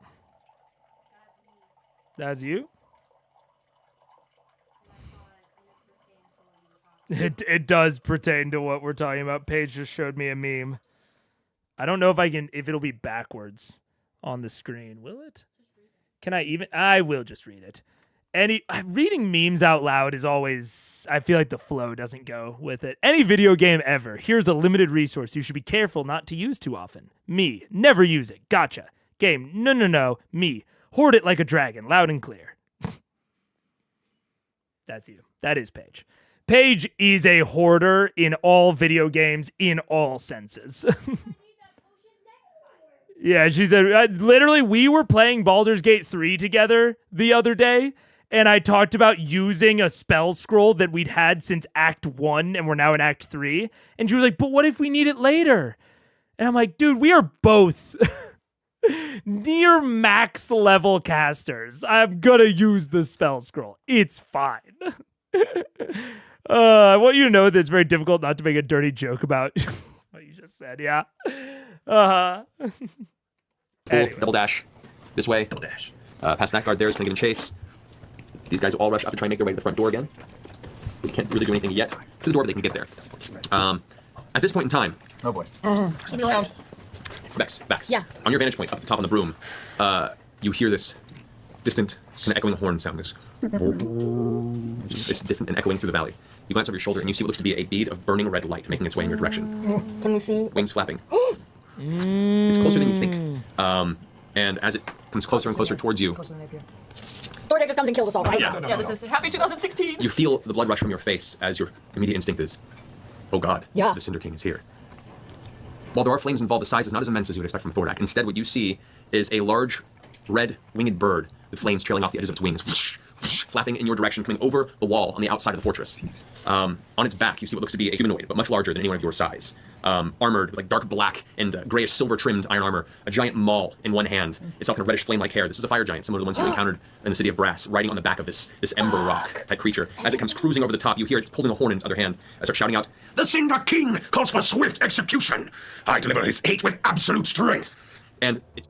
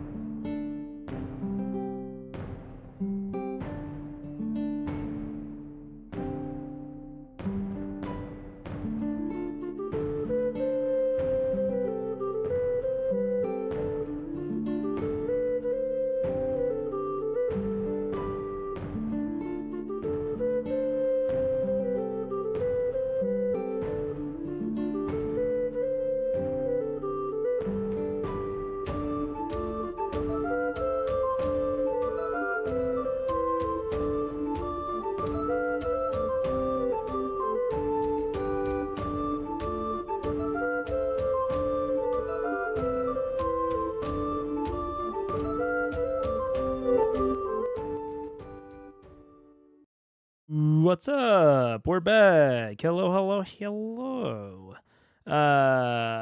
Okay. Fire Giant riding on a fire rock, talking about the Cinder King's hors d'oeuvres, you might say.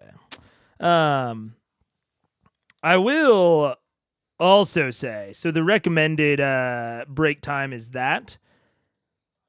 May or may not get to that. I have a bit of a headache. The spring is not treating me well. My allergies have been especially bad this year, which, is not too terrible all on its own, but then I get less sleep, and it's a whole thing. So, I'm going to try to get to the break, but might end up possibly cutting soon. We'll see. But anyways, there is a fire giant. I deliver his hate with absolute strength. And it swoops into a dive towards the front side of the gate. Oh, God. At a full speed at this point, it coasts right beneath both of you, swinging the hammer in the air. I need both of you guys to make dexterity saving throws. Would evasion work for this? Well, no. Well, evasion is against any spell. Spell, right? That's what I thought. Do we get advantage for anything?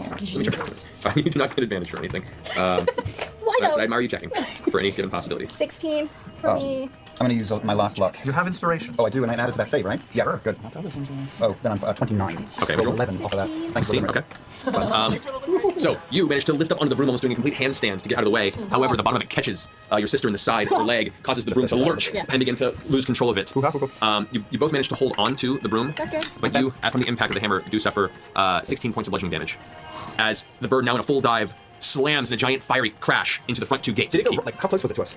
If it hit us? It swooped right underneath you. Can I do an attack of opportunity? No, because you're trying to get out of the way. All right.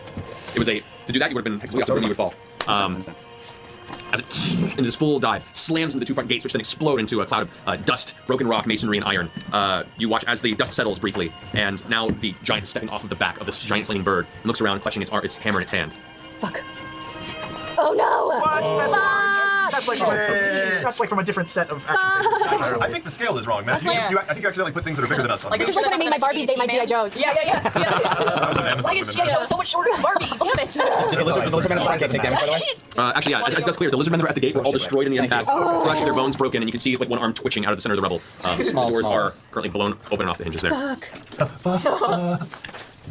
Alrighty, and then this is two. There's some sort of miracle here. Oh, good. There's some sort of miracle.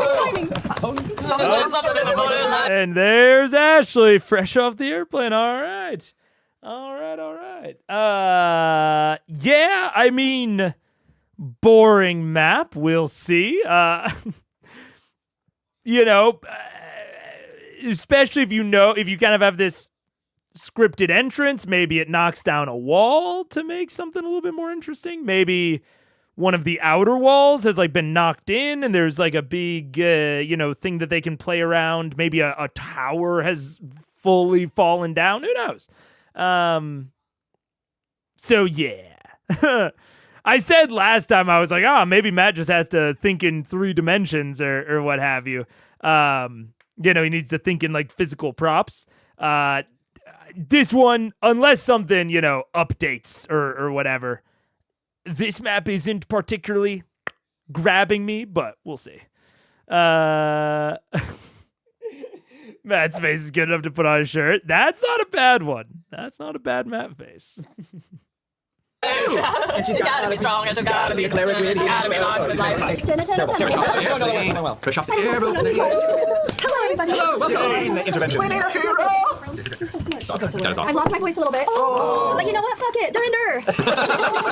I want to show you that. Fuck it, Durender. We'll get that in the story as soon as possible. Indeed. Alrighty, so bring us to the top. As they both stand there, the flames still kind of emanating out from the impact. The lizard men scattered and broken at the gate. The battle still waging on in the vicinity. You see as 2 other battles over here. The wyvern rider on this wyvern is stabbed in the head and is killed. The wyvern's still around, but it takes out the guard out behind it. Over here, this guy continues to fight and takes out 2 of the guards, but there is still one behind that is holding strong. Top of the round, Vex. What do you want to do as you just barely gather control over the broom again? Is that within range of you to throw something at it and bamf there, or? Ish. Okay. Find out. I'm gonna try to fly over. Am I able to get to the roof above him? Over here? Yeah. Yeah, you can. Okay, I'll go there and land. Okay. So you both make your way over, landing on the roof, and there you can see Xanthus is still like bound by the vines, his eyes wide. He's like, "What are you doing? Release me!" I'm gonna ignore him, Okay. and Hunter's Mark the Giant. and then try to hit him from above. Okay, so getting right up to the edge, air off to the side, go for it. 21 on the first one. Doing the first one, Yeah. hits. Yes. And that's Hunter's Mark and Sneak Attack, right? Whoa. Technically, he went past you, saw you, impacted you with him, or she did, sorry. then didn't see is me well before. aware where you went and knows that you're, so there's no sneak attack. I'm sorry. Damn it. Fine. You have to hide somewhere. Oh, and that's a bonus action. What do you want? I can't pay attention while you are growling at me, harumphing at me. Oh, and the other one joined. What are you doing? Oh my goodness. They're in a playful mood. I gotta work, guys. I gotta work. What are you doing? Okay, all right. They just... Oh my goodness. You just want to be on stream. You think you can do a better job than me? Their problem is that they bored. What they really need is a third dog, yeah? Is it harder to take care of one dog or 10? Answer's 10. They all take care of each other. Is that what we need to do? Hey, maybe that is the answer. What her body must think it is, since the episode was filmed late in LA. Oh yeah, I mean her body thinks they are way later than they are. Yeah. Anyways. Action, right? Correct. Okie dokie, that's You fine, used to that's move fine. your hunter's mark. Which I did, yeah, so don't worry about it. Okay. That's your one. 18 plus 4 lightning damage. 18 plus 4 damage, nice. Oh, and then again, I attack him Go again! for it. One arrow. And it definitely hits him. So what's that one? It definitely hits him. It's like 30 something. Sure, that is. Okay. Go for it.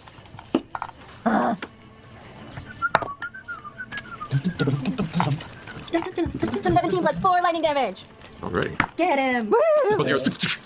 One slams into the armor and kind of sticks into it about 3 or 4 inches, and you can see the giant female fire giant who glances her shoulder angrily and looks up, she's looks at you. And I back up away. I'm gonna back up away from the. I will move her. So she can't see me no more. With the full movement it would take you to get there with your brother on your back, that's as far as you can get. Can I crouch? You've both gotten off the Is that boat. within my movement to crouch? You're crouching, but you're not hiding. Okay. Well, that's. You do have some I just don't cover want because of the her edge. to see me. She sees you, but you have a little bit of cover. Fly? That's your. Is the giant within 60 feet of me? The giant may or may not be. You currently have to get over to the edge to see. Right, so I'm gonna move up to the edge. Okay. I'm going to use my bonus action to cast Hunter's Mark. What? You can't do that. We're That's not one of your twins, you spells. guys! Oh my god, I'm gonna barf. That's from being can a do that vengeance now? paladin. Vengeance Paladin, yes. Level up. Sorry, that's okay. That's a white. And I'm gonna throw Whisper at the back of her head and hope that it hits. All right, go for it. Jesus. Let's try that again. Concerned. That is, I'm gonna use. No, that's gonna hit, it's gonna 22. It's 22. 22 hits. All right. Okay. So and I'm gonna bamf there. Okay. To the backside. So no sneak attack on this. No, I know. And the damage is 12 plus. The psychic damage is 8. 20. Yeah. And then I want to use my movement, even though I can't Do you roll your disengage. hunter's mark? No. Oh, God. Thanks, Maddie. Just use it. 21. Just one. No, if you were gonna scream Hunter's Mark at you on the I internet. can't wait. I Are love you, so thrilled? Internet. I love you so much. And then, even though I'm not using disengage, I'm going to use my movement to back the fuck up into that doorway. Okay. Oh, jeez. As you back up into that doorway, she swings around the giant maul arcing in your direction. The great maul, actually, specifically, that is 24 to hit. Let's use. I'll use Uncanny Dodge. Okay, you're half damage? Yeah. Alrighty. So that comes to. Ooh, this is gonna be fun for So you. much fun. So much fun. Alrighty. Let's get the dice after this. That is 5 wrong dice. There we go. Guys, I have 105 hit points. I am swole. Welcome to triple digits. Past 100. Congratulations. Yeah. You Join take the rest 31 bludgeoning damage. That's half, right? Half Some of to 15. 15 damage. As it just whack slams in your shoulder, you dodge out of the way, and the momentum actually hits you, and the inertia shoves you into the side of the door when you catch yourself. Thank you. All right, that ends your turn. Feel it, you're up. Okay, I am going to tidal wave these motherfuckers. Whoa. Yes. Yeah, still have that pact from the fire plane. What's up? Captain So Planet. I don't have a What do you need? What do you need? at least we have a Powers combined. It's not your Laser bag. pointers? You know, Wind. Water. it's funny we bought 10 laser pointers forever ago. You know, it's fine. Matt will just point at random until he finds the spot that you're looking for. Warmer, Okay. colder, So- warmer. I had a laser pointer. Here's one, here's one, here's one. Hey, I think this is mine. Yeah, sure. Use it. Tidal wave. Yeah, 30 feet long, 10 foot wide, 10 foot tall. Everything must make a dexterity. So you're trying to do it this way? That's exactly what I'm doing. All right, so comes bursting through. All right, so both make a dexterity saving throw. It's a DC 19, correct? Millennials. 19, yes, DC right? 19. Yep. That is a 17 for the giant, no. And that is a 7 for the rock. So no, they both take 4d8 bludgeoning damage. And they are knocked prone. You there? And if they're like they're flamey, then all unprotected flames are distinguished. Extinguished. It is the creature's nature. They're very good. They get little They're mustaches. distinguished flames. They They're both, dapper. they both fall prone, but the nature of their flames is natural. As part of their actual physicality. So the flames So are they not don't get actual like flame damage, water damage. So 48. But the water just slam into the bird. You see steam rise up as it impacts. The flames darken a little bit and subside briefly, but both of them are knocked off their feet into the ground as you watch that away. Just curl up, slam into both of them, and then spill out and spread across the ground, putting out this fire here, actually. So 21 damage. And they're not prone. Yeah, 21 damage. Great. That finishes your turn, Caleb. Do you want to move? I'll stay where I am, actually. Okay. That brings us to the general as she stands Oh god, she's a general. at half of her movement there. She, extremely angry, gets up, Oh, that's not playing fair. Well, you look like you needed a bath.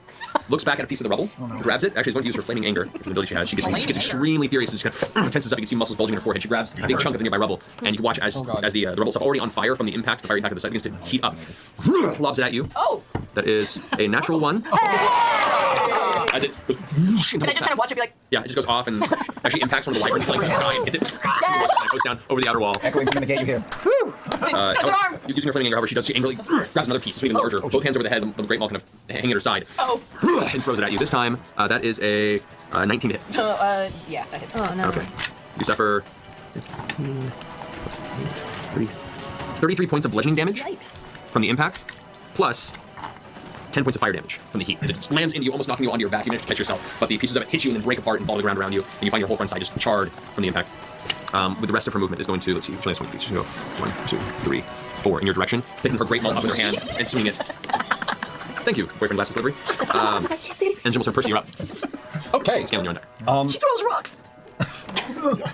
Okay, now that this is happening, I've decided I'm already kind of committed to this wyvern and rider over in the corner that have not ceased to be a problem. I assume that they have not ceased to be a problem at this point. They're not currently harrying you, no. They're fighting off with guards. But they're going to become a problem if they kill us. It's possible. Okay, Guards that'll probably. do. So I'm going to take 3 shots at that wyvern. I'm going to start shooting at the wyvern. Okay. So first attack. He's held down by a net, so he's kind of. He is, but 2 of the guys who are holding the net have died off, so Not to send you all a long tirade. Hey, no problem. I took some medicine at the break.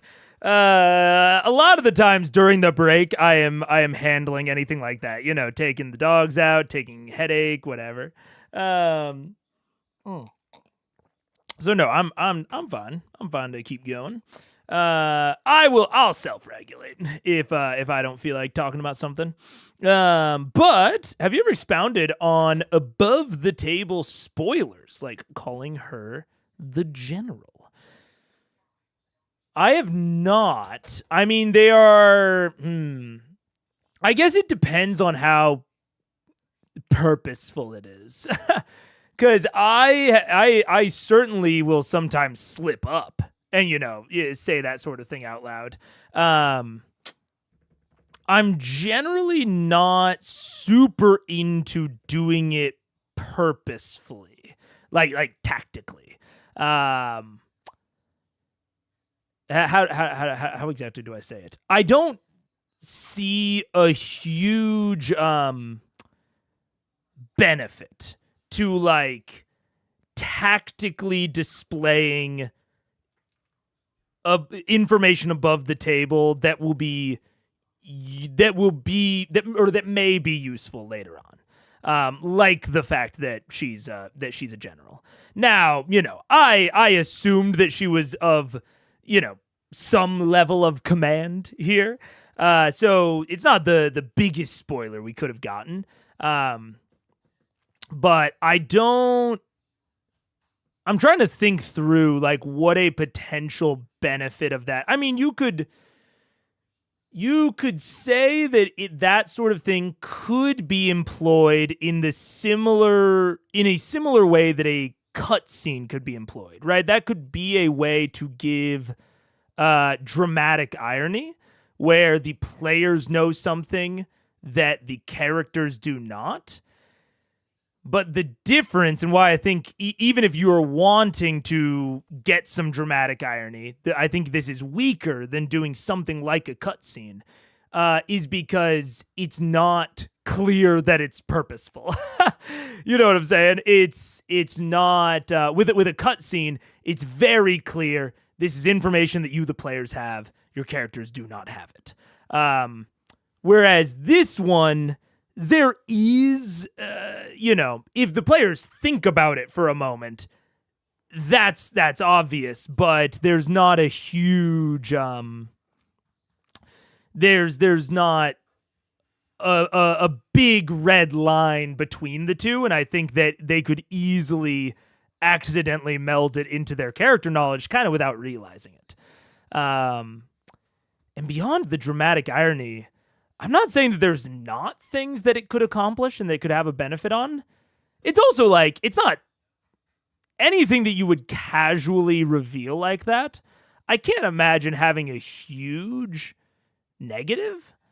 So without hearing other arguments, I'm pretty ambivalent on it. I don't know that I have super strong feelings. Let's see if other people said anything.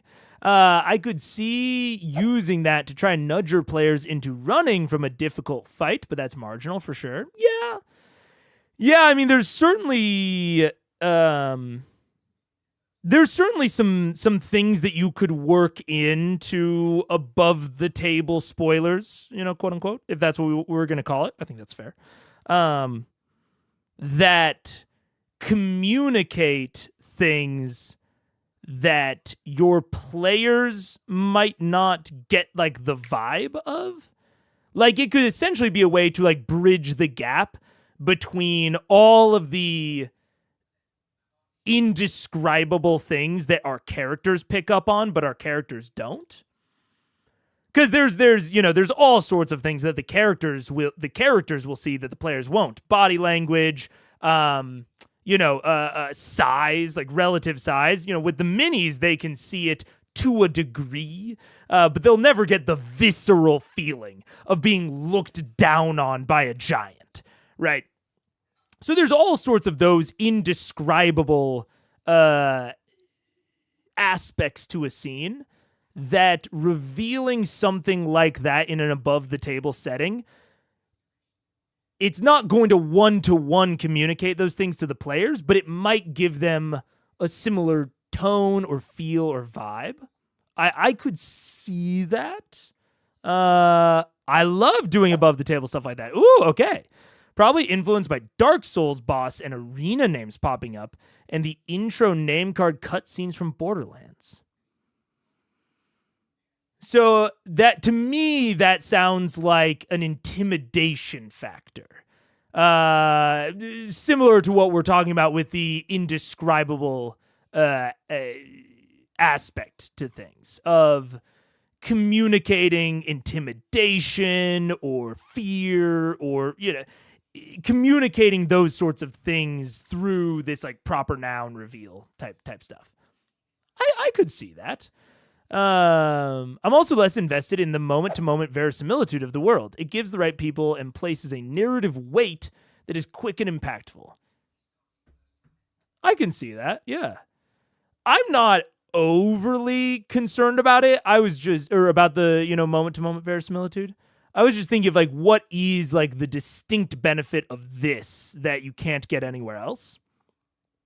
And I do think that that's the best thing that I can see. Is it gives a very quick amount. It's a quick punch of narrative weight. Of this person is not just an elite within the army. This is a commander.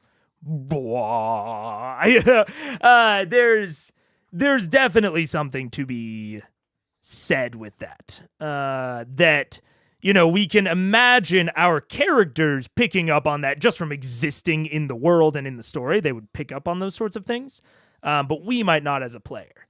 And giving it like a proper noun, name, or a title can definitely quickly communicate that sort of thing. I can see that, yeah.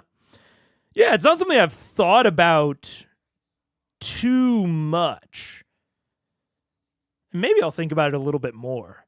And I don't think there's like a huge downside unless it's like the reveal. It's like we're talking about something very different, even though like nominally they're in the same category. We're obviously talking about something different than like if Matt accidentally called Assume Raishan before it had been revealed. Right? We're not talking about that sort of thing.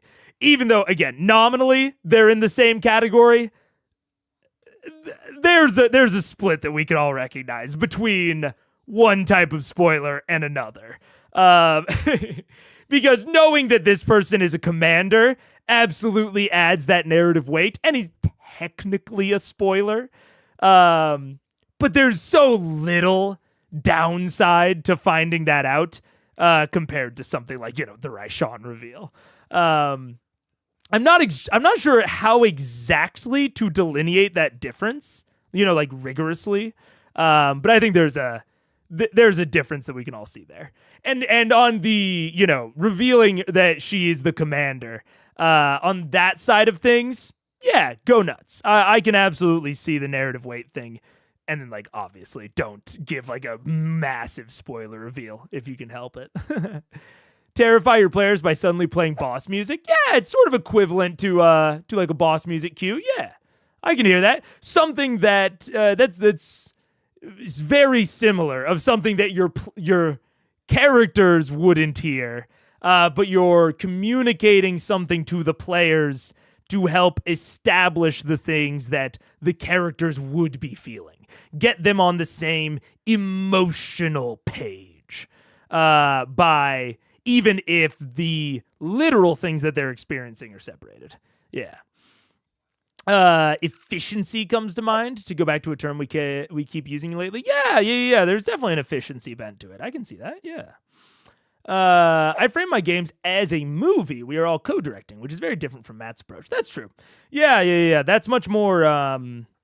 I think City of Mist tells you to picture it like a movie with scenes. So that's very City of Mist... very Blades in the Dark. Blades in the Dark asks you to do something very similar to that. Yeah. And I think, D&D can function for that sort of play. I would encourage, if you haven't played any of the other, any of the systems like City of Mist, Daggerheart, Powered by the Apocalypse, Blades in the Dark, all of those definitely, I would say, fit the movie approach a little bit more. I don't even want to say better, but more directly, if that makes sense. But I can also very much see if you want a lot of the other things that the D&D mechanics accomplish, and you just want to frame the role play and the scenes as movie-esque. Also very fair. But I do think that those games that I mentioned have mechanics that more directly kind of hit towards framing it as a movie. But, do what's fun for you. The Cortex Plus system, my old favorite, was designed to be TV show as RPG and has stuff like that. There we go. Yeah, I really want to do other TTRPG stuff this year. And not to, spoil it, but my Dragon Week video may or may not have something to do with that. And in fact, there was, I forgot to directly call it out, but someone who is, well, I guess we've already done the interview, so it's locked in, unless he tells me not to air it or something. But one of the collaborators for Dragon Week was in the chat earlier, Mr. Welch. We had a very cool conversation about 2nd edition. Super fun.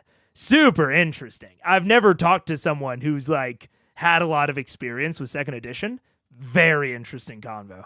I'm excited to for you guys to see the parts of it that you'll see. Again, not to spoil what's going on with the Dragon Week video, but big influence from Austin Walker of Friends at the Table. Oh, there you go. As big lover of all the games you just mentioned, big hype for other games on the channel. Hell yeah. I think, right now, Dragon Week is sucking away just a ton of my time, and I'm in several other collabs as well. But one, and there's another long that is time sensitive. Basically, I'm in a bunch of time sensitive projects right now, but those will all wrap up in the late April, May region. And after that, I'm excited to do some of the projects that I've put off because of because they didn't have a hard timeline on them. It's almost negligible at this point. You can't get the wings going, but if the net is removed or manages to get the net off, it'll be fine. All right, I'll take a sharpshooter shot at him. Okay. So that's for the fuck's sake. That's a gun jam. Oh no! Wow. Yep, that's another one. How many guns you got? I got a lot, but I keep. Oh god, that hurt. Okay, that really hurt. Took 10 points of psychic damage, but that's funny. I'm irritated. I'm just putting that away, and I'm just pulling out bad news and taking a shot with bad news at him because I've got just enough of a round to do that. It's true. Another sharpshooter shot because I'm irritated. Go for it. Come on. Oh, for fuck's sake. Oh no. Did you die? Yeah, I died. In a terrible round for Percy, as you walk forward in the center, you turn to the side, fire at the wyvern, hit one shot. That immediately just locks up. You feel the reeling feedback, psychic feedback from Animus course through you, and you put it away. Pull out bad news, take aim as you fire. That horrible, horrible sonic click sound. Yep. As you pull back, you hold it away from you just in time as the flame that backs up in the butt end of the weapon just flares outward. You can see this is going to need a little work to Oh get yeah, working but again. like this is getting stupid. I'm becoming. It's almost worth. That sucks. Oh, it really does suck. That legit sucks. That legit sucks. Chicks. Gonna move, Mine turn your turn. the natural 20s. You know something that I realized about Percy's guns earlier, because I there was a comment on one of the videos from pretty far back, talking about how they liked the design of Percy's gunslinger because it gets into this kind of frontier peak of technology sort of vibe, and that's what Taliesin wanted. And similar arguments have been made on stream off and on. I think something that I just realized that I think would get me way more on board with the misfires and the mishaps and whatever is if he had a really shit gun that had no chance of misfiring. Like a D4 type gun. The like a revolver, like a 6-shooter. Well, I guess Animus and the List were both revolvers, but something along those lines. Maybe it's modeled after more of like a double barrel shotgun or something. Something that is, or even like a musket. Like a worse version of bad news. Something that is bad, but will always function. So that if he does run into a situation like this, where, Animus breaks, bad news breaks, he can still use his gunslinger class. And, and again, make it real bad. Make it a 1d4 or something like that. Give it shit range, whatever. But something that he could operate. I'm here for a musket. Yeah. In fact, at this point, with how high level fighter he is, make it take like 3 attacks. He has to load the ball, tamp down the powder, and then shoot it. So, make it terrible. I'm cool with that. But make him able to operate as a gunslinger when his other guns misfire. At just a basic level.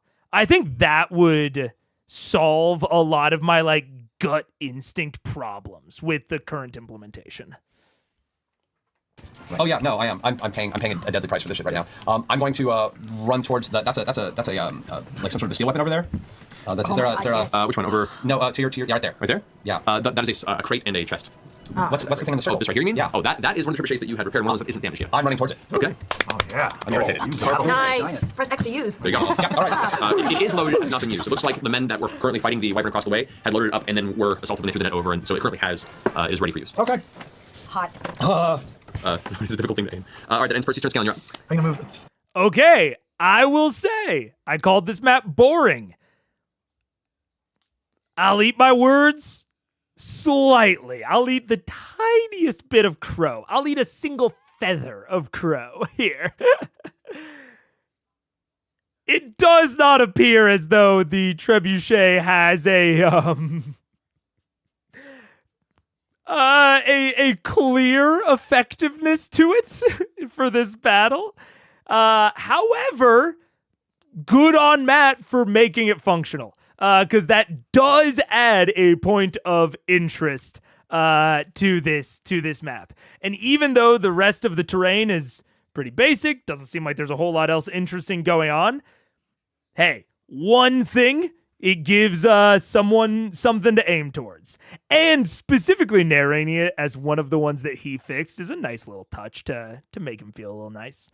Now we'll see if it can even do anything. But this is one of the few times I can remember where Matt has something on the map that is not just a hazard. That is, in my map notation system, what I would consider a blue dot, an interesting dot. I'm trying to think back off the top of my head. The last time that I can off the top remember is the Kamal Jaori Sphinx Mountain fight with the portals. But beyond that, there's been like hazards, there's been obstacles, there's been difficult terrain. But I can't remember otherwise an actual, honest to God, purely interesting spot. So, credit to it, honorable mention. I like that little bit. To the right towards Grog a bit, just to kind of get away from everybody else. Okay. And I will. We need to hit this giant, right? Yes. Yeah, Yes, kill it. right, so I will big this hand, but I have very few spell slots left, so it's going to have to be at level 7. Okay. And So little Bigby's hand. I will punch him in his giant solar plexus. Her giant solar plexus. All right. She- Yes, it is. Yeah. Yes, it It's is. 10 feet above your head. Okay. With my hand cone, if that helps. That should. Okay, with your hand. It does. Amazing. Hold the hand cone to the ship. Just like right here. Alrighty. So Bigby's hand appears, goes into a clenched fist. Go ahead and make a spell attack. Oh, because it's a melee attack or a spell attack? Correct. 21. 21 hits. And so he's cast at 7th level. Yes, it's 8d8. 8d8. Whoa. So handsome. Do you have any d8s over here? Okay. There's another D8. Here's some more. Okay. I need, Yay. Oh wow, that's all of them. That's 8. It feels better that way. Okay. Ooh, those are good Those are rolls. some very nice looking D8s. Look, I mean, that's fair. And not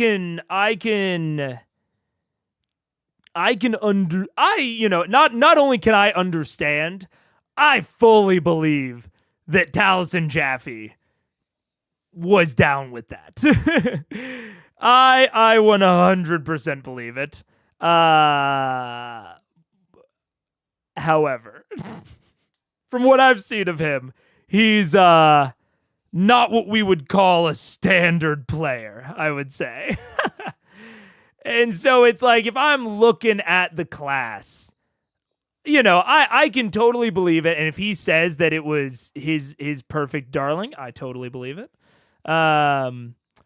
But looking at, class or subclass design, making things for your players, stealing the gunslinger for your own table, maybe this works for Taliesin. I do not see it. I at least see it having some weaknesses. Some core weaknesses for players that don't want that, which I think is most players. I think he is an anomaly. Now, again, I could be wrong there. And again, we've gone through how I would maybe change Gunslinger separately. But I truly do think, and, maybe Taliesin wouldn't want this. I cannot speak for him.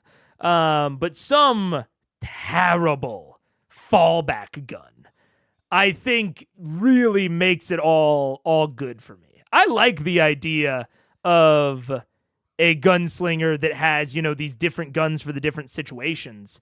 And he has some guns that are more powerful, but, have a chance of breaking. But always has that one fallback gun so that, again, he can just function out if his other guns break. Especially given that his other guns, to fix them fully, if they fully break, need like a gold cost. Again, the Eldritch being himself, I believe it. But I don't think that necessarily makes it good. I think he's a little abnormal. Oh, Vax, I also need you to make a Constitution save. Great. 40. 40. You have a concentration check for your 100 Oh, awesome. I love it. I know all about spells. Oh no. But I have a luck, so I'm gonna roll. Okay. Okay. I have luck. It's within rules, yeah. Concentration, straight 6. Constitution, yeah. Constitution, straight 16. Okay, yeah, you make it. You're fine. All right, so It's within rules, yeah. Concentration, straight 6. Constitution, yeah. Constitution, straight 16. okay, yeah, you make it. You're fine. All right, so as you conjure Bigby's hand, you see the purple energy kind of trail off your fingers, and as you bring your hand back into like an uppercut motion, you watch as the air in front of the giant as she kind of begins stomping forward in the direction of Keyleth and Pike. The energy forms into this giant purple fist of smoke, just whack, sucker punches her right in the gut. She looks down confused and angry at this fist that kind of turns into a middle finger immediately. Yeah. Well, So you move 10 feet that way. You still have. is anyone within range of my healing words? You have what looks to be Pike, Keyleth, and Grog all in range. Keyleth is hurt. Keyleth's hurt, right? I'm hurt. Okay. I will. I'll give her some healing words. Second level? Heal me Sure. with your words. I will heal you with my words. So that's 2d4 plus 6, right? Wow. Awesome. 8. All right, you know, can mean the I'll take difference. it. Yeah, it's 71. Alrighty. 71 hit points. There you go. All right, then Scanlan's turn. All right, so.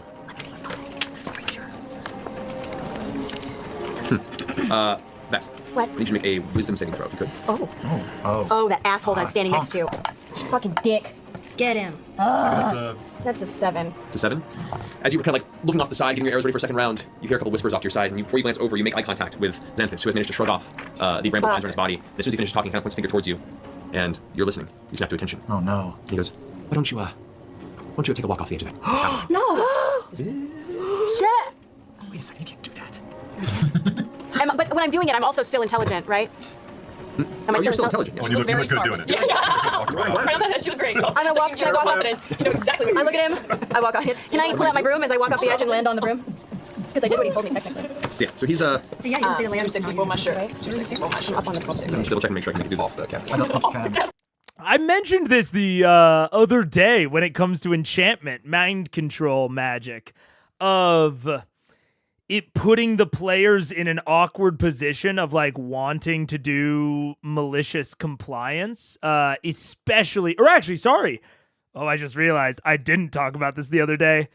I talked about it during a unaired Fantasy High recording for episode 4. So I guess to give a slight momentary spoiler for that, there's an awkwardness to enchantment magic in that, depending on the scale of the request, it really puts the players in a mind of malicious compliance. And frankly, I think it's at its best when that is the case. I think it is often at its funniest when that is the case, or when the stakes are low and the player has no problem kind of leaning into the enchantment. So I think in this case, a time when it is extra or when that malicious compliance is extra possible is when the enchanter, in this case, Xanthus, is asking her to do something to herself. In the Fantasy High episode, it was, hey, do something to the entire party. And I was like, that's tough, man. That's tough because the player is looking for every excuse not to do it, but they are also trying to like abide by the letter of the spell, which can put them in a really awkward position when they're having to do something to the rest of the party. In this case, where it's just walk off the ledge, I think that's a great example of like, I think presenting sort of enchantment almost as a miniature puzzle to be solved of how can I do the thing I need to do while making it the best possible case for me. And I think that is easiest and like at its most like accomplishable when it's something like walk off the ledge. But you know, this sort of general conversation applies. Like I've talked about possession before, hate it. And I've talked about, you know, enchantment, pitting friends against each other, iffy on it. But this one I'm more in line with, yeah. I think malicious compliance is a net benefit, makes the players feel smart. I agree. And I think that malicious compliance is easiest and most accessible when it is not hit the other players or do something that impacts the entire party. I think when it is totally self-contained, it's a lot easier for the player to manage, because even if they can't come up with the kind of unfortunate elephant in the room here is the players aren't always smart. Like the unfortunate unspoken truth there is that the players are not always smart. They will not always be able to maliciously comply. And if the consequence is self-contained, they're going to feel a lot worse or a lot better than if it also applies to the party. I think that's it. I have the same general thought when it comes to like Nat 1, like critical fumbles. I hate it. Hate it when you roll a natural 1 on an attack roll, like with a bow and arrow, and you fucking shoot your friend that's like past the enemy. I think that shit sucks ass. I don't like it at all. And enchantment instructions have a similar sort of vibe to me. They're not quite as bad because they're not totally random. Although, debatably, they're... maybe it's a wash as to whether it's better or worse. But I like it more when it's self-contained. If you can't think of a clever way out of it, if you can't maliciously comply, then you just regular comply, and that does something bad to you. I think that's like a solid challenge to present to the player, but it becomes this awkward situation when it's against the rest of the party, not just because it does something to other party members, but then you become a threat to the party, and the party has to consider like containing you, which might inhibit your ability to like maliciously comply in the future, and it presents all sorts of potentially weird in fiction rationale where all the players know that you're being charmed, but their characters might not if they, didn't perceive it. So it creates a dissonance between what the players and the characters know. That's where I start to get really iffy on it. But I think that if it is self-contained, again, walking off the catwalk, I think it's a good, solid challenge. And if you can maliciously comply, then you feel really smart. And if not, you eat the consequences. Yeah. And Malicious compliance was the best part of Jessica Jones versus the Man in Purple / Kilgrave. Yeah, absolutely.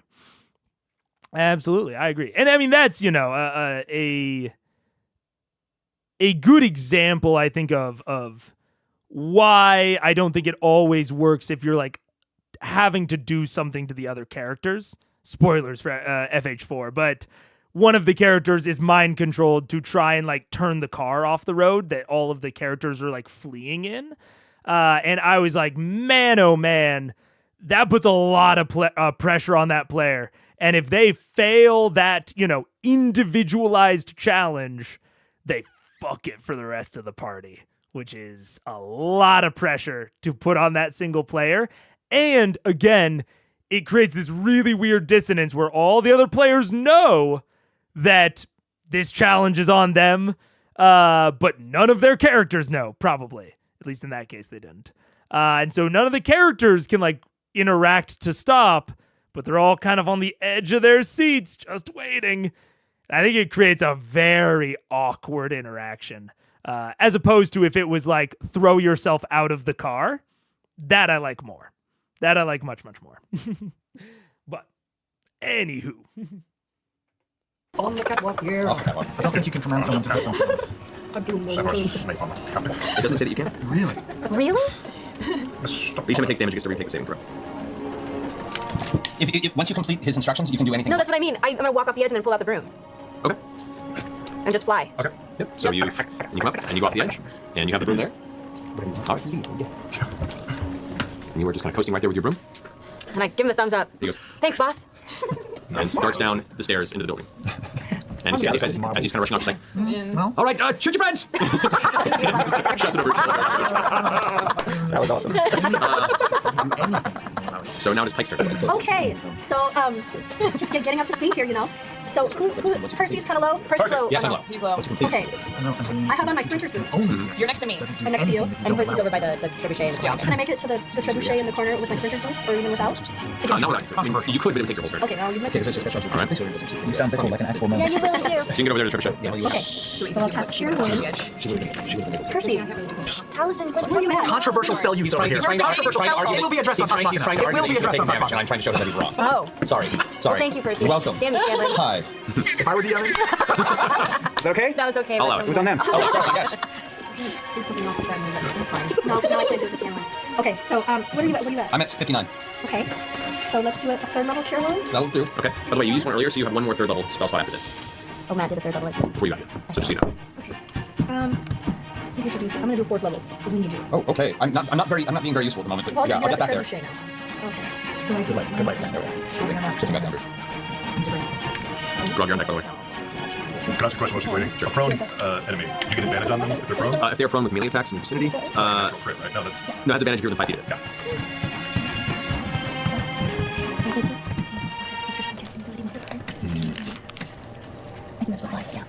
It's 23, Percy. Yay, thank you. And then, No bad. shoot, I was gonna do something before I moved, but I forgot. Okay, so now, for my bonus action, I'm gonna create a just beautiful divine sword, spiritual weapon, and put it up to the belly of the giant. Oh, yeah. All right. Ashley Johnson. That is nice there. Well, you can't already use a fourth level spell, so it has to be second level. I have 4 third levels, so I think I actually have an extra third level because of the necklace. Oh, okay. So you have an extra one there. Yeah. But do you mind, you already cast a third level spell this round, or fourth level spell? And so if you're doing a bonus action, it can only be second level or lower. So it'll be a second Okay. level. Can you use Okay. can you use 4 third level spells to be 1 12th level spell? Sure, why not? Yes, I want to do a fire transport via plants ball. Okay, I'll just do it a second. That'd be messy. Bro, they joke. They joke. But I've always said that I wish that Sorcerer just cast via spell points. I wish that was Sorcerer's class identity, is that they just said fuck it to the entire spell slot system and cast via points. In which case, it wouldn't be direct equal, but be close. I'll just do it a second level then. Okay. All right, that ends your turn, Pike? Yep. All right. Deal Rob. with it. I'll run up to the bird fire creature. And taking advantage of him being on the ground, I would like to go into a frenzied rage. I would like to wail on this piece of shit. Go for it. Advantage, right? Yes. No, so I don't have to declare reckless? Get Right. him. Great. I will do great weapon master. That is -5 is 22. 22 hits. Second one is 14. 28 minus 5 is 23. Hits. 6 minus 5, 21. Hits. Nice. Every hit. I'll forget that. Get him, 12, 18. Necrotic, 4 points. Oh god, 21, 31 for the first one. Nice. 5. Get a grog, get a grog, get a grog, Plus get a 5, grog. 23, plus 10, 33. Okay. And third one, 6, 19, 20, 30. 30. All right. That is 64 points of damage on the ground against the creature. What? As you rush and start railing on it, you almost don't notice that the proximity of it, the heat is so hot that you suffer 10 points of fire damage just being that close to it. It begins to burn and the edges of your beard begin to singe and curl in. Hey, Temporary. that sucks. This That's your mouth. Philip Toad. 10 points of burning damage. Correct. Burning damage. All right. That ends your turn? It does. All right. With that, it goes to the large Ember Rock's turn. Hi! Alrighty. You get Nope. It's going to go ahead and use an action to attempt its Inferno. It's Inferno. It begins to beat its wings extremely heavily, and as it does, the heated air and the flames begin to build up from around it. I need you to make a dexterity saving throw, Grog. Oh. I do because I have danger sense. You do. Natural 20. All right. Oh, that was good thing too. That was 6,654 on the D4 roll. That was nice. All right, so 12. That is 21 points of fire damage, reduced to half, so 10. Okay. 10 points of fire damage again, and you are not blown back. How's the beard doing? Beard's burning a little bit. You start to smell the hair singeing. It's making you angry, even when you're everybody angry. does with the dragon A little bit, yeah. You're like, oh god, oh god. However, you're not get pushed back, and as it's taking off of its wings as part of the maneuver, you do get an attack of opportunity. Oh, if you want sweet. to. Get him. Reckless. 21. 40. It doesn't get all the way over to them, but it gets Go away. Go away. 21. 21 hits. Good roll damage. It lands, it swoops in the air as you smash your axe in the air towards it, like that. Bonus damage? 23 with 1 point in the crock. Nice. 23. And you smack it, it shrieks at the impact, but its wings still shit arcs over and then lands on the ground right behind Pike and Percy. You guys We're feel the starting impact. to talk. Come on. All right, top of the round now. This fellow over here is now been loading up Oh, no. Ballista. Is going to go ahead and fire it at the bird. Yeah. Oh, it's our guy. Yeah, one of the guards. Bird. That actually hits. Yay! What's that?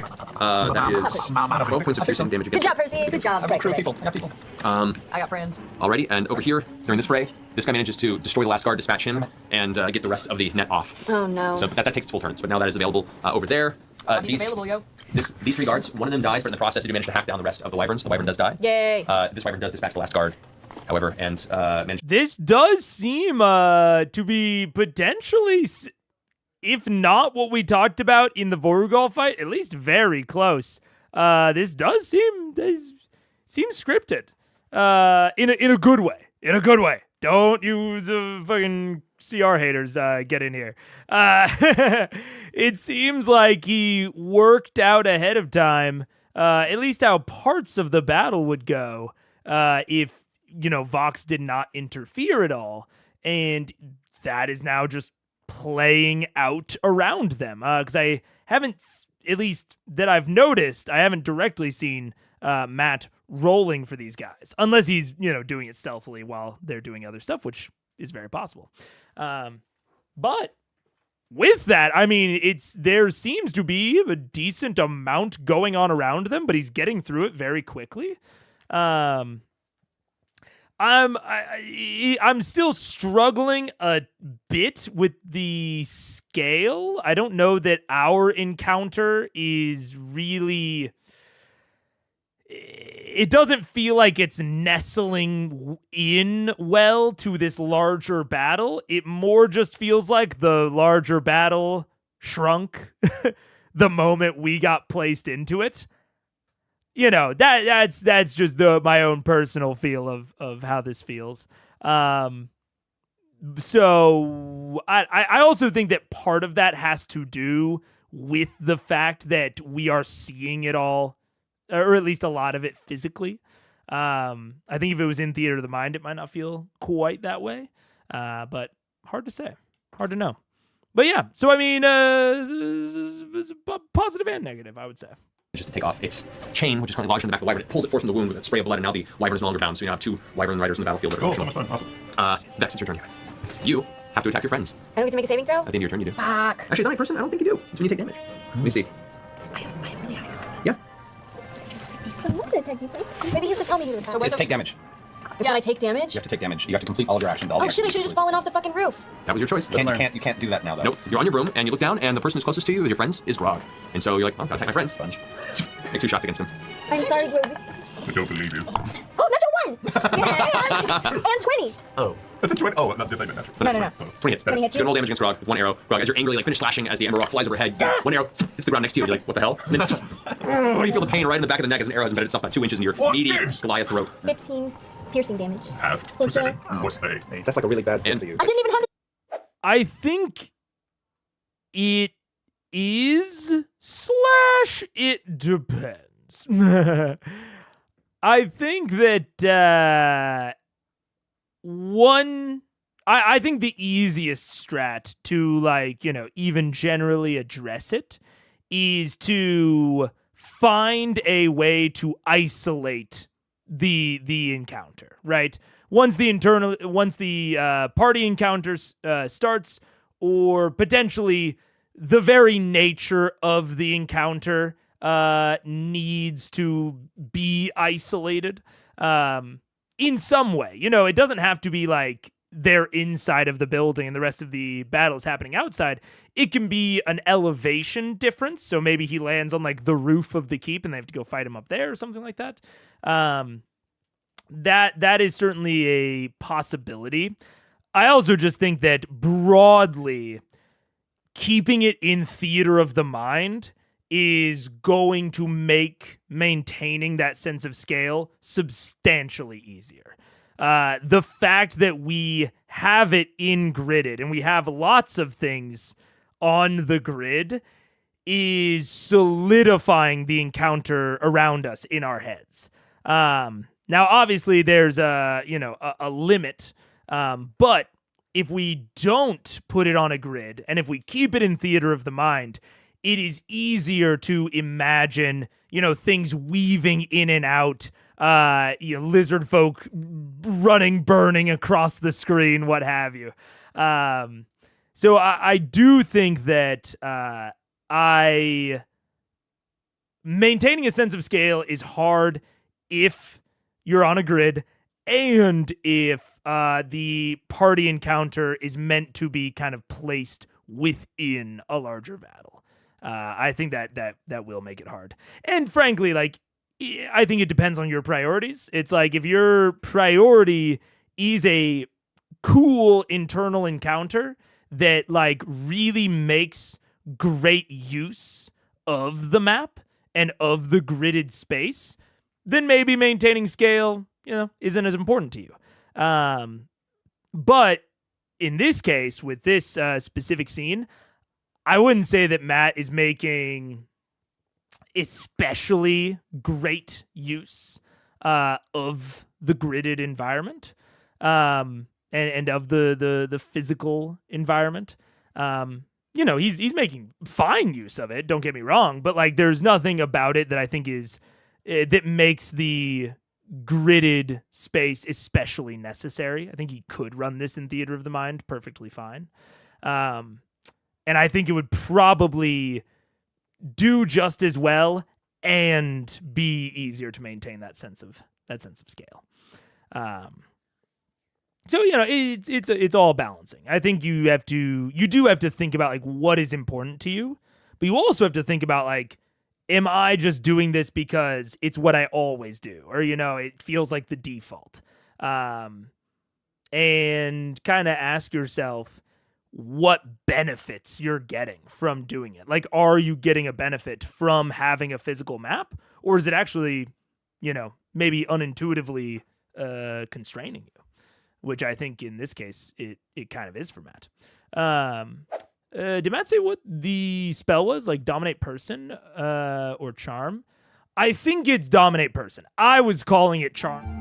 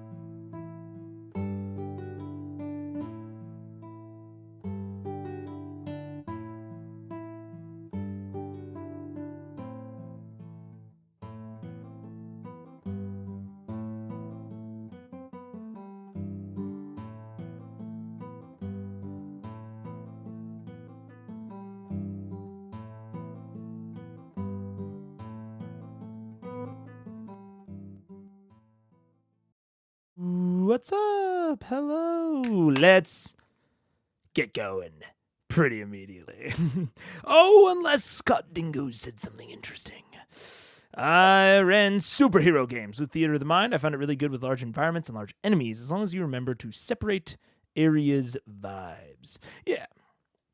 I mean, so, truly, I think this is unhelpful when we're talking about, like, you know, Theater of the Mind versus Gridded, but truly, every game is some amount of Theater of the Mind, right?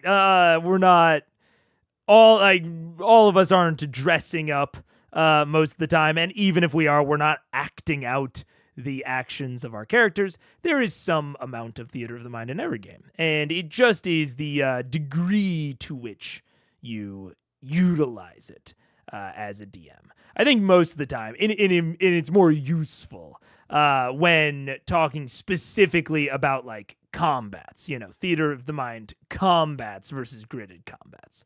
But I think that's a good way to put it. It's like large environments, large enemies, a large scale, you know, many enemies on the opposing side. I think Theater of the Mind goes well with all of those. I also think it goes well with really rapidly changing environments. So if you're in like a chase sequence or, you know, any sort of like really a sequence with a lot of movement in it, I think it works great for that. But there are always advantages and disadvantages. And I've often bemoaned the fact that Matt does not have a whiteboard to draw things out on, which is, you know, somewhere between Gridded and Theater of the Mind. So yeah, there's use cases for absolutely all of them. I like having a mix. Even in Blades, which explicitly tells you do not do gridded, period. Stop it if you're thinking about doing it. The rulebook tells you that. I still broke out the whiteboard occasionally. Just because it was sometimes useful to convey just vague relational stuff. But yeah, they definitely, I think that they all have their use cases. Monkey Grog, I'm sorry. But you don't have the lightning damage deals. I don't? No, because that lightning damage is different beyond the piercing. So how much Oh, it was 4 lightning damage. Okay, so Total 4, and then the other half. No, it was 1, 9, 10, 11. 11 piercing damage. okay, so you take 5 plus 4, so you take 9 points damage total from that shot. Okay. All right, Sorry. That's okay, I'll get you later. all right. Oh, So you're no. gonna stand there for a moment and just. That's it. That's all I do. I mean, you can move around if you want to. You just gotta attack your friends when it comes to your action. How do we have to? Punch yourself in the face. Yeah, but yeah. I can't. I don't know to punch myself in the face. I'm gonna punch you in the face. Vex is working with them. Kill her. Oh, no, I knew this day would come. I'm not aware of what I'm doing. I just think I need to kill my friends. Yeah, it's an impulse. Like, okay, no worries. Okay. Sweet. I'm just gonna be up here shooting you guys. Okay, that ends Vex's turn. Vex. If I go 4 down diagonally towards the giant, I'll be within 10 feet, yeah? This way? Yeah. 3, 4, 5. You can get within 10 feet, or you can get right up to it if you want to. I don't want to. Okay, so you can get within 10 feet of it. Yeah, I'm going to use bonus action to cast Vow of Enmity against her. Okay. That sounds awesome. The feathers bristling in my armor. And then I'm going to use the rest of my movement to back straight back towards the wall, another 2 or 3 squares, I think. Dang it, Two you're so more. cool. And I'm going to chuck. Well, we're good. We've got Bigby's hands right in her private area, but I'm now going to throw Whisper at her back. And Okay. I should have advantage because she's busy. Well, advantage because she's busy. Yeah. And your vow. Well, and the vow, either way, but it doesn't stack. You have advantage on tackles against creature for 1 minute. Right. Yeah. Plus so you Bigby's, just. but they don't Well, stack. Bigby's isn't threatened technically. Yeah, it's so not 26 to hit. That hits. So before we even. Okay, so 4. That's the dice before I add anything. And then, does psychic damage get damage? It's a die. I don't know. I've never Double? done it. You double all your dice. All your dice. Yeah. That's 4. Okay. That was a critical hit. No, sorry. Yeah, roll dice. Thanks. 10, and then don't mess with the internet. 10, 14, 19, so I don't care. 22, 27, 33, 34, 37, plus Hunter's Mark. Hunter's Mark. 38, plus my +8 to the dagger Wow. is Okay. 42. 42, nice. And that's it. 42 points impact. Are you staying back? I'm out of movement, I aren't mean, I? you threw Whisper at it. But the bonus action was for the Vow of Enmity, I believe. Right, I'm saying when you threw Whisper, you weren't traveling with it. You just. No. Okay, good. Okay, that ends your turn, Max. Yeah. Keyleth, you're up. Okay, so we have a giant bird and another giant bird, and they're all really angry at us, right? Kill all the We have 1 giant bird and then And angry then wyverns. tiny dragons with rings. Okay, That's it. where's the wyvern? That's a wyvern there, and there's a wyvern over there. Tails of wyvern, tails of wyvern. There was a wyvern, and there was a wyvern. Kill the wyvern, kill the wyvern, kill the wyvern. Tails of wyvern. We're a little weird in that. That happened. Yeah, we kind of are, aren't we? That's a knight. It's very news about it. I will fight you, Sam. Wyvern. Oh man. Man, you know, I'm gonna go ahead and cast Call Lightning, I guess. Okay. And I'm going to bring it down on the wyvern that's fucking shit up next to Percy. Alrighty. Alright, so dexterity saving throw to that wyvern right there. Yep, that's the daddy. That is a 6. That's a very failed saving throw. So that is So you take 3d10. Correct.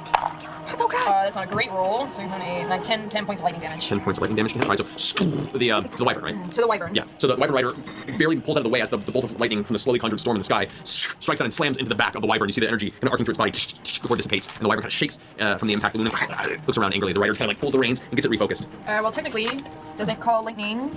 Every creature within 5 feet of that point must make a dexterity saving throw. Is every creature? Yeah. Which the has a natural 1. So he also takes the 10 points of damage. 10%, yes. Yeah. So they both get hit. So while he dodges, the arcing energy actually travels through his body, grounding himself to the creature. So they both. All right. And then I'm going to use my bonus action to go. Let's go air elemental. Yeah. Hold on for the healer. Yeah. Check is good. Air elemental. Alrighty.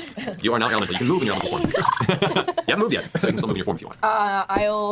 Can I levitate a little? Get in the air a little bit? Yeah, if you want. That's your A little bit. It's fabulous in the air. It's really good. No, it's really Or good. just ever so slightly levitate. Yeah. All right, there you go, Keelan. Thanks, bro. No. All right, now it's now General Order's turn. General, what did you say her name? I didn't even know it. Use your consonants, Mercer. I said General too much. Grievous. I said too much. No, that would be so happy. General Chaos. General Climate. So after taking the blow to the chest and you, it's gonna go straight for you, Rob. You're just a big old target who came forward and slammed and just dealt a crap ton of damage. Be honest, she's attracted to me as well. Probably. Yep. She turns with the floating hand and the floating sword, kind of like waving him by with the hammer. Watches as its ember rock slams over towards the Percy and Pike. Feels pretty confident. Sees you a little more of a hardier target. Points the hammer at you and says, "You will be my charge tonight."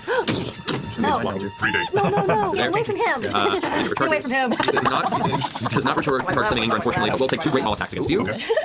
You're my charge. Yeah, boy. That is a 21 to hit. It hits. And a 23 to hit. That hits too. Alrighty. So you take the first hit 40 points of bludgeoning damage, reduced to half to 20. Okay. And the second strike, not as good a roll. Blinks with frustration. I know. 29 points of bludgeoning damage, reduced to 14. 14. So just a hammer back, whack right into your shoulder, and it kind of sends you off your feet. You catch yourself, and the impact of the blow as the hammer spins around and catches you on the other side, right in the solar plexus, almost knocking the wind out of you. You feel your feet kind of skid into the dry sand and dirt beneath your feet, and a little smile curls in the corner of your Oh, face. Miss Piggy, that tickled. Can I use retaliation to give what's good for? You've already used your reaction this Oh, you're round. not. Sorry. Good call. But next turn, I'm sure you'll be able to get it. Percival, it's your turn. As you're standing there, the presence, the heat of this creature near you, you immediately suffer 4 points of fire damage just for being in the proximity. Okay. Come back. I'm gonna try and okay. Out of curiosity, is that little trebuchet there? Is that more or less pointed at the wyvern right now? Nice liquid. More or less, you'd have to probably rotate a little bit. There is a large crank that has to be rotated to shift its direction. I'm sure that's not true. I'm going to. Is it possible that I can get this shot off in one round? It is possible if you make a strength check to get it to move to its place right now. You're right. But it's up there. It's not like I've got a lot of options here. Like everything's kind of going pretty iffy as it is. So let's. So you're ignoring the bird for now and you're going for trebuchet against the wyvern? Yeah, there's honestly not a lot I can do about the bird right now. Okay, So I'm going to try. Is the bird? If I try to run from the bird, is it within striking distance of me? Or? You don't know. Okay, well, hardly matters. All right, let's. This hardly matters is kind of the name of the game. I'm going to see if I can get this. I guess I'm going to make a strength check to try and. Okay, go for it. Make a Oh, strength no. check. Standard strength check. Come on. You can do it, Percy. Adrenaline kicks in. Oh! Wait. No, I'm burning my Damn it, Gil. my resolve. Damn it, Gil. Saving throws. What? Ready your character? Is it just saving throws? It's only for saving throws, not for. Oh, okay, so I'm not burning that then. Then that does not do anything. What'd you roll? I rolled a 2, so I got a 3. Yeah, no. You go and you grab the ratchet, and it just stuck. It begins to shift a little bit. You're not sure if it's gonna line Then up. I'm going to jump over that thing and run into the tent because I'm goddamn useless right now. Okay. Yeah, we're at 156. So we've got about an hour left. It's very possible. Depending on how the fight goes / resolves, that we'll get through it. I'm not feeling too terrible. The headache meds have kicked in, so I'm feeling better. Yeah, I've realized that these I don't know what it is. I'm gonna have to look into if there's if I'm wearing these wrong or if there's something I can possibly do. But I think it's the really long periods of wearing the headphones. And I mean, these are nice headphones. They're not cheap. That's for sure. But it'd be, ideally I could just watch it out loud, but then there's mic pollution, and I also do have in-ear monitors, but those make my ears itch a lot. Can you do it without headphones? I've tried, and there is mic pollution. I could just have it to where whenever I pause, it unmutes my mic, and whenever I play, it remutes it. I have considered that, and if this gets to be too much of an issue, I will. But generally, this is only this is only an issue when there are other issues. So it's not like consistent enough that I've really given it a ton of thought and effort, if that makes sense. So, we'll see. I've also, like I said, I've got headphones and in-ear monitors that I could use. They're back there for this very issue. I just like wearing headphones for several hours. Yeah. Normally it's not too bad. I also think I need to get my hair thinned because right now my hair is so thick. I think this is also a factor in it that I could solve. But my hair is so thick right now that where the headphones press it into my head, it puts more pressure on my head than below my ears. So I have to try to move my hair out of the way, but that can only do so much. Because I'm getting the headache right here, theoretically right where my hair is compacting. So I also just need to go and get a haircut. But that is I've lived in Chicago for nearly 2 years at this point. I've never gotten a haircut here. Any amount of hair work that I have done, I've done myself. Because I am a cheap bastard. Which is, how I can afford to live. Is I'm very, very cheap. But I did invest in some things. Ironically, depending on various biological factors, better headphones can be worse. Delightful! Awesome. Yeah, it's their dynamic range can be more stressful on your ears or some shit like that. I'm not a huge audiophile, so I was most comfortable headphones for streamers. And I found these. And like I said, they're comfortable 90% of the time. It's because I'm not sleeping well. My sinuses are all fucked up because of the allergies. A lot of little things kind of building up. You know what I'm saying? Proper isolation that is stronger and better headphones can really mess with some people. Interesting. Yeah, these they are pretty light, but buy a weighted hat to train your neck muscles. Yeah, fucking leg or arm weights. Exactly the same concept. The guy with a small ear part or no big coverage. Oh, I know what you're talking about. Yeah, I mean, I know that's it's why a lot of streamers just earbuds. Earbuds. I have very pointy parts in my ears. I don't know if you can even tell, but a lot of the interior of my ears are very pointy, and that bugs me on headphones or on buds after a while. With his luscious looks, how will Paige climb up the window? Look, I'm not even talking about getting length off. I'm just talking about getting it fucking thinned. I used to get my hair thinned even when it was shorter. Because I used to grow it out to I would get it buzzed, and then I would let it grow to my ears. No one really has. Somewhere between Liam and Matt's length. That would take that would take a substantial length of time. You could measure it in months. But every other week I had to go in to get it thinned. Because when it's that short, if I didn't get it thinned, it would poof up into an afro. Which did not look great on me. But no, I need to get this all thinned. It would also, frankly, it would also look better if I got it thinned. But what are you gonna do? Car sickness is because your brain gets confused about if you're in motion. Oh, same thing when the headphones isolate you from the real world. That's why I have fucking mic monitoring. Half of the reason I got the amp that I did for the mic is because it immediately feeds it back into the headphones. I get so it's so hard for me to monitor my own voice if I don't have mic monitoring. Crazy enough. So I get that. I hate not being able to hear the world around me. Hate it. I had an undercut for 3 years. That was a little less weight. I've considered an undercut. Yeah, because it's a little bit less weight. It's a little bit cooler.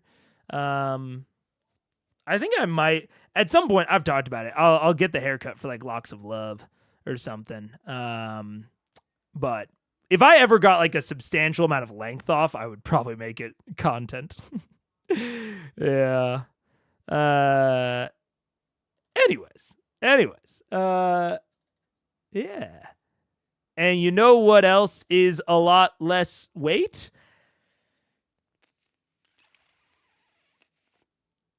Oh, come on, I can get there.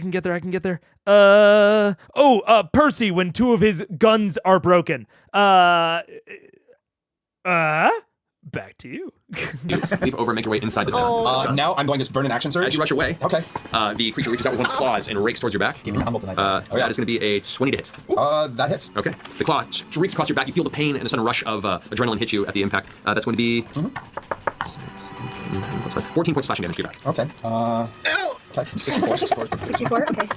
10 points of Question. Yes. So are we inside the fort walls? You're inside the outer walls. This is the actual front of the fort itself. We're inside the outer walls. So the ones that we're trying to go through that door, we're trying to get through the inner walls?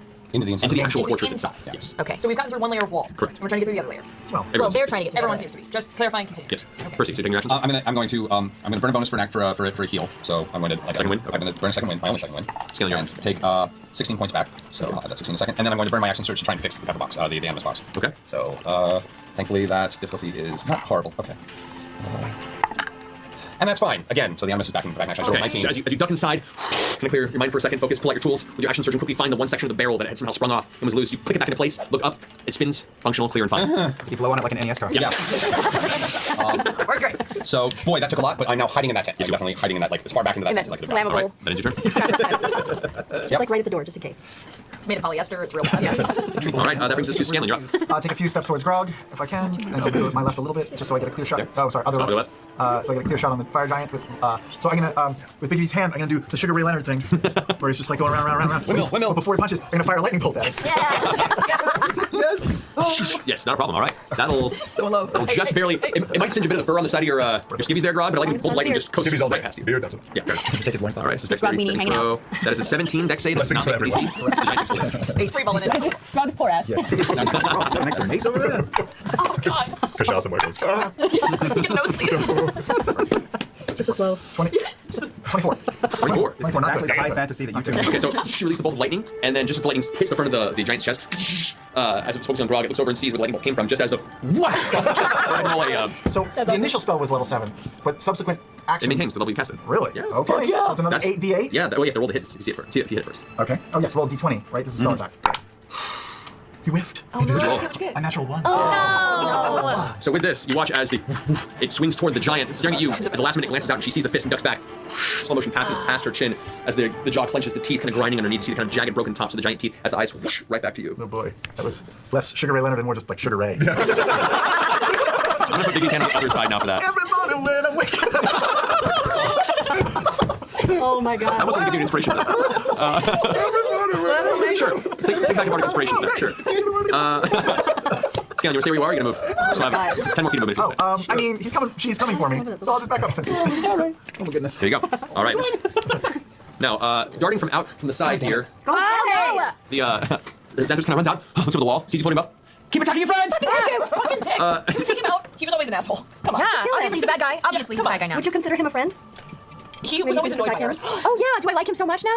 Oh, he's great. He's my friend. Well, I mean, None. you are considered charmed by him, so yes. He's my friend. Cool. Yeah. Seems like an ally at this point. All right, focusing on that, keeping you informed with that with these But Vex connection. doesn't have any redeeming qualities. I love him. He's my best This is friend. the first time we're hearing of Xanthus this. is my best friend I'm so forever. confused. You don't know like she does. We spent a lot of time together. I know. Okay. Is going to look down and She only collects details. You know when you get him out of a crowd? points his finger across, and a beam of reddish energy comes coursing to the ground and explodes right there in the center of this area. Actually, right in the center with fire elemental. So you plus force with any Grog, Scanlan, and Keyleth all make dexterity saving throws. Cool. This guy's the worst. technically magic. This is a fireball. I use my arrow. Oh, Natural attack. nicely Oh, done. that's ouch. Disadvantage on ability checks, not saves. It's not 11. Okay. Intelligence, Okay, that's full damage to Keyleth and Scanlan, half damage to Grog, as this is a 5th level fireball. 5th level fireball. Yeah. Who did this? Little punk over here that Like top McGee up went on the down wall. the side and came out How the was other. that? Wait, is that Xanthos? Xanthos, yeah. Okay. Does that break his like? It's not concentration, no. No. I know a lot about magic, you guys. 33 points of fire damage to Scanlan, 33 points of damage to Keyleth in elemental form, and 15 points of fire damage to Grog. No. And after firing it, he kind of ducks down to the side, and he doesn't do much, he still has partial cover while he's behind the top of that wall right now. Sucks. What? What a doucher. I like him, you guys. I think he's great. That ends his turn. Pike, you're up. At the beginning of your turn, due to the proximity of the heat of the bird behind you, the giant ember rock, you would take 8 points of fire damage, but it's reduced to 4 because of your armor's fire resistance. Yeah. 4 points of fire Yeah. Done, done. So, I have a quick question. Yes. So the thing that Percy was trying to do, the trebuchet, did it not work because it wasn't? So I'm weak. You're weak. Okay. You're strong. I want to try to give it a go. Okay. By the way, your sword should have attacked last round when you summoned it, so go ahead and make a spell attack with it, just to totally forgot about that. What do I roll? So roll d20 and add your spell attack modifier. Okay. Your next roll. Ooh, 28. That hits. Go ahead and roll the damage for your spiritual That's weapon. 2d6? That is 1d8 plus 5. 8. Alright, so an additional 8 points of damage to the giant. Okay, so continue with your turn. Okay, so I'm gonna try to. Alright, so as you see person after reach up, go make strength check. Okay. You got it. 12. 12, okay, that's fine. Yeah. You grab it, and it takes a second, but you begin the wench to move around as it does begin to rotate. How far are you rotating it? Who are you aiming it towards? I'm gonna point it right at the firebird. Okay, as you pull the wench around, and there's a little trigger underneath as you get it in place. That's kind of holding it. That's Pike. Trebuchet. The sudden momentum of the this is directly inertia to momentum. The device spins over top and lobs this large boulder within this giant sling over and slamming right towards the face of the ember rock. That's an 18. Go ahead and roll 4d12 damage. Here, here's Heavy 4d12. duty. D12s. Does this that's Yeah, a siege 12? weapon, Yeah, man. so that's 4d12. This is 4d12. It's meant to destroy walls. Wow. 17, 27. 27. 27 points of bludgeoning damage to the ember rock's face. It slams in the rock, just breaks across its skull. It kind of head rears back from the impact and stumbles back a bit, shaking its head. You see part of its beak is cracked now from the impact, and it currently is like kind of blinking its eyes, shrieking. Oh, buddy. No, it's trying to kill your friend. Wait, are we attacking him? No, he was our You friend. can still move if you like, and you have your bonus action too. Fantastic. Okay, so bonus action. Is there only one charge on that thing? Or can I keep doing it or no? Every round, it lasts for a minute. Okay, so well, I guess for my bonus action, I'm gonna cast Shield of Faith on Percy. Okay, for the spiritual weapon, just so you know. Oh, they put concentration. Shit. Well, no, it's not concentration, but you can choose to use your bonus action to have the sword attack, Oh. or cast a spell, and the sword just does That's nothing. not Stays really there. help. I'm gonna use the spiritual weapon. Okay, so the bonus action, the Sorry, sword towards the giant or the bird? Towards the giant. The sword swings out of the way and rushes up, arcs through the air. Roll another spell attack. 16. 16 is not I'm hit. gonna use Guided Strike to add 10. Okay. Oh, but no, I don't want. It's too late to retract that. I don't want If to you want use to, that. if you want to, for something prefer not to, you bigger. can do it. Something bigger than the fire? No, it's only bigger than the spiritual weapon. It's only the one damage. I got you. Yeah, I mean, you do not have to. It's up to you. No, it's okay. No, I'll okay. wait till So yeah, so the later. blade arcs over and it slams into the armor of the giant. The giant kind of shrugs it off, no damage. You just couldn't quite impact against the creature's flesh. Okay. You still move with blade. I'm gonna stay. You say that? Yeah. Okay. The trebuchet is expended, by the way. It would have to be loaded, and to load that thing, it takes quite a few people, so it's just so you're aware. Probably not going to be usable again in this battle. Okay. There are other weapons in the field. Everybody to the trebuchet. Leave hope. All right, that's my turn.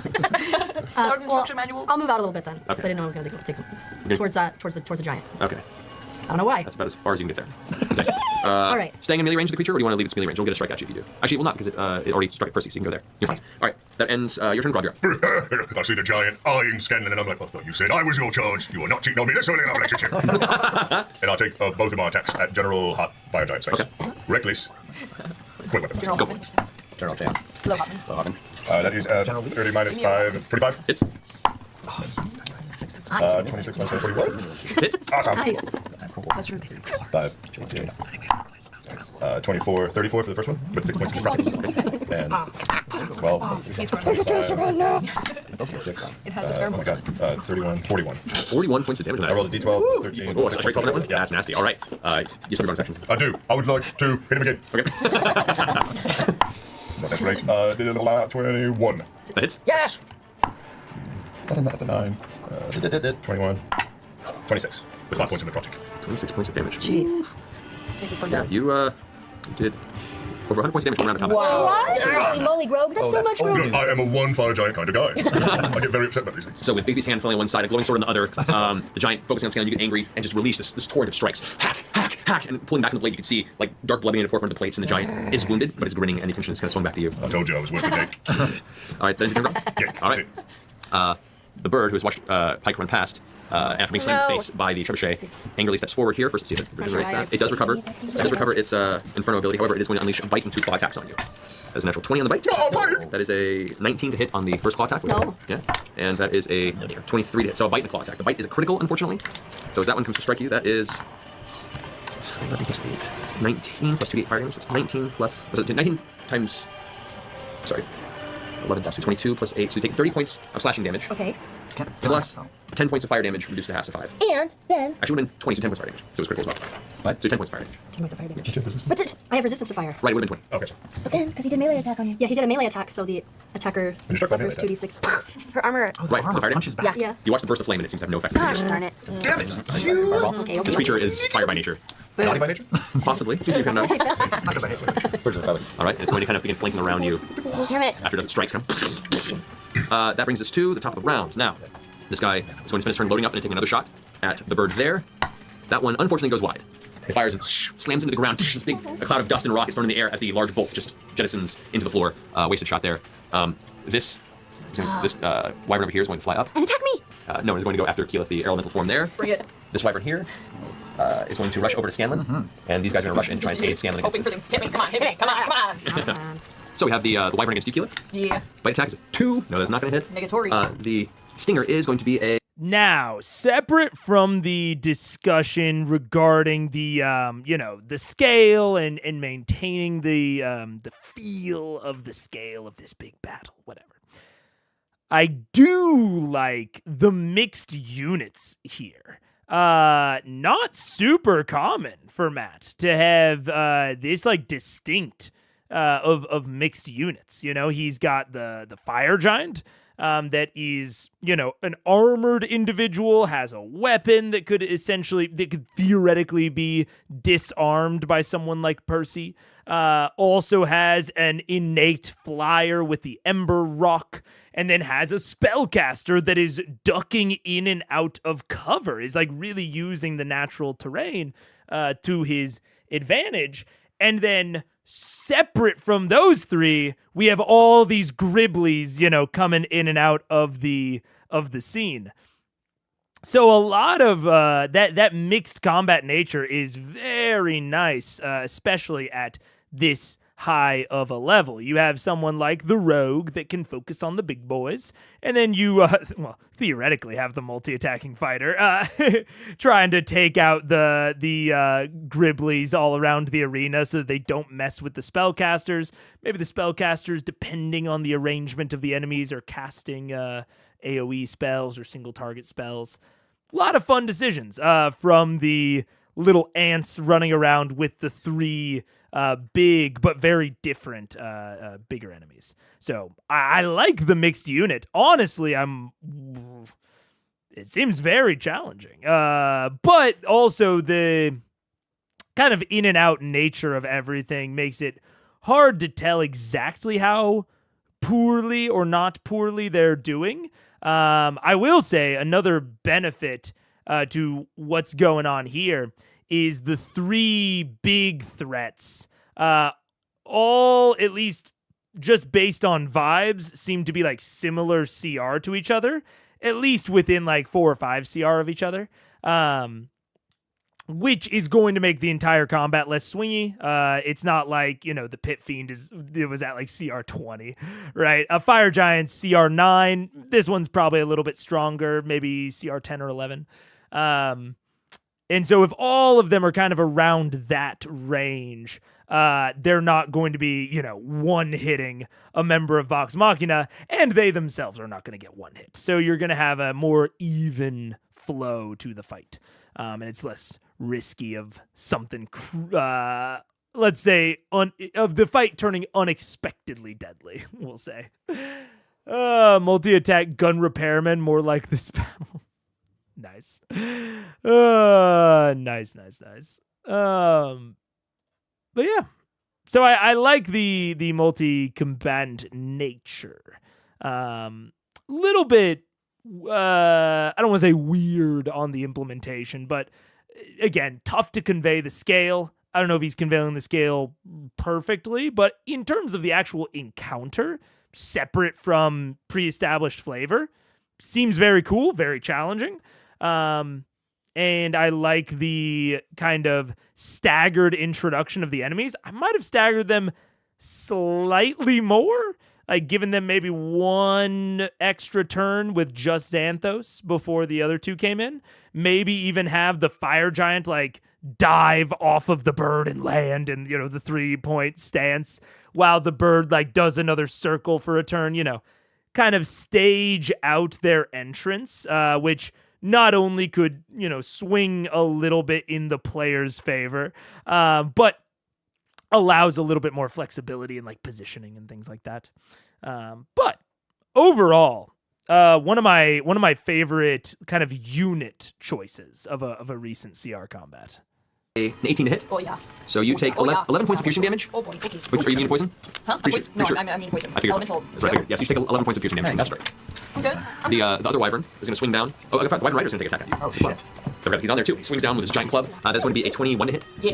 You suffer Yeah. 6 plus 3, 9 points bludgeoning damage Alright, from the wyvern rider. You, Scanlan. The wyvern is going to strike you, both with its bite.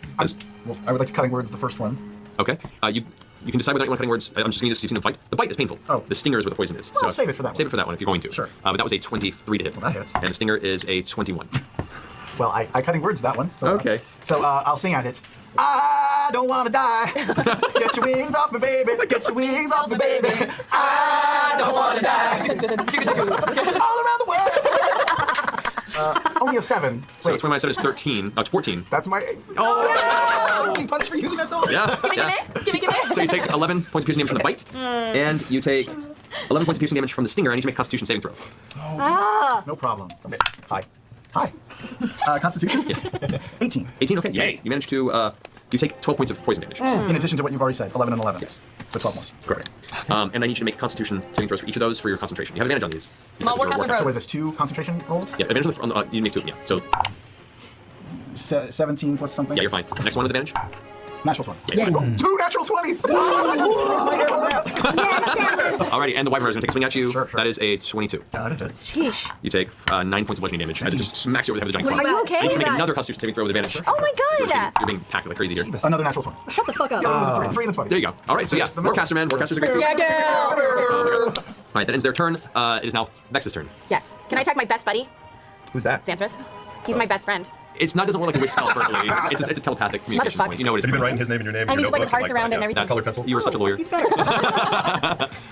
No, for this I'm gonna say you're gonna keep taking shots at Grog. Now, there are lots of people to choose from. She doesn't have to pick the most handsome. Hey, Grog, Yes. what's your AC? Why would you do Because I got a 26 and a 29. Yeah, Or 28. you get hit. And the first one is sneak attack damage because technically you are working on. She just Boromired your ass. Oh no! Not Boromir. Oh, are we gonna die? Boromir was my We're so favorite. fucked right now. No. Scanlan, run in the tent. 17 What damage? piercing damage. With the sneak Good half. Huh? With these Yeah, that's with the sneak attack. Okay, so that puts you at 8 points of piercing damage. And then 4 lightning damage. So, Oh, that's just the first attack. Oh no! I'm sorry. that's like struck it out. Has no one noticed that she's doing this yet, by the way? Has no one has commented that she's doing this? Well, now I'm going to catch on. 20 on the second attack. I have So to actually vocalize that. 10 damage on the second plus 3 lightning. Okay, that's fine. As long as someone's taking care of it. 25. I'm keeping track of this. Oh shit. Okay. Where are you at? Oh, I'm good. All right, that ends. I'm Vex's gonna turn. Wanna go move or because stay? we don't get a break because we're fighting. I guess she's not Stay down. All right, Max, you're up. All right, I want to do a little mini curve and go 2 squares this way, and on the way I want to throw, as a bonus action, throw my flame tongue dagger at my sister. We're close to the possible break point. I think we're good. We're fine. I think we're gonna push through. I think we're fine. Okay. Yeah, I think so. Here we go. Especially as the combat has gone on, there's less to talk about. The introduction of the units, generally how things go. There's probably gonna be more to talk about right at the end, but in the middle, it's less talky. Ooh. That hits. That's a 29. So she takes a total of 7 points of damage Okay, from that. Go ahead and mark that on our sheet for her. Okay.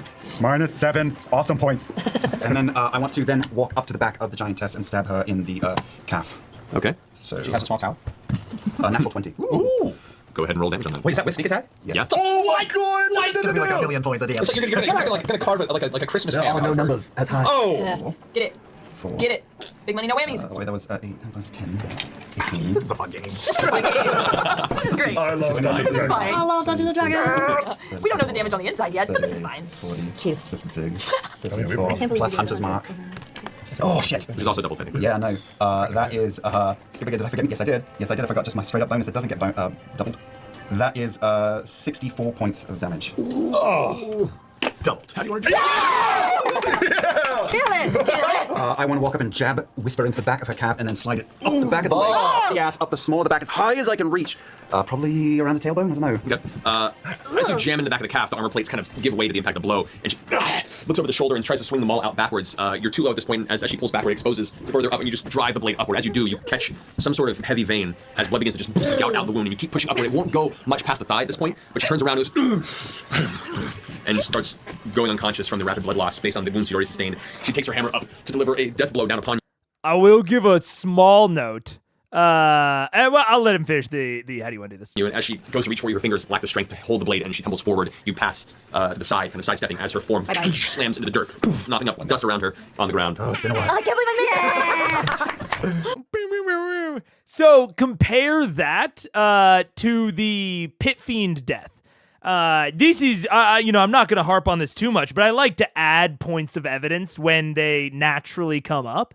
And we were talking about when the Pit Fiend died, that how unexpected it felt, at least to me. And I think there is really something to be said for narrating bloodied.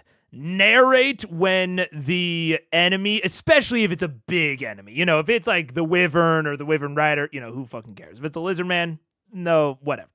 But if it's a big enemy that has been taking multiple hits over multiple turns, I think this is really sinking into my brain that, I did not find this unexpected at all, because Matt had already narrated, the blood gushing out of her armor, but she, turned around with a grin, whatever. And despite her attitude towards it, we got some active narration for this really big combatant that she was, that we were probably halfway through.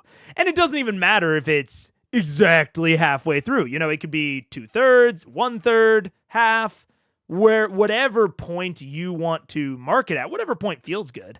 Giving the players a sort of feeling of progress through those big health bars is really going to help the ending hit feel more natural, I think.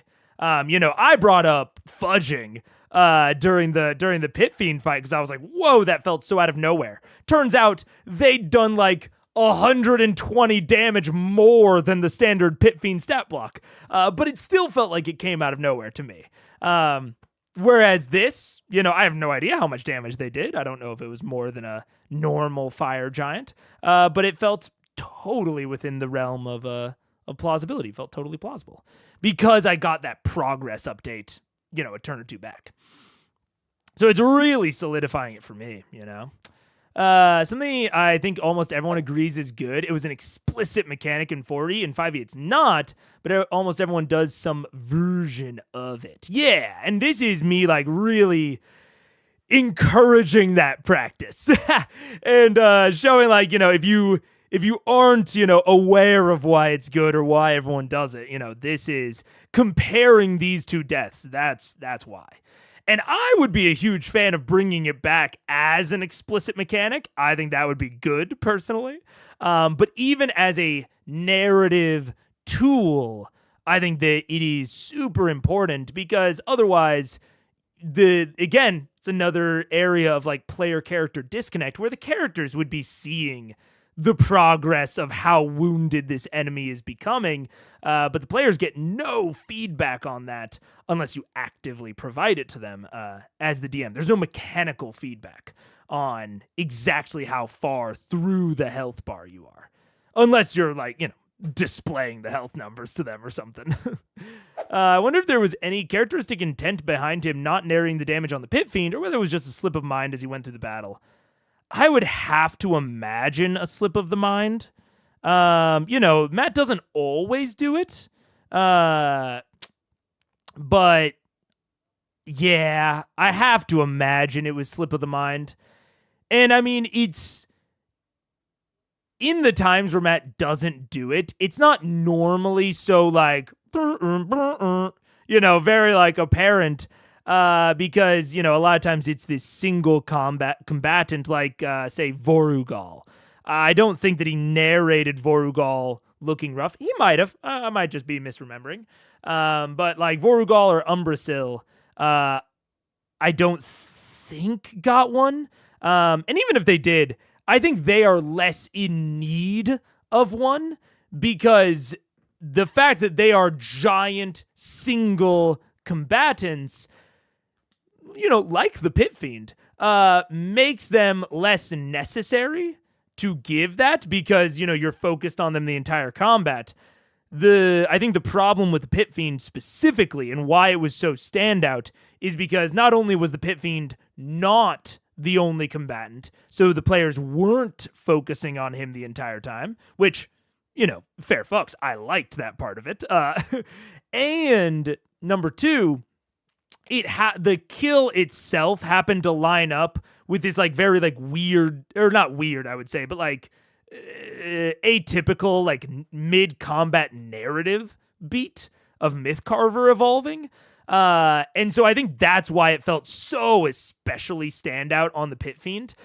Normally, I think it can more fly under the radar, especially if it is in like a single combatant where they're focused on them the entire time. Then they're more able to like grok how much fucking damage they've done to it if that's all they're focusing on the whole combat. But if you start splitting their attention, more of that feedback I think is necessary, or at least maybe not necessary, but like we'll feel better. But all that said, I think it was probably just a slip. I think it was probably a slip. At the end, it seemed like he didn't want them to run and was trying to encourage them just to finish it off. That suggests to me he wasn't trying to hide it from him. Yeah, I can see that. But yeah, it's very interesting to like compare the two cases. And again, why I love like talking about this stuff. I can make talking heads all day, and I want to go back to making more talking heads. I think the few that I've made weren't like the best. I think I could do a lot better. But talking about these sorts of concepts in like a talking head that's totally separated from anything else is so much harder than talking about it like with Critical Role with like these concrete examples. That's why I love doing this show, man. It's so great. I also think I'm a little bit not giddy, but I'm a little bit more psyched than normal about the show because we're back into the actual plot. Let's go. We're back into the actual Chroma Conclave. Hell yeah. Yeah. Vex, I need you to go ahead and roll a wisdom saving throw because I stabbed you. Yeah. Come on. Roll low, roll low. Oh, big. Roll low, roll low. Oh, ready, roll high, roll high. Wisdom saving throw. 15. 15 does not make it. However, technically, and fall 4, you don't have advantage because it is against a person who's not your ally. You're fighting your allies. So. That's even worse. Yep. You are still dominated. Sorry. Dominated? But at least you lost some hit points. Yay! Settled. I made it. All right. So that ends Max's turn. Keyleth, That's on you. Okay, so for the ones down, I've got the I weapon in my appreciate face. the effort. You do, yes. Good job. And the Wyvern Rider. And the Wyvern Rider. I'm going to do 2 slam attacks. Into the Wyvern or the Rider? What looks worse? The Wyvern. The Wyvern, then. Yeah, the Wyvern Rider hasn't really been hurt. I'm going to take out the Wyvern. Okay, go for it. Roll 2 strikes. Okay. Okay. That is. What am I adding? Hang on. Sorry. I'm the worst. Oh, plus 5. Okay. Okay. So the first one is 18. 18 hits. And the second one is not as good. Plus 14. 14 also hits. Really? You don't have a high armor class. Oh, so they each. They've got a fair amount of hit points for their size, but their armor class isn't huge. Okay, cool. So the first one. Celebratory That's good. That's good. 13 plus 5 is 18 for the first hit. Okay. And 4 plus 3 is 7 plus another 5 is 12. 12 for the second. Gotcha. All right. And then I'm going to use a bonus action. I have never done this before. I'm going to use a bonus action as a Circle of the Moon Druid to use a my 1 spell slot to heal 1d8 hit points. Okay, go for it. Ooh, 7. That's good. Alrighty. So as you slam the Wyvern twice, whack, whack, you can see it's being buffeted. Its wings are like trying to keep up just from the sheer amount of wind that's swirling around it. The blows are almost knocking the rider off, and he spent most of his round just trying to hold on to it. It's looking pretty rough. Like it's barely keeping itself up in the air, but it's still standing in front of you. Awesome. All right. That is your turn, Keyleth? Yep. All right. I'm going to keep him locked down. Okay, it's not the general's turn. The general is currently dead. Yeah. Personally. I'm going to peek out the tent, just one step. I can see that the wyvern, that I can take a look at the field, and I see that... Sorry. Wow. Jesus. Well done. Natural Okay, so one. that's happening. But I can see that we have a problem with Scanlan, so I'm going to take some shots at the creatures that are attacking Scanlan. Okay. So I'm going to attack the wyvern, not the rider. Okay. First shot. Actually, you know what? I haven't tried this yet, and this could be fun. I'm going to try a piercing shot and see if I can hit the rider and the wyvern. I will say that yes, you can. So you can the same space. So starting. Also, another comment or sort of rationale of why I'm generally more of a fan of multi-combatant encounters as opposed to single combatant encounters is because there's a more natural feel of progress, and there's a natural acceleration into the end as the players receive less damage and they are dealing more damage to more and more focused targets. Things start to die quicker, and the quicker that things die, the quicker the next thing dies, and the quicker the thing after that dies. And there's kind of this snowball into the end. Yes, depending on the setup, the very ending can sometimes feel like cleanup. And I think that little gribbly enemies fleeing can be somewhat of a way to address that. But broadly, I like that acceleration into the end. I think that feels a little bit better, and it keeps the players a little bit more engaged, personally. There are also entire abilities / spells that only works on / are way more powerful in multi-combatant situations. Not enough, or not having enough depowers / discourages those abilities. Yeah, and you have to have a mix. But my general preference, like, it is very, very rare that I run a truly single combatant encounter. The lowest I will generally go is 2, because even 2, it allows for, double the variety. But it also it captures that acceleration. And I think it gives the players, again, that feeling of progress, and that feeling of, again, accelerating into the end, even if it's only 2 combatants. And then, if you get bigger and bigger, even a 2 combatant doesn't really play into a fireball's huge strength. The fireball is at its strongest when you're using against 5 or 6 people, right? As many as you can fit in the blast.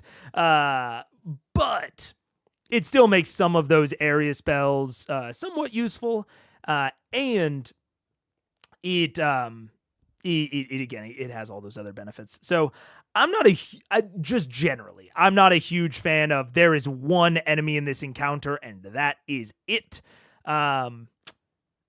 If I am running a combat like that, I'm probably doing a lot of work to the environment to make the environment almost like a second actor or a third entity within the combat. For all the reasons that I've listed. This is just speculation, but seeing as Laura ducked under the table twice, I think they moved their tables closer to the backdrop. If they did, no idea why they felt like they needed to. Yeah, it is kind of interesting. I don't know why they would either. Weird. Single combatant abilities work just fine in combatant situations. Multi-combatant abilities are virtually worthless in single combat.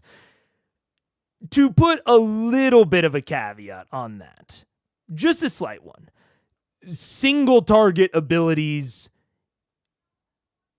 do have theoretically reduced effectiveness in multi-combatant situations, assuming that we're comparing 2 balanced options, a multi-combatant situation that is just as challenging as a single combat one.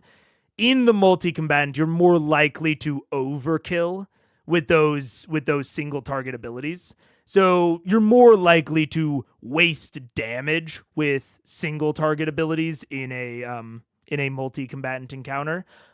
That said, that is much less of a nerf and detriment than the flip side of that in how much fucking damage multi-target spells and features and abilities lose in a single combatant situation. So there it's definitely not a an equal equivalency, but that is a consideration, and why I like to vary my combatant counts from like 2 to 10 a lot of times. On paper that's true, but overkill usually feels awesome. Very good point. Very good point. Overkill feels way cooler than casting an AoE on a single target. Even though theoretically you're reducing the effectiveness of both, one is definitely has a higher quality of feel to it than the other. Very, very true. Wyvern, and then, all right, so that's a.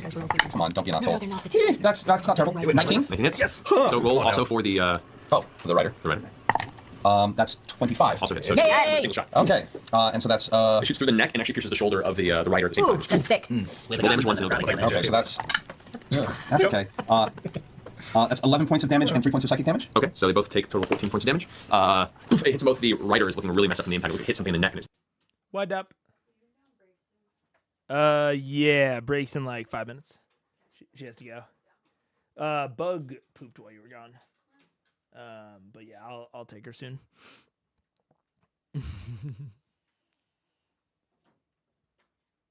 Oh no, they're being hellions. I could tell by the look.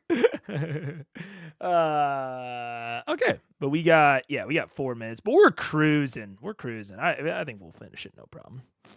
Dungeon bleeding onto its chest and it looks a little dazed from the impact of the wyvern. Is hurt and wounded, and the other guards are still like stabbing at it with their weapons, so it's not quite a death's door, but it's looking pretty. I'm going to take another double shot at the two of them. Okay. That's 26 to hit. Hits, all right. And then the second one, which jumps, is 30 to hit. Okay, so roll damage, and they both take the next hit. Okay, and then better. 15 points of normal damage, 3 points of psychic damage. So 18 total. This time, as the wyvern rears up from the damage from the first attack, the pain causing it to kind of like put its wings out and puff up, it goes through the wing and just takes out the temple of the rider. The rider is immediately killed and falls off the back. See ya. Which means I still have one shot. While the wyvern is like now in the process of trying to get its wings up. It realizes how badly it's hurt and is going to flee. That's fine. I'm just going to take one more shot. I'm going to do a sharpshooter shot at the wyvern, and I'm also going to do, just to be an asshole, I'm just going to do a push shot at him. So I'm going to do a torso push. Okay. So that's double checking. Okay. Karate push. That's fucking terrible. God damn it. Again. Really? Oh no. So aim Really not going well. The same Wait, what'd you roll? mechanism. Yep. So you have a reverse Percy day. I'm having such a reverse Percy day. Let's take more damage. There is balance. And another 10 points of psychic Oh damage. jeez. This is just balancing Yep. for the Thodak fight. It's all right. And I lost that crit point because I burned that crit point on the bird. Yep. So, ow! Run back in the tent. Okay. God damn it. All right, that finishes Percy's turn. I'm like deep in the, I like halfway through the tent. Okay, Scanlan, you're up. I'm up. In a sleeping bag. Just curled up and shaking. Okay. My big hand's still working, right? Yeah. You didn't break concentration. I can move it. How far? You can move it. Move it up to 60 feet. Correct. Is that going to get back to me in time? To you, yeah. To You can get to wyvern in anything in the front of battlefield. It can go. I wanted to do a 60-foot punch on the wyvern in front of me. Yeah. Go ahead and roll. Okay. Tiger. I did well and then I jammed again. Hey, man, smells Sunny days. I've done like 30 points of damage to myself. Oh, wait, I have to do a spell attack first. I did more than that to everybody else. Yeah. No. What? 15. 15 hits. useful. Oh, okay, good. Armor class is low on the dice. Yay. So then, oh, it's like a lot. It's already up to 26. Oh. Yeah, 42. Dang. Okay. The wyvern begins lifting up in the air, trying to escape now. Its stinger like whipping out. The guards are kind of backing up, afraid to get too close, and you see Scanlan kind of concentrating. As the wyvern gets about 50 feet off the ground, Bigby's hand swoops up, grabs it, and then plants it right onto the jagged rock behind it, just piercing it. Yeah. You made wyvern juice. It weakly goes limp against the bladed rock. Sick. That Yeah. was your bonus action. You still have your action and movement if you like. And the two guards next to you are like, Whoa. congratulations, sir. Whoa. I might need it. Flank me. We're going into battle. Flank me. That actually works. So I still have an action, right? Action and movement, yeah. I should probably heal myself, right? Nah. I'll run towards the fight. Okay. Oh wait, there's a wyvern right there, isn't there? Wyvern and rider still. Ooh, I don't want them to There's kill also a me. wyvern on my ass.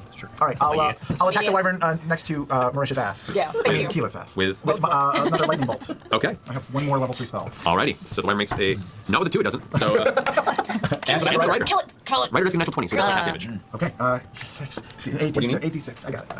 I got it. What's it like looking at this shirt mirror all night? I'm trying not to. Hey, my eyes are good. So My eyes amazing. are up here. It's a great exercise. Focus. 23. With that, the rider takes the impact of the lightning bolt and whips its head back around angrily. However, the wyvern beneath it gets blasted by the bolt of lightning and throws it back. The rider gets just enough to back, and the wyvern falls to the ground, unconscious and slowly dying. You got that wyvern up my ass. So, Six yeah, man. rider is on the ground there. The meat man. And then I use my movement to grab both of the guards and just sort of cower behind them, close them like a door. Okay, so you move behind them, guarding you right there. You now have 2 bodyguards flanking you at that moment. All right. All right, it is Xanthus' turn now? Yeah. All right, Xanthus. I mean, he's so cool, but I mean, he sucks a little bit. He's not that cool. No, I mean, he's really cool, you guys. He's the He coolest. sees the giant fall, but the firebird is still in combat, and there's other wyverns kind of It's like- floating around. Some are being taken down in the distance from the guards. It looks like the tide of battle is shifting now at this point. You guys, and helping out the guys around you, get both morale boost and kind of shifted the tide. You can see a lot of the other wyverns and lizardmen have been, for the most part, dispatched within the courtyard far around you. However, Xanthus, looking at it, seeing the circumstance, releases his hand. This is going to be towards. This is going to be against you, Vax. What's it? It's going to be a chain lightning. Who's it? So I what's will it use called? evasion, of course. That's good, that's good, that's good. Yeah. Good call on that one. Yeah. All right. Chain's a little bit of a bitch here. Float up. There we go. 6 level. Oh, no. All right, so I need Vax, Grog, and Pike to all make dexterity saving throws. Yeah, So advantage. high, roll so high. Danger set. Ashley Johnson. Yeah, I can see. Ashley Jenkins. 15. Hey, I didn't do too well. I only got 14. 17. Okay, both of you fail. What'd you get? 14. All right, all 3 of you fail. Half damage for me. What do you have to roll to succeed? I was just gonna take a turn. I know. Well, that is What do you got, hope, guys? 50 points. 5-0? 50 points of lightning damage Yeah, he did it to at a high level. Pike, Vax, and Grog. It's a 6 level spell, and it's a pretty damn high roll, actually. I hate him. So yeah, you take half that. You're alive. Oh, that's true. You're wearing your armor. If you're knocked unconscious by an attack or spell, a blast of healing flame surrounds you. That's true, yeah. You immediately regain 5 hit points. You lifted your feet. So- All hostile creatures within 15 feet of you must make a dexterity saving throw. Or take fire Take fire damage. damage. Yeah, it doesn't affect the creature. But you guys want Damn it. as the lightning, as lightning streak. Dude, that fucking I said it. That vestige is probably the best one. That vestige is great.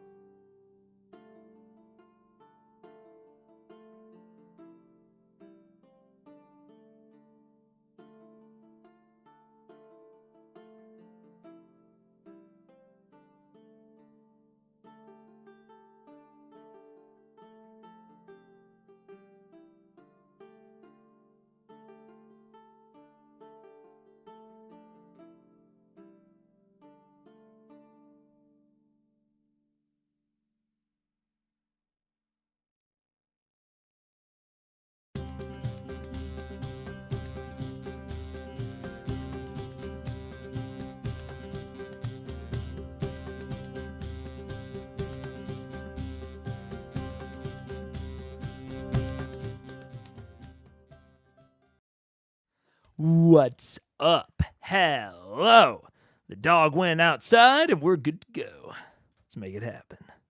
Out from the top of the wall, slams into the back of Vax. You arc up, your whole body comes seizing at the sudden burst of electrical energy, which then bursts outwards into Grog and Pike. Grog, it hits you and your muscles tense and you'll drop the axe for a second, and you reach down and push the paint and pick it back up. Pike, it slams into you, and you watch as the light kind of shines up around you, the smoke kind of emanating from underneath the plate armor, and you fall to the ground. There's a brief moment of silence, and then suddenly, this bright reddish orange energy just bursts out from beneath the armor, through the neck, through the sides of the plate, and you lift up about 3 or 4 feet off the ground before landing back on the ground. Restore a little bit of health, and this burst of flame just arcs out from around you. Jean Grey, that's amazing. I growl.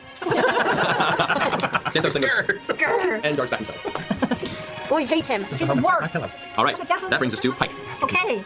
So I'm so puny with this voice. It's all right. I'm gonna do the old my tried and true pal guiding bolt. Yes. And I'm gonna guiding bolt at 5th level, right in the belly of the beast. So you're gonna turn around to this giant, angry Ember Rock and guiding bolt into the stomach. Yes. Alrighty, let's get over here for that though. All right, 5th level you said. Yes. Alrighty, that would be 8d6 radiant damage if you hit and you make a ranged spell attack. It is right up against you in a ranged format, so you're probably gonna have to step back. Take a hit. Or disadvantage to hit, up to you. Don't take a step back. I'll hit you. Maybe I'll fail. Will he get a strike of opportunity on her? He might. It's your call, or you take disadvantage on the strike because it is a ranged attack. Wait. Is it the big bird? Yeah. He might have reach. It might not be out of his range. If you're still within melee with him, you have to step out of melee to not get the disadvantage. In doing that, he might get an attack opportunity on you. Completely out of melee. Yeah. Okay, I'll I'll get get disadvantage. It's not just within 5 feet. It's getting out of the creature's ability. The creature's to hit melee. you. I'll do the disadvantage then. Okay, go ahead and roll twice. Adding a Big spell money, attack. no whammies. Adding my spell attack. Yes, you are. And then you can add your thingy to it. So 14. Okay, roll again. And then No, she does with disadvantage. That's my. I Oh, rolled with two both at the same disadvantage? That does it actually. It does? Just barely. It doesn't have a high armor. time. Ooh. Okay, so 86. Oh my god. Okay, so how many of these? 1, 2, 3. Ermiger, Diender. Oh, those are bad rolls. Let's see. Dur. 14, 17. No break time. 17. Now, one No, play. sorry. We're not for 2 weeks. Do I add anything? Just those. It's just that. Just I beat a long time ago. 22. 22 points of radiant damage against it. As you blast it, this giant flash of divine energy kind of bursts around it, causing this glittering beacon. The next attack against it has advantage, period. Oh, that's good. And you can see the creature itself, its flames are starting to flicker, but it looks angry and looks wounded. Then your turn, Pipe, you can move. Or you can bonus action with the sword towards it and attack if you want. Yeah. Alright, so go ahead and make another spell attack. Okay. That hits. Oh yeah, because you need to 14. Oh yeah, it's 1d8 plus 5 if it's higher than the last roll. Yep. 1d8 plus 5. Grog, you're up next. Yep. Now with that. Fill up the brave. Okay, it's just 11. 11? Yeah. To hit? No, 11 damage. Oh, yeah, damage, sorry. So yeah, alright, so 11 damage to the creature. Alright, so as the blade arcs past, striking again, you see the flash of divine energy. Technically they don't have advantage, I just realized, because that's the next attack against it. So Roll that again? roll a d20 again. Okay. Oh, because you get Because the critical. guiding bolt. Ooh, yeah, that hits. Okay, so yeah, it's fine. I was thinking if it was in critical or not. So another? No. No, you're fine. Oh, sorry. I Yeah, see. because guiding bolt give advantage to the next Yeah, attack and the yeah, next yeah, attack. Okay, so the beacon fades. It is now Grog's turn. You stupid big bird. I'll run over, and I would love to hit the giant flaming piece of shit. Okay. Reckless, great weapon master. Oh, the lasagna. 14 plus 31 minus 5 is 27. That hits. 31 minus 5 It doesn't matter, it 26. hits. Okay. It's fine. You have to roll a 14 or higher. Gotcha. That's good to know. Well, that's a 17. So that's 17. 17 is. Yeah. That's right. And I'll do all 3. Alright. 14. 14 hits, yeah. Sweet. So all 3 hits. Kaboom, kaboom, kaplow. Oh, 6. 20, 21. This position. 21. 31. 31. Advantages 31 above. hits. Alright. 8. 21. 24. 24. Works so well. Alright, 34.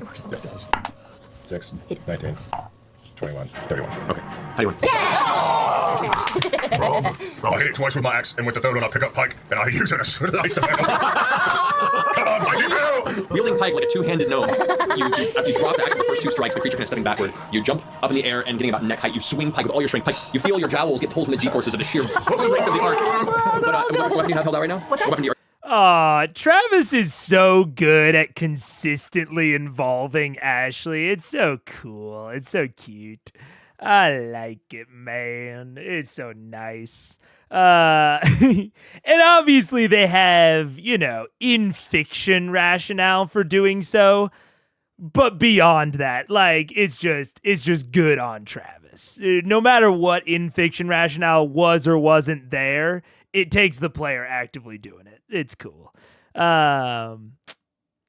Also, I'm very curious if Xanthos just runs away. I think there's a decent chance he does. Xanthas. Which is another reason I like multi-combat encounters. You can get a mix of personalities, priorities, morale. Because I have the distinct feeling that he might beat a hasty retreat. If he doesn't, what's the harm? Matt's enemies don't run. But I think there's a decent shot he might. are you using in the battle? Oh, I'm using my Mace of Disruption. So as the mace comes through, it slams into the side of the skull of the Ember Rock. As your hands go numb from the impact, the vibration shivers through your body, but you watch as the beak inside the skull just crack and cave inward with a little sound. It just falls over. Yeah! Grog, it felt like I did it. Monster, give me a growl. I'm a monster. Real far. I'm okay. And I turn around, and I look at Vex, and I like say, fucking cut it out! I say, good job, I'm gonna hit you in a minute. Oh, that's right. We still have him in turn. All right, so we go back to the first round. The two soldiers that are guarding you are like, what would you like, sir? Where are we going? They're still down the Is ground. anyone out there who wants to kill me? They're still on the ground. Down the ground. Right under there. my face. Oh, go, you two go kill that guy. I'll go somewhere else. Okay. They both use rifles. Just kill the pit thief. They get there. They get all the way up to it. They don't have any chance to attack, but they've surrounded it with weapons drawn, and they're going to probably brutalize it pretty bad next round.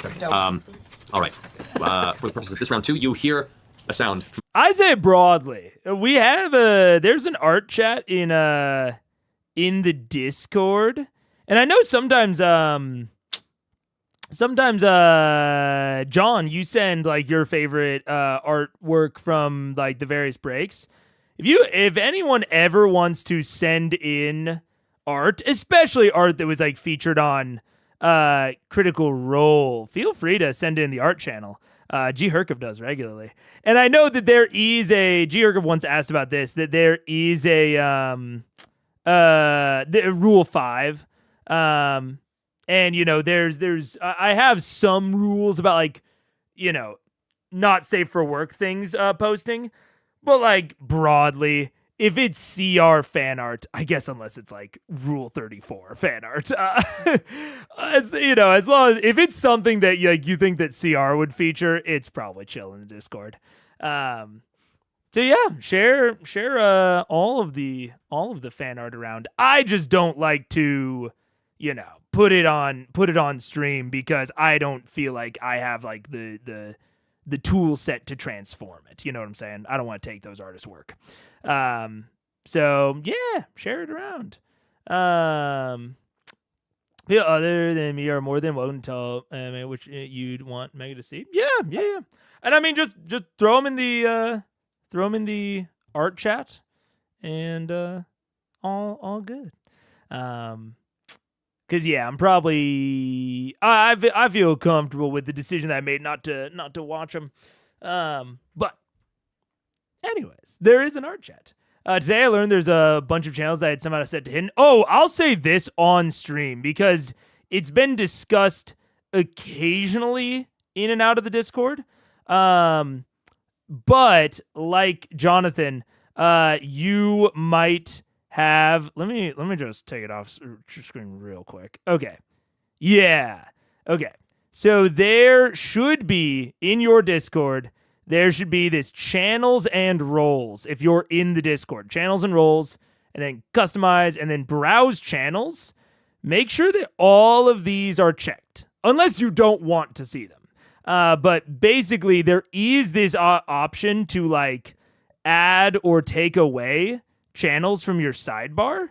And for some reason... it has to do with like how I originally set up the Discord, and then I changed it halfway through, and then I turned it back.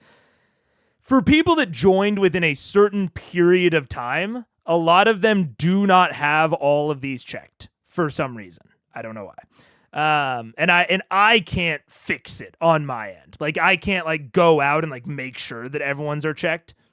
I can't even see whose aren't checked. So if you're in the Discord, and there's, you know, there might be some ones that you don't have checked, like art, like the art chat. Both of you to assume that I want to see things. Today I learned there's an art channel. That's what I'm saying, John. Yeah, exactly. Like so many people don't know. There's a storytelling chat, a hobbies chat. Yeah, there's lots of you. But I mean, Cod Dingo, this is good for even you. I know you're joking. But this is even good for someone who doesn't want to see things because they can turn off things that they don't want to see here. So yeah, this exists. God damn, do I wish that Discord would let me at least like prompt people and say like, you have this turned off. Would you like to turn it on? Yeah. Or just like reset everyone to default, you know, and then it's on me if people get mad, whatever. But yeah, that is in the Discord. Now and now we all know.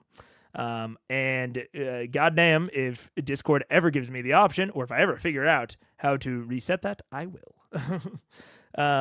But anyways.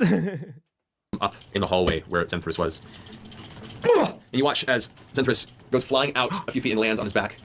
And you watch as a small brown, bit of hair comes across the giant, gleaming holy adventure. Who was this? Kima?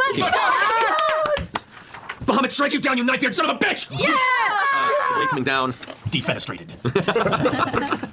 Here we go. That is a 15 to hit. That hits against his armor class. Oh, and a natural 20. That's Does he need to make a Constitution check? Oh, he will. Oh my, that's so funny, dude. Oh wait, I want to see that in real time. Whoa, wait. Wait. Let me go to 1x. Right here. If this isn't a perfect illustration of the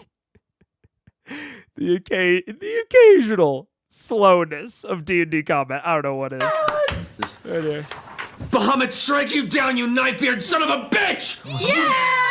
And the blade coming down. Let me very quietly roll some dice.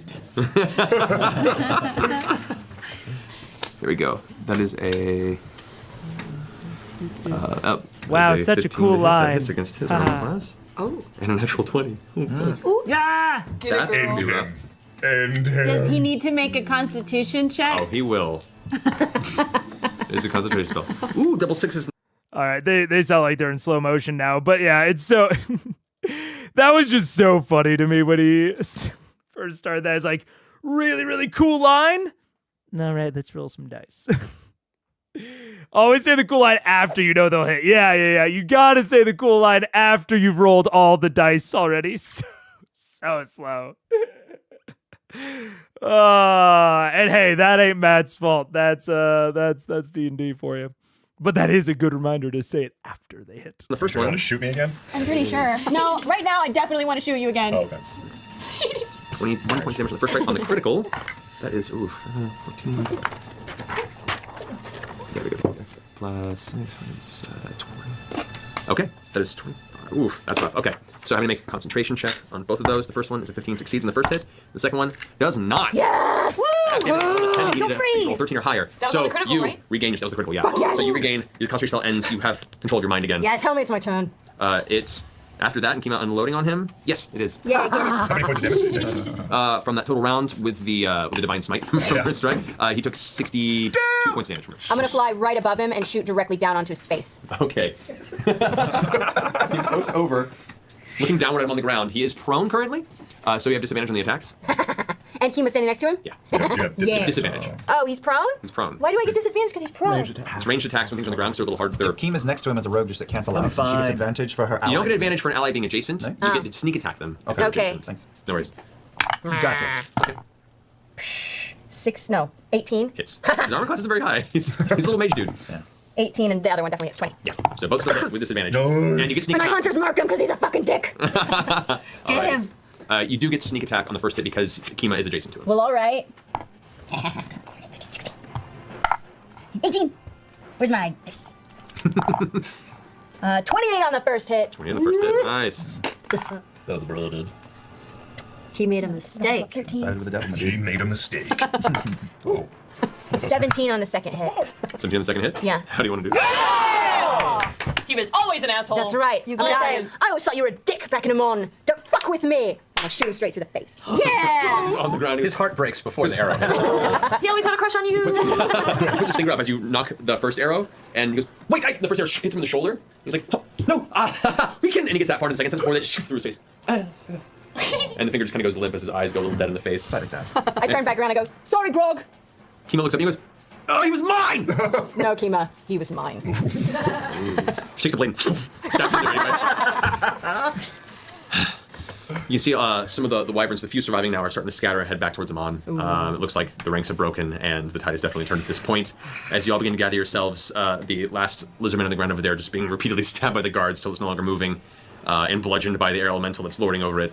You begin to gather yourselves to consider the next course of action. We're going to take a quick bathroom break. Oh, God. Here. There we go. A quick bathroom break. All right. I thought Kiva killed him. You might think that. I get that. Woo! Good combat. Good combat. It was a little bit... I was definitely, questioning it towards the beginning. Not so much in quality, but what exactly was going on here. But no, I think it turned out pretty solid. Definitely, how would I say it? Definitely, things that Matt doesn't normally do. Like, it felt like a relatively atypical combat for Matt, which was cool. I like seeing that variety. It was very cool, and gave them potentially a taste of what to kind of expect going back to Iman, especially given that I think the majority, or at least maybe this has or hasn't been narrated, but it seems like the majority of Thordak's army is like these lizardmen, wyvern riders sort of thing. And it gives us a sense that there are going to be, people of power, like the elf. There are going to be collaborators on Thordak's side. There are going to be these fire giants. So giving them kind of a little microcosm of what they might face on a bigger scale in, any sort of Iman battle, especially now that Fort Daxio has been penetrated, you might say. Two big combats in a row. Yeah. One definitely, more, I would say, pertinent than the other. Although I liked the Pit Fiends arena a lot more. But I liked everything that this combat accomplished, even if the arena was kind of boring. The adversary spread was nice, like the diversity there. What it accomplished narratively, I think, was nice. So I think broadly, I think I liked the encounter. This encountered a little bit more, even though I liked that last map. Cool. Very cool. And I'm very interested in exactly how fucked up is Fort Daxio. Well, maybe I shouldn't. I'm assuming pretty fucked up, but we'll have to see. I don't know. I mean, definitely probably weakened the forces there. But we'll see how exactly this affects Vox's thought process, right? Because they got slapped for letting, for leaving. I think appropriately so. And I am interested how that changes their thought process here. Because I think it'll change it in some way. I don't think that they will all just stand there and be like, nope, we did nothing wrong. I think that their thought process will change. It just depends on how. And I don't think if Matt wanted to discourage them, not saying he did, but if he had wanted to discourage the notion that Thordak is out to get them specifically, this did not accomplish that. I think this is definitely going to reinforce the opinion that Thordak wants their asses specifically. But now it is, how do they exactly reckon with that? How do they go about planning and placing their allies? So it's like he reinforced a certain part of their thought process. Thordak wants you. But he sort of butted up against this kind of implicit assumption that they were making of, well, he'll wait for us. He'll wait for us to bait him here, or he won't know where we are. He sort of dispelled those implicit assumptions that they were making. While, again, reinforcing that part of their thought process. So I'm interested to see how Vox's thoughts are shaped by this event, because they'll be shaped in some way. If I had to guess, they'll lean more towards Keyleth's original ideas of like spreading out their forces, putting them in multiple different locations, that sort of thing. That's what I would guess will happen. But Vox has surprised me more than once, so who knows? Matt is not letting his Thordak dungeon be ignored. Hey, yes, sir. Yes, sir. He didn't even go as explicit with it as I would have. You know, I would have had a fucking monologue there about their cowardice and craven sensibilities running from the great and powerful Cinder King. I would tell them that they need to show up at my front fucking door. Matt didn't even go that extreme with it, so they could still try to bait Thordak out. But there is another interesting thing that this combat accomplished specifically in showing that Thordak is going to send people after them. He is going to, kill a bunch of people, but he's not showing up himself. Thordak sent some lieutenants out, and I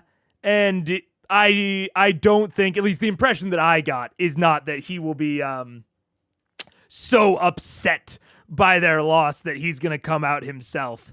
I think I would assume, if I was them, that he's probably got plenty more where that came from. And again, I'm glad that the Fort Daxio took some losses. They actually have some real consequence from that. And I think if they had been gone for longer, maybe they just show up and it's a flaming ruin. Maybe it's because they were only gone one day that they were even able to come back and kill them. I think that's probable. So yeah, I think they're going to that Thordak dungeon, or they have to really put their heads together about how to lure Thordak out. Other than I can't think of how they would lure Thordak out, truly. I mean, maybe they will. And that is the ultimate thing. It's like either they go to Amon, which I think this is what this is encouraging them to do that. Or they have to really put their heads together on a reasonable way to lure Thordak out. Because clearly he's not coming out by default. With this many players, I would want clarity over interesting. Nice to have both. Yeah. I agree. Vex winks at him. Thordak surrenders. Yeah. Oh man. But yeah. It was good. I think it was a narratively very appropriate combat. Honestly, wasn't even as harsh. Like I said, not as harsh as I would have made it. But that's fine. That's fine to take it easy on him. The Pit Fiend fight was way harsher than I would have made it, so it balances out. And I'm excited to see what comes next. Especially after this, I'm very interested. I've already said this, but I'm interested in seeing their thought process and what this pushes them to think. Because this is definitely dissuading them from certain courses of action, which is important to do as a DM. But you never quite know what's going to fill that void. You know what I'm saying? Like, if you dissuade them from doing a certain thing, they're going to choose to do a different thing instead. And when you are mostly dissuading and not like actively encouraging, some other course of action, you don't quite know what they're going to slot in, what they're going to replace that with. And a lot of times, you can kind of only do one at a time, unless you're really clever about it. It's often hard to encourage and dissuade at the same time. So I think it's appropriate here that he was focused on dissuading broadly certain behaviors. But we'll see what Vox Machina replaces that with. But that said, I'm going to hit it. I'm going to say goodbye. Thank you so much for joining. That was a good one. And I will see you all on Sunday. Maybe sooner? Probably not. Probably not. Split fiction maybe sprinkled in there, but probably just next Sunday. And with that, goodbye. I hate the end of stream. It's the worst.